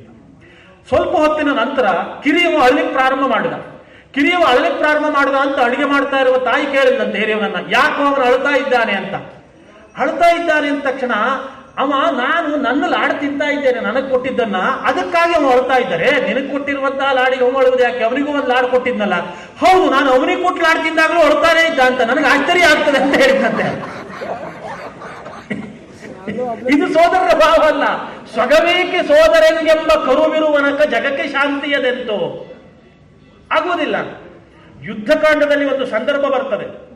ರಾವಣ ವಿಭೀಷಣನ ಮೇಲೆ ಅಷ್ಟಾಗಂಡ ಕರ್ಣಶಕ್ತಿ ಎನ್ನುವಂತಹ ಒಂದು ಆಯುಧವನ್ನು ಎಸೆದಾಗ ಅದು ವಿಭೀಷಣನಿಗೆ ತಾಗಬಾರದು ಎನ್ನುವ ಕಾರಣಕ್ಕಾಗಿ ಆ ಶಕ್ತಿ ಆಯುಧದ ಎದುರುಗಡೆ ಲಕ್ಷ್ಮಣ ಹೋಗಿ ಸಿಕ್ಕಿ ಹಾಕಿಕೊಂಡು ಬಿಟ್ಟು ಮೂರ್ಛಿತನಾಗಿ ಬಿಡ್ತಾನೆ.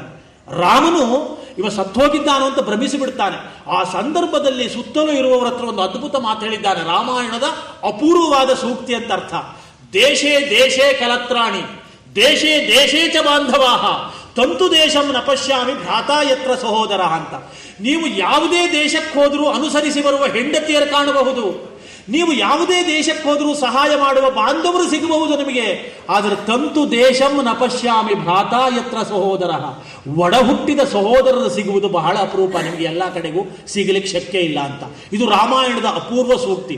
ರಾಮಾಯಣದ ಮೇಲೆ ಅಧಿಕಾರಯುತವಾದಂತಹ ವಾಣಿಯಿಂದ ಮಾತನಾಡುವ, ನಮ್ಮ ನಾಡಿನಲ್ಲಿ ವರ್ತಮಾನದಲ್ಲಿ ಬದುಕಿರುವ ಅಪೂರ್ವ ಉಪನ್ಯಾಸಕರಾದ ರಾಮಾಯಣ ಆಚಾರ್ಯರೆಂದೇ ಪ್ರಸಿದ್ಧರಾದ KS ನಾರಾಯಣಾಚಾರ್ಯರು ಈ ಶ್ಲೋಕದ ವಿವರಣೆ ಮಾಡುವಾಗ ಒಂದು ಮಾತನ್ನು ಹೇಳ್ತಾರೆ, ಒಬ್ಬನೇ ಮಗನಾದವನಿಗೆ ಈ ಸೂಕ್ತಿ ಅರ್ಥ ಆಗ್ತದೆಯೋ?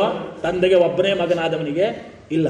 ನಮ್ಮ ಊರಿನ ಬಂಧು ಒಬ್ಬರು ಬಂದಿದ್ದಾರೆ, ಇಲ್ಲಿ ಇದ್ದಾರೆ ಇಲ್ಲಿ ಹೋಗುತ್ತಿಲ್ಲ. ನಾನು ಅವನಿಗೆ ತಮಾಷೆ ಮಾಡ್ತಿದ್ದೆ, ಅಲ್ಲ ಅನಂತಣ್ಣ ನಿನಗೂ ಒಬ್ಬನೇ ಮಗನಾದದ್ರಿಂದ ನಿನ್ನ ಮಗನಿಗೆ ರಾಮಾಯಣ ಅಪ್ರಸ್ತುತ ಆಯಿತು ಅಂತ. ಅದಕ್ಕೆ ಅವ ಕೇಳ್ತಿದ್ದ, ಅದು ಹೇಗೆ ನನ್ನ ಮಗನಿಗೆ ರಾಮಾಯಣ ಅಪ್ರಸ್ತುತ ಅಂತ ಕೇಳಿದಾಗ ನಾನು ಹೇಳಿದ್ದೆ, ನೋಡು ಈಗ ರಾಮಾಯಣದ ಕಥೆಯನ್ನು ಮಗನಿಗೆ ಸಣ್ಣಕ್ಕಿದ್ದಾಗ ಹೇಳಲಿಕ್ಕೆ ಪ್ರಾರಂಭ ಮಾಡಿದರೆ, ತಮ್ಮ ರಾಮ ಲಕ್ಷ್ಮಣ ಅಂತ ಅಣ್ಣ ತಮ್ಮಂದಿದ್ರಂತೆ, ಅವರು ಅನುರೂಪವಾಗಿ ಬದುಕ್ತಾ ಇದ್ರಂತೆ, ಸೌಹಾರ್ದದಿಂದ ಬದುಕ್ತಾ ಇದ್ರಂತೆ ಅಂತ ಆ ಮಗು ಹೀಗೆ ನೋಡ್ತಿದ್ದು, ಏನು ಹೇಳ್ತಾ ಇದೆ ರಾಮ ಲಕ್ಷ್ಮಣ ಅಣ್ಣ ತಮ್ಮ? ಒಬ್ಬನೇ ಇದ್ದವನಿಗೆ ಏನು ಅಣ್ಣ ತಮ್ಮ ಗೊತ್ತಾಗ್ತದ್ರಿ ಅಲ್ವೋ? ನಮ್ಮ ಮಕ್ಕಳಿಗೆ ಏನಾಗಿದೆ ಗೊತ್ತಾ, ಸಂಬಂಧ ವಾಚಕಗಳ ಪದದ ಪರಿಚಯವೇ ಇಲ್ಲ ಅಂತ. ಈ ನಿಮಗಿದು ಅರ್ಥ ಆಗ್ತದೆ ಇಲ್ಲ, ನಮ್ಮಲ್ಲಿದೆ ಸಡಕ ಅಂತ ಒಂದು ಶಬ್ದ ಇದೆ ಅಲ್ವಾ? ಈ ಸಡಕ ಎನ್ನುವ ಶಬ್ದವನ್ನು ನೀವು ಮಕ್ಕಳ ಎದುರುಗಡೆ ಹೇಳಿ ಹೀಗೆ ಬಾಯಿ ಕಳ್ಕೊಂಡು ನೋಡ್ತಾರೆ, ಅವ್ರಿಗೆ ಗೊತ್ತಾಗೋದಿಲ್ಲ.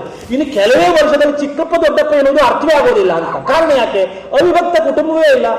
ಈಗ ಒಂದು 10 ವರ್ಷದ ಹಿಂದಿನವರೆಗೆ ಸುಮಾರಿಗಾರು ಇತ್ತು. ಈಗ ಈ ಕಡೆ ಅವಿಭಕ್ತ ಕುಟುಂಬ ಅಂದ್ರೆ ಸದ್ಯದಲ್ಲಿ ಗಂಡ ಹೆಂಡತಿ ಒಟ್ಟಿಗಿದ್ದಾರೆ ಅಂತ, ಅದೇ ಅವಿಭಕ್ತ ಕುಟುಂಬ. ಅದಕ್ಕೂ ಜಾಸ್ತಿಯನ್ನು ನಾವು ನಿರೀಕ್ಷೆ ಮಾಡುವಾಗೇ ಇಲ್ಲ ಅಂತ. ಹಾಗಾಗಿ ಚಿಕ್ಕಪ್ಪ ದೊಡ್ಡಪ್ಪ ಎನ್ನುವ ಬಾಂಧವ್ಯವಾಚಕ ಪದಗಳೇ ಅಪ್ರಸ್ತುತ ಆಗಿಬಿಟ್ಟಿದ್ದಾವೆ ಅಂತ ಅರ್ಥ. ಹಾಗಾಗಿ ನಾರಾಯಣಾಚಾರ್ಯರು ಹೇಳ್ತಾರೆ, ಈ ಶ್ಲೋಕದ ನಿಜವಾದ ಭಾವ ಒಂದೇ ಮಗನಾದವನಿಗೂ ಅರ್ಥ ಆಗುವುದು ಕಷ್ಟ, ಜೊತೆಯಲ್ಲಿ ಮತ್ತೊಬ್ಬನಿದ್ದರೂ ಇದ್ದವ ಇವ ಆಸ್ತಿಗೆ ಪಾಲುದಾರ ಎನ್ನುವ ಭಾವವನ್ನು ಇಟ್ಟುಕೊಂಡಂತಹ ಮಗನಿಗೂ ಅರ್ಥ ಆಗ್ಲಿಕ್ಕೆ ಶಕ್ಯ ಇಲ್ಲ ಅಂತ. ಯಾವತ್ತೂ ಪಾಲು ಮಾಡಿದ್ದು ಹೆಚ್ಚಾಗುವ ಪ್ರೀತಿಯ ಮೇಲೆ ವಿಶ್ವಾಸ ಇರುವ ಸೋದರನಿಗೆ ಮಾತ್ರ ಇದು ಅರ್ಥ ಆಗುವ ಮಾತು ಅಂತ. ವಿಶ್ವಭ್ರಾತೃತ್ವವನ್ನು ಮಾತನಾಡ್ತೇವಲ್ಲ, ಆಲೋಚನೆ ಮಾಡಿ, ಭಾರತೀಯ ಸಂಸ್ಕೃತಿಯ ವೈಶಿಷ್ಟ್ಯ ಏನು?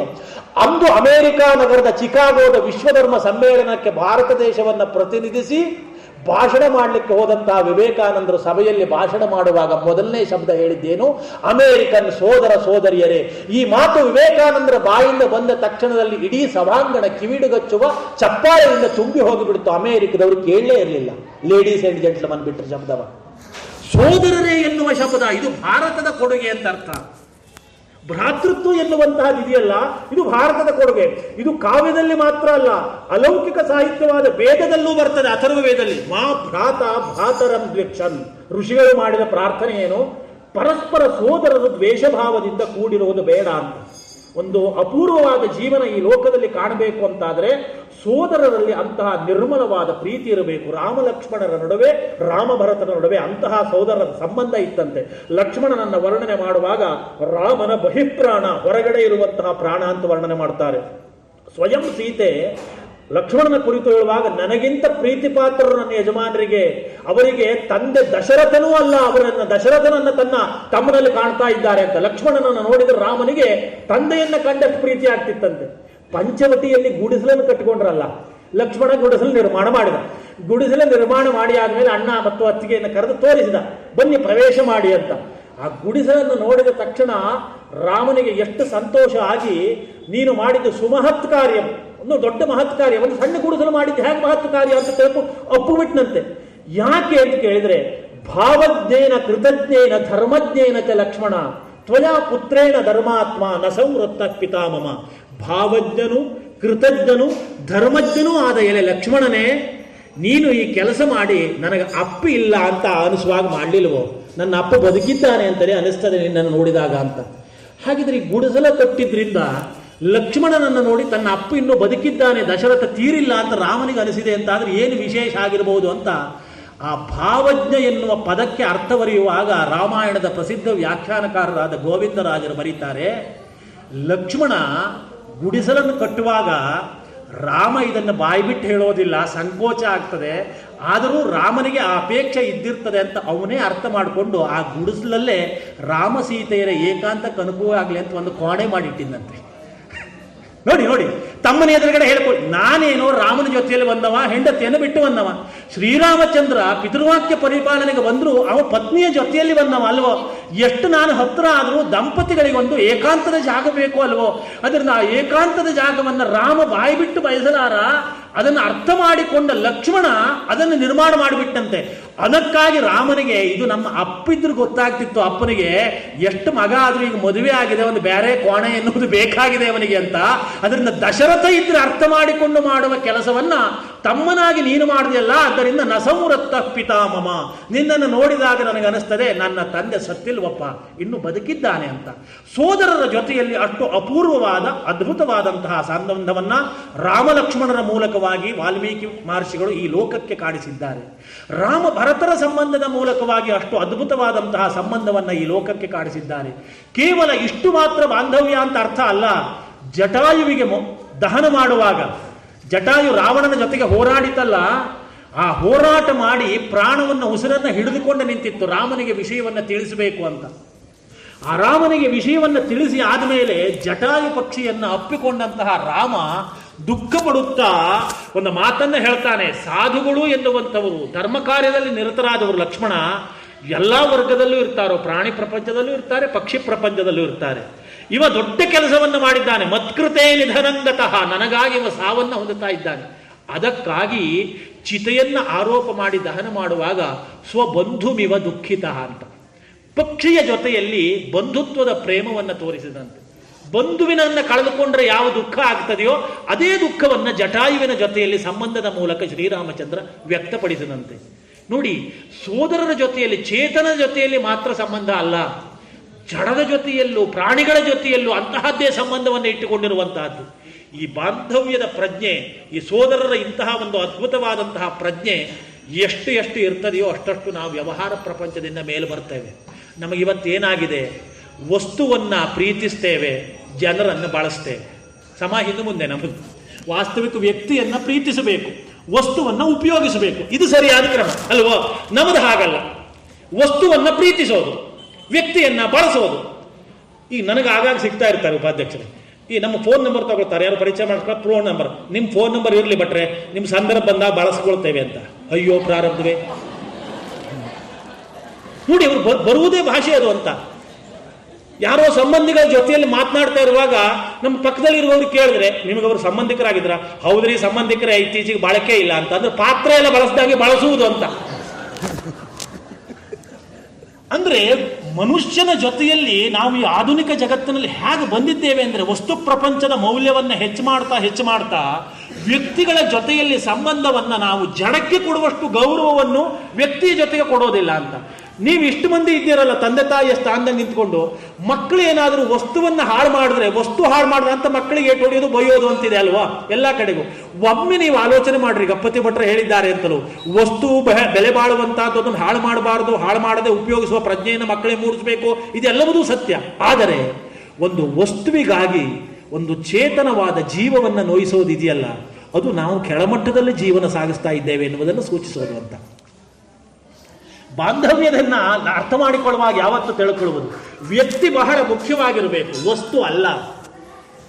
ಭರತ ಸೈನ್ಯವನ್ನ ತೆಗೆದುಕೊಂಡು ಬರ್ತಾ ಇದ್ದಾನೇನೋ ಎನ್ನುವ ಸಂಶಯವನ್ನು ಲಕ್ಷ್ಮಣ ವ್ಯಕ್ತಪಡಿಸುತ್ತಾ, ನಾನು ಹೋಗಿ ಭರತನನ್ನ ನಾಶ ಮಾಡಿಬಿಡ್ತೇನೆ ಅಂತ ಕೋಪದಿಂದ ಕೂಗಾಡ್ತಾ ಇರುವಾಗ ಶ್ರೀರಾಮ ಸಮಾಧಾನ ಮಾಡ್ತಾ ಲಕ್ಷ್ಮಣನಿಗೆ ಹೇಳಿದ್ದ, ಭರತ ಆ ಉದ್ದೇಶ ಇಟ್ಟು ಬಂದವನಲ್ಲ. ಭರತ ಆ ಉದ್ದೇಶ ಇಟ್ಟು ಬಂದರೂ ಸಹಿತ ಬೇಸರ ಮಾಡಿಕೊಳ್ಳುವಂತಹದ್ದಿಲ್ಲ. ಯಾಕೆ, ನನ್ನ ಸ್ಥಿತಿ ಹೇಗಿದೆ ಅಂತ ಕೇಳಿದ್ರೆ, ನಿಮಗೆ ಯಾರಿಗೂ ಇಲ್ಲದಂತಹ ಸಂಪತ್ತನ್ನು ಭಸ್ಮತಾತ್ ಕುರುತ ಶಿಖಿ, ಅಗ್ನಿ ಭಸ್ಮ ಮಾಡಿ ಬಿಡಲಿ. ಯದ್ದ್ರವ್ಯಂ ಬಾಂಧವಾನಾಂಚ ಮಿತ್ರಾಣಾಂ ವಾ ಕ್ಷಯೇ ಭವೇತ್ ನ ತದ್ದ್ರವ್ಯಂ ಪ್ರತಿಗೃಹೀಯಾಂ. ಆ ದ್ರವ್ಯವನ್ನು ಅಂದ್ರೆ ಬಂಧುಗಳ ಸಾವಿನಿಂದಲೋ ಅಥವಾ ಇನ್ಯಾರಿಗೋ ಮೋಸವನ್ನೋ ನೋವನ್ನೋ ಮಾಡುವುದರಿಂದಲೋ ಸಿಕ್ಕುವಂತಹ ಸಂಪತ್ತನ್ನು ನಾನು ಸ್ವೀಕರಿಸುವುದಿಲ್ಲ. ಯಾಕೆ, ಭಕ್ಷ್ಯಾನ್ ವಿಷಕೃತಾನಿವ ಅಂತ. ವಿಷದಿಂದ ಮಾಡಿದ ಭಕ್ಷ್ಯವನ್ನು ಹೇಗೆ ನಾವು ಸ್ವೀಕರಿಸೋದಿಲ್ವೋ ಅಂತಹದ್ದು ಬಂಧುಗಳಿಗೆ ನೋವನ್ನುಂಟು ಮಾಡುವಂತಹ ಅಥವಾ ಇನ್ಯಾರನ್ನು ನಾಶ ಮಾಡುವಂತಹ ಆ ಸಂಪತ್ತಿದೆಯಲ್ಲ, ನನಗೆ ಬೇಡ ಅಂತ. ಅಂದ್ರೆ ಸಂಪತ್ತು ಮುಖ್ಯ ಅಲ್ಲ, ಬಾಂಧವ್ಯ ಮುಖ್ಯ ಅಂತ.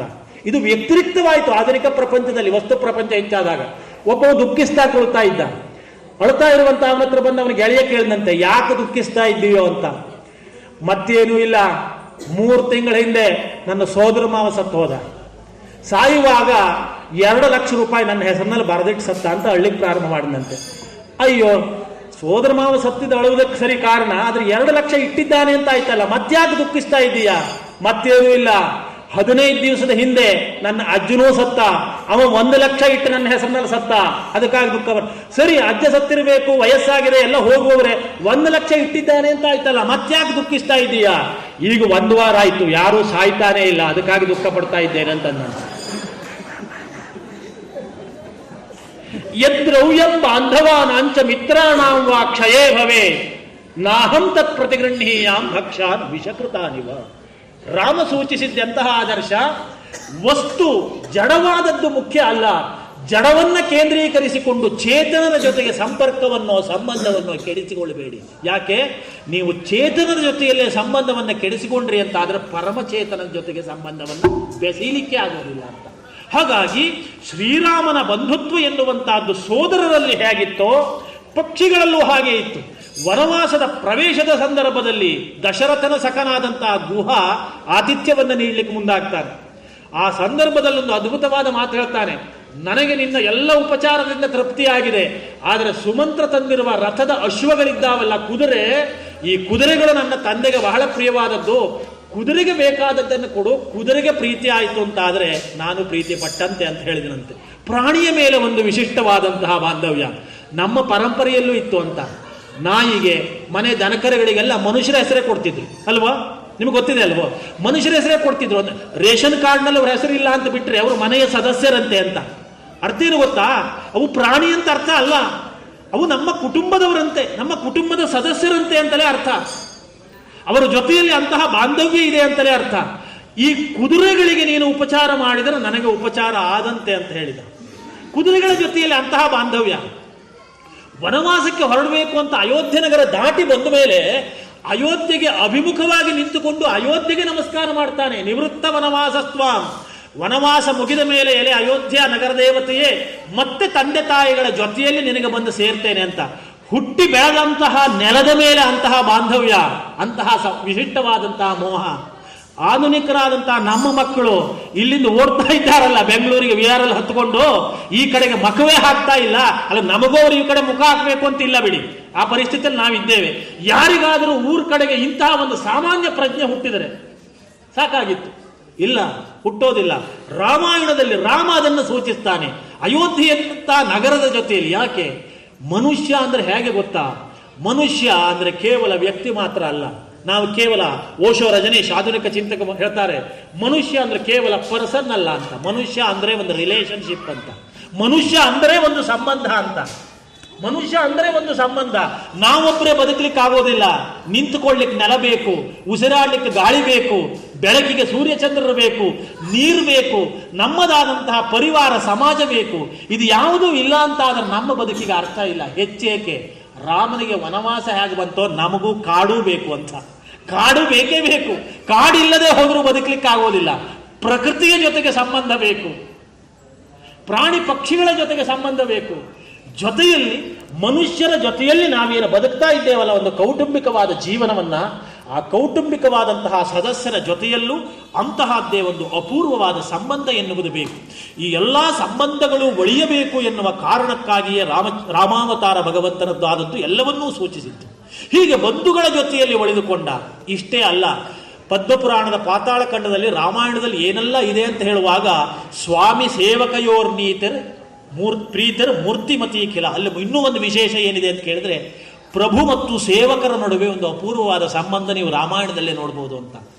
ಹನುಮಂತ ಮತ್ತು ರಾಮನ ಸಂಬಂಧ ಎಂತಹ ಅದ್ಭುತವಾದ ಸಂಬಂಧ ಅಲ್ವೋ? ಹನುಮಂತನಿಗೆ ತಾನು ರಾಮನ ದಾಸ ಅಂತ ಹೇಳಿಕೊಳ್ಳುವಲ್ಲೇ, ರಾಮನ ಸೇವಕ ಅಂತ ಹೇಳಿಕೊಳ್ಳುವಲ್ಲೇ ಬಹಳ ಹೆಮ್ಮೆ ಆಗ್ತಿತ್ತಂತೆ. ದಾಸೋಹಂ ಕೋಸಲೇಂದ್ರಸ್ಯ ರಾಮಸ್ಯ ಆಕ್ಲಿಷ್ಟ ಕರ್ಮಣ ಅಂತ, ನಾನು ಅವನಿಗೆ ದಾಸ ಅಂತ. ಅದೇ ತನ್ನ ಪರಿಚಯವನ್ನು ಮಾಡಿಕೊಳ್ಳುವಾಗ ಹೇಳ್ತಾನೆ, ಮದ್ವಿಶಿಷ್ಟಾಶ್ಚ ತುಲ್ಯಾಶ್ಚ ಸಂತಿ ಸುಗ್ರೀವ ಸನ್ನಿಧೌ ಮತ್ತ ಪ್ರತ್ಯವರಃ ಕಶ್ಚಿತ್ ನಾಸ್ತಿ ಸುಗ್ರೀವ ಸನ್ನಿಧೌ ಅಂತ. ನನಗೆ ಸಮಾನರಾದವರು, ನನಗಿಂತ ಹೆಚ್ಚಿನವರು ಬಲಶಾಲಿಗಳು ಈ ಸುಗ್ರೀವನ ಜೊತೆಯಲ್ಲಿದ್ದಾರೆ, ನನಗಿಂತ ಸಣ್ಣವರು ಯಾರೂ ಈ ಪ್ರಪಂಚದಲ್ಲಿಲ್ಲ ಅಂತ.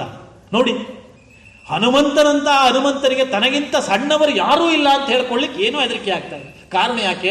ರಾಮನಂತಹ ದೊಡ್ಡ ಚೇತನಕ್ಕೆ ತಾನು ದಾಸನಾಗಿದ್ದೇನೆ ಅಂತ. ಅಂತಹ ರಾಮನಿಗೆ ಪರಮೋಪಕಾರವನ್ನು ಮಾಡಿದಂತಹ ಹನುಮಂತನ ಜೊತೆಗೂ ರಾಮನ ಸಂಬಂಧ ಹೇಗಿತ್ತು ಅಂತ ಕೇಳಿದ್ರೆ, ಉಳಿದವರಿಗೆಲ್ಲ ನೋಡಿ, ಸುಗ್ರೀವನ ಜೊತೆಗೆ ಸಖ್ಯ ಬೆಸೆಯಿತು, ಸುಗ್ರೀವನಿಗೆ ಯಾವ ರಾಜ್ಯ ಕೊಡಬೇಕಾಗಿತ್ತೋ ಕೊಟ್ಟೇ ಬಿಟ್ಟ.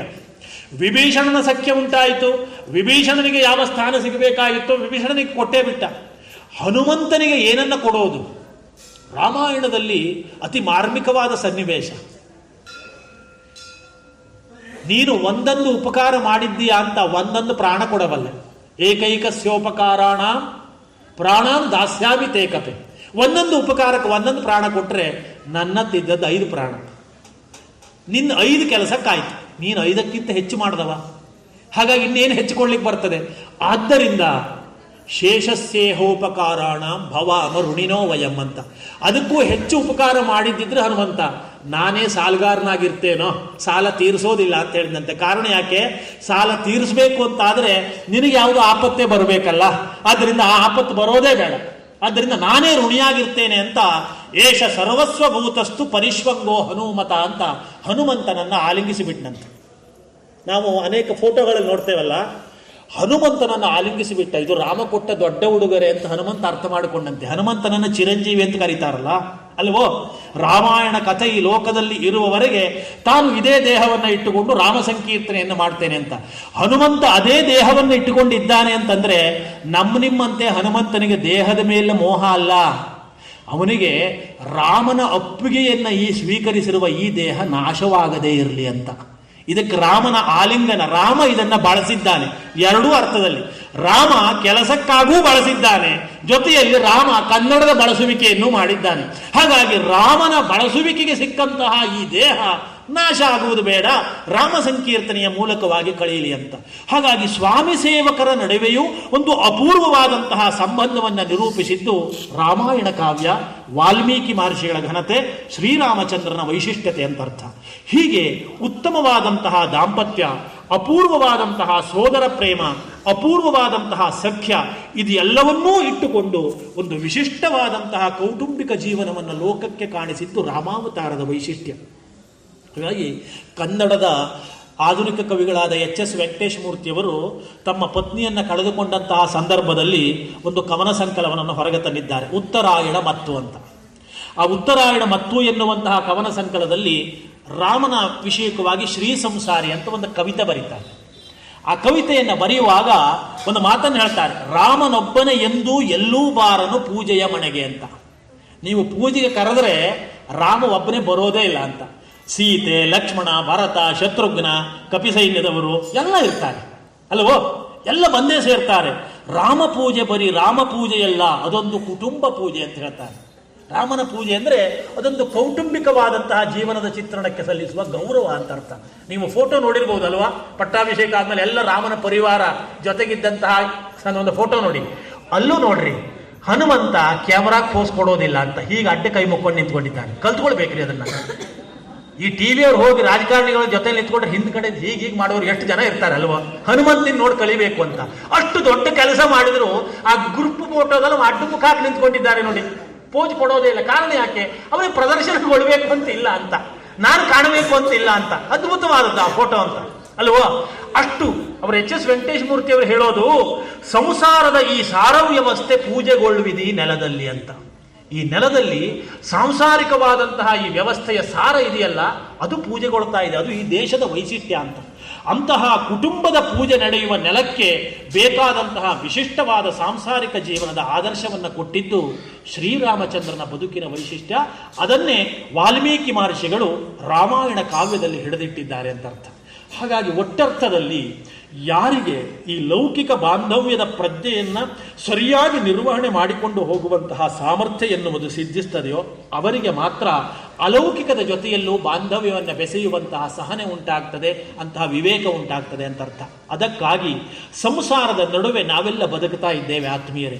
ಈ ಸಂಸಾರದ ನಡುವೆ ಬದುಕ್ತಾ ಇರುವಂತಹ ನಮಗೆ ಅನಿವಾರ್ಯವಾಗಿ ತಂದೆ ತಾಯಿಯೋ, ಅಣ್ಣ ತಮ್ಮಂದಿರೋ, ಗಂಡ ಹೆಂಡತಿಯೋ ಇತ್ಯಾದಿ ಸಂಬಂಧಗಳೆಲ್ಲ ಇವೆ. ಸಂಬಂಧಗಳ ನಡುವೆ ಬದುಕಬೇಕಾದಂತಹ ಅನಿವಾರ್ಯತೆ ನಮಗಿದೆ ಅಂತಾದರೆ ಆ ಸಂಬಂಧದಲ್ಲಿ ಸಾಮರಸ್ಯವನ್ನು ಕೆಡಿಸದೇ ಬದುಕುವಂತಹದ್ದಿದೆಯಲ್ಲ, ಅದು ಮಹಾಧ್ವೇಯ. ಆ ಸಾಮರಸ್ಯವನ್ನು ಕೆಡಿಸಿಕೊಳ್ಳಬಾರದು. ವಿಶೇಷತಃ ಮತ್ತೆ ಮತ್ತೆ ಒತ್ತಿ ಹೇಳುವಂತಹದ್ದು ವಿಶೇಷತಃ ಗಂಡ ಹೆಂಡತಿಯ ದಾಂಪತ್ಯದ ಜೀವನದ ನಡುವೆ. ಆ ದಾಂಪತ್ಯದ ಜೀವನ ಎಷ್ಟೇ ಚೆನ್ನಾಗಿ ನಡೆಯಲಿ ಇಬ್ಬರದ್ದು ಜವಾಬ್ದಾರಿ ಇದೆ. ಯಾರೂ ಸ್ವತಂತ್ರರೂ ಅಲ್ಲ, ಯಾರೂ ಪರತಂತ್ರರೂ ಅಲ್ಲ, ಇಬ್ಬರೂ ಪರಸ್ಪರ ತಂತ್ರರು ಅಂತ. ಇದು ಹೊಸ ಶಬ್ದ, ಇಂಟರ್ ಡಿಪೆಂಡ್ಸ್ ಅಂತ. ಇಬ್ಬರೂ ಪರಸ್ಪರ ತಂತ್ರರಾಗಿ ಬದುಕಬೇಕಾಗಿದೆ ಅಂತ. BR ಲಕ್ಷ್ಮಣರಾವ್ ಅಂತ ಕನ್ನಡದ ಆಧುನಿಕ ಕವಿ ಒಂದು ಸಾಲು ಹೇಳ್ತಾರೆ, ಮನೆಯ ತಲೆಬಾಗಿಲಲ್ಲಿ ಒಣಗಿದ್ದರೆ ತೋರಣ, ನಾನೊಬ್ಬನೇ ಅಲ್ಲ ನೀನೂ ಕಾರಣ ಅಂತ. ಅದು ಹೆಂಡತಿ ಗಂಡಿ ಹೇಳಿರ್ಬೋದಾಗೋದು, ಗಂಡಿ ಹೆಂಡತಿನ ಆಗಿರ್ಬೋದು, ನೀವು ಯಾವ್ದು ಇಟ್ಕೊಳ್ಳಿ. ತಲೆಬಾಗಿಲಲ್ಲಿ ಒಣಗಿದ್ದರೆ ತೋರಣ, ನಾನೊಬ್ಬನೇ ಅಲ್ಲ ನೀನೂ ಕಾರಣ ಅಂತ. ಅಕ್ಷಯ ಪಾತ್ರೆಯಲ್ಲ ದಾಂಪತ್ಯದ ಒಲವು, ನಾವೇ ತಂದು ತುಂಬಬೇಕು ಪ್ರತಿಫಲವು ಅಂತ. ದಾಂಪತ್ಯ ಅಂದ್ರೆ ಅಕ್ಷಯ ಪಾತ್ರೆ ಅಲ್ಲ, ನಾವೇ ಅದನ್ನ ಪ್ರತಿ ಕ್ಷಣದಲ್ಲೂ ತುಂಬುತ್ತಾನೆ ಇರಬೇಕು. ಇಬ್ಬರು ಸೇರಿ ತುಂಬುತ್ತಾನೆ ಇರಬೇಕು. ಅದಕ್ಕೆ ಬೇಕಾದದ್ದೇನು? ಪರಸ್ಪರ ವಿಶ್ವಾಸ ಅಂತ. ಆ ಪರಸ್ಪರ ವಿಶ್ವಾಸ ಇದೆಯಲ್ಲ, ಅದು ನಮ್ಮ ದಾಂಪತ್ಯವನ್ನು ಮುಂದುವರಿಸ್ಕೊಂಡು ಹೋಗ್ತದೆ. ವಿಶ್ವಾಸ ಇಲ್ಲ ಅಂತ ಆದ್ರೆ ದಾಂಪತ್ಯಕ್ಕೆ ಅರ್ಥ ಇಲ್ಲ.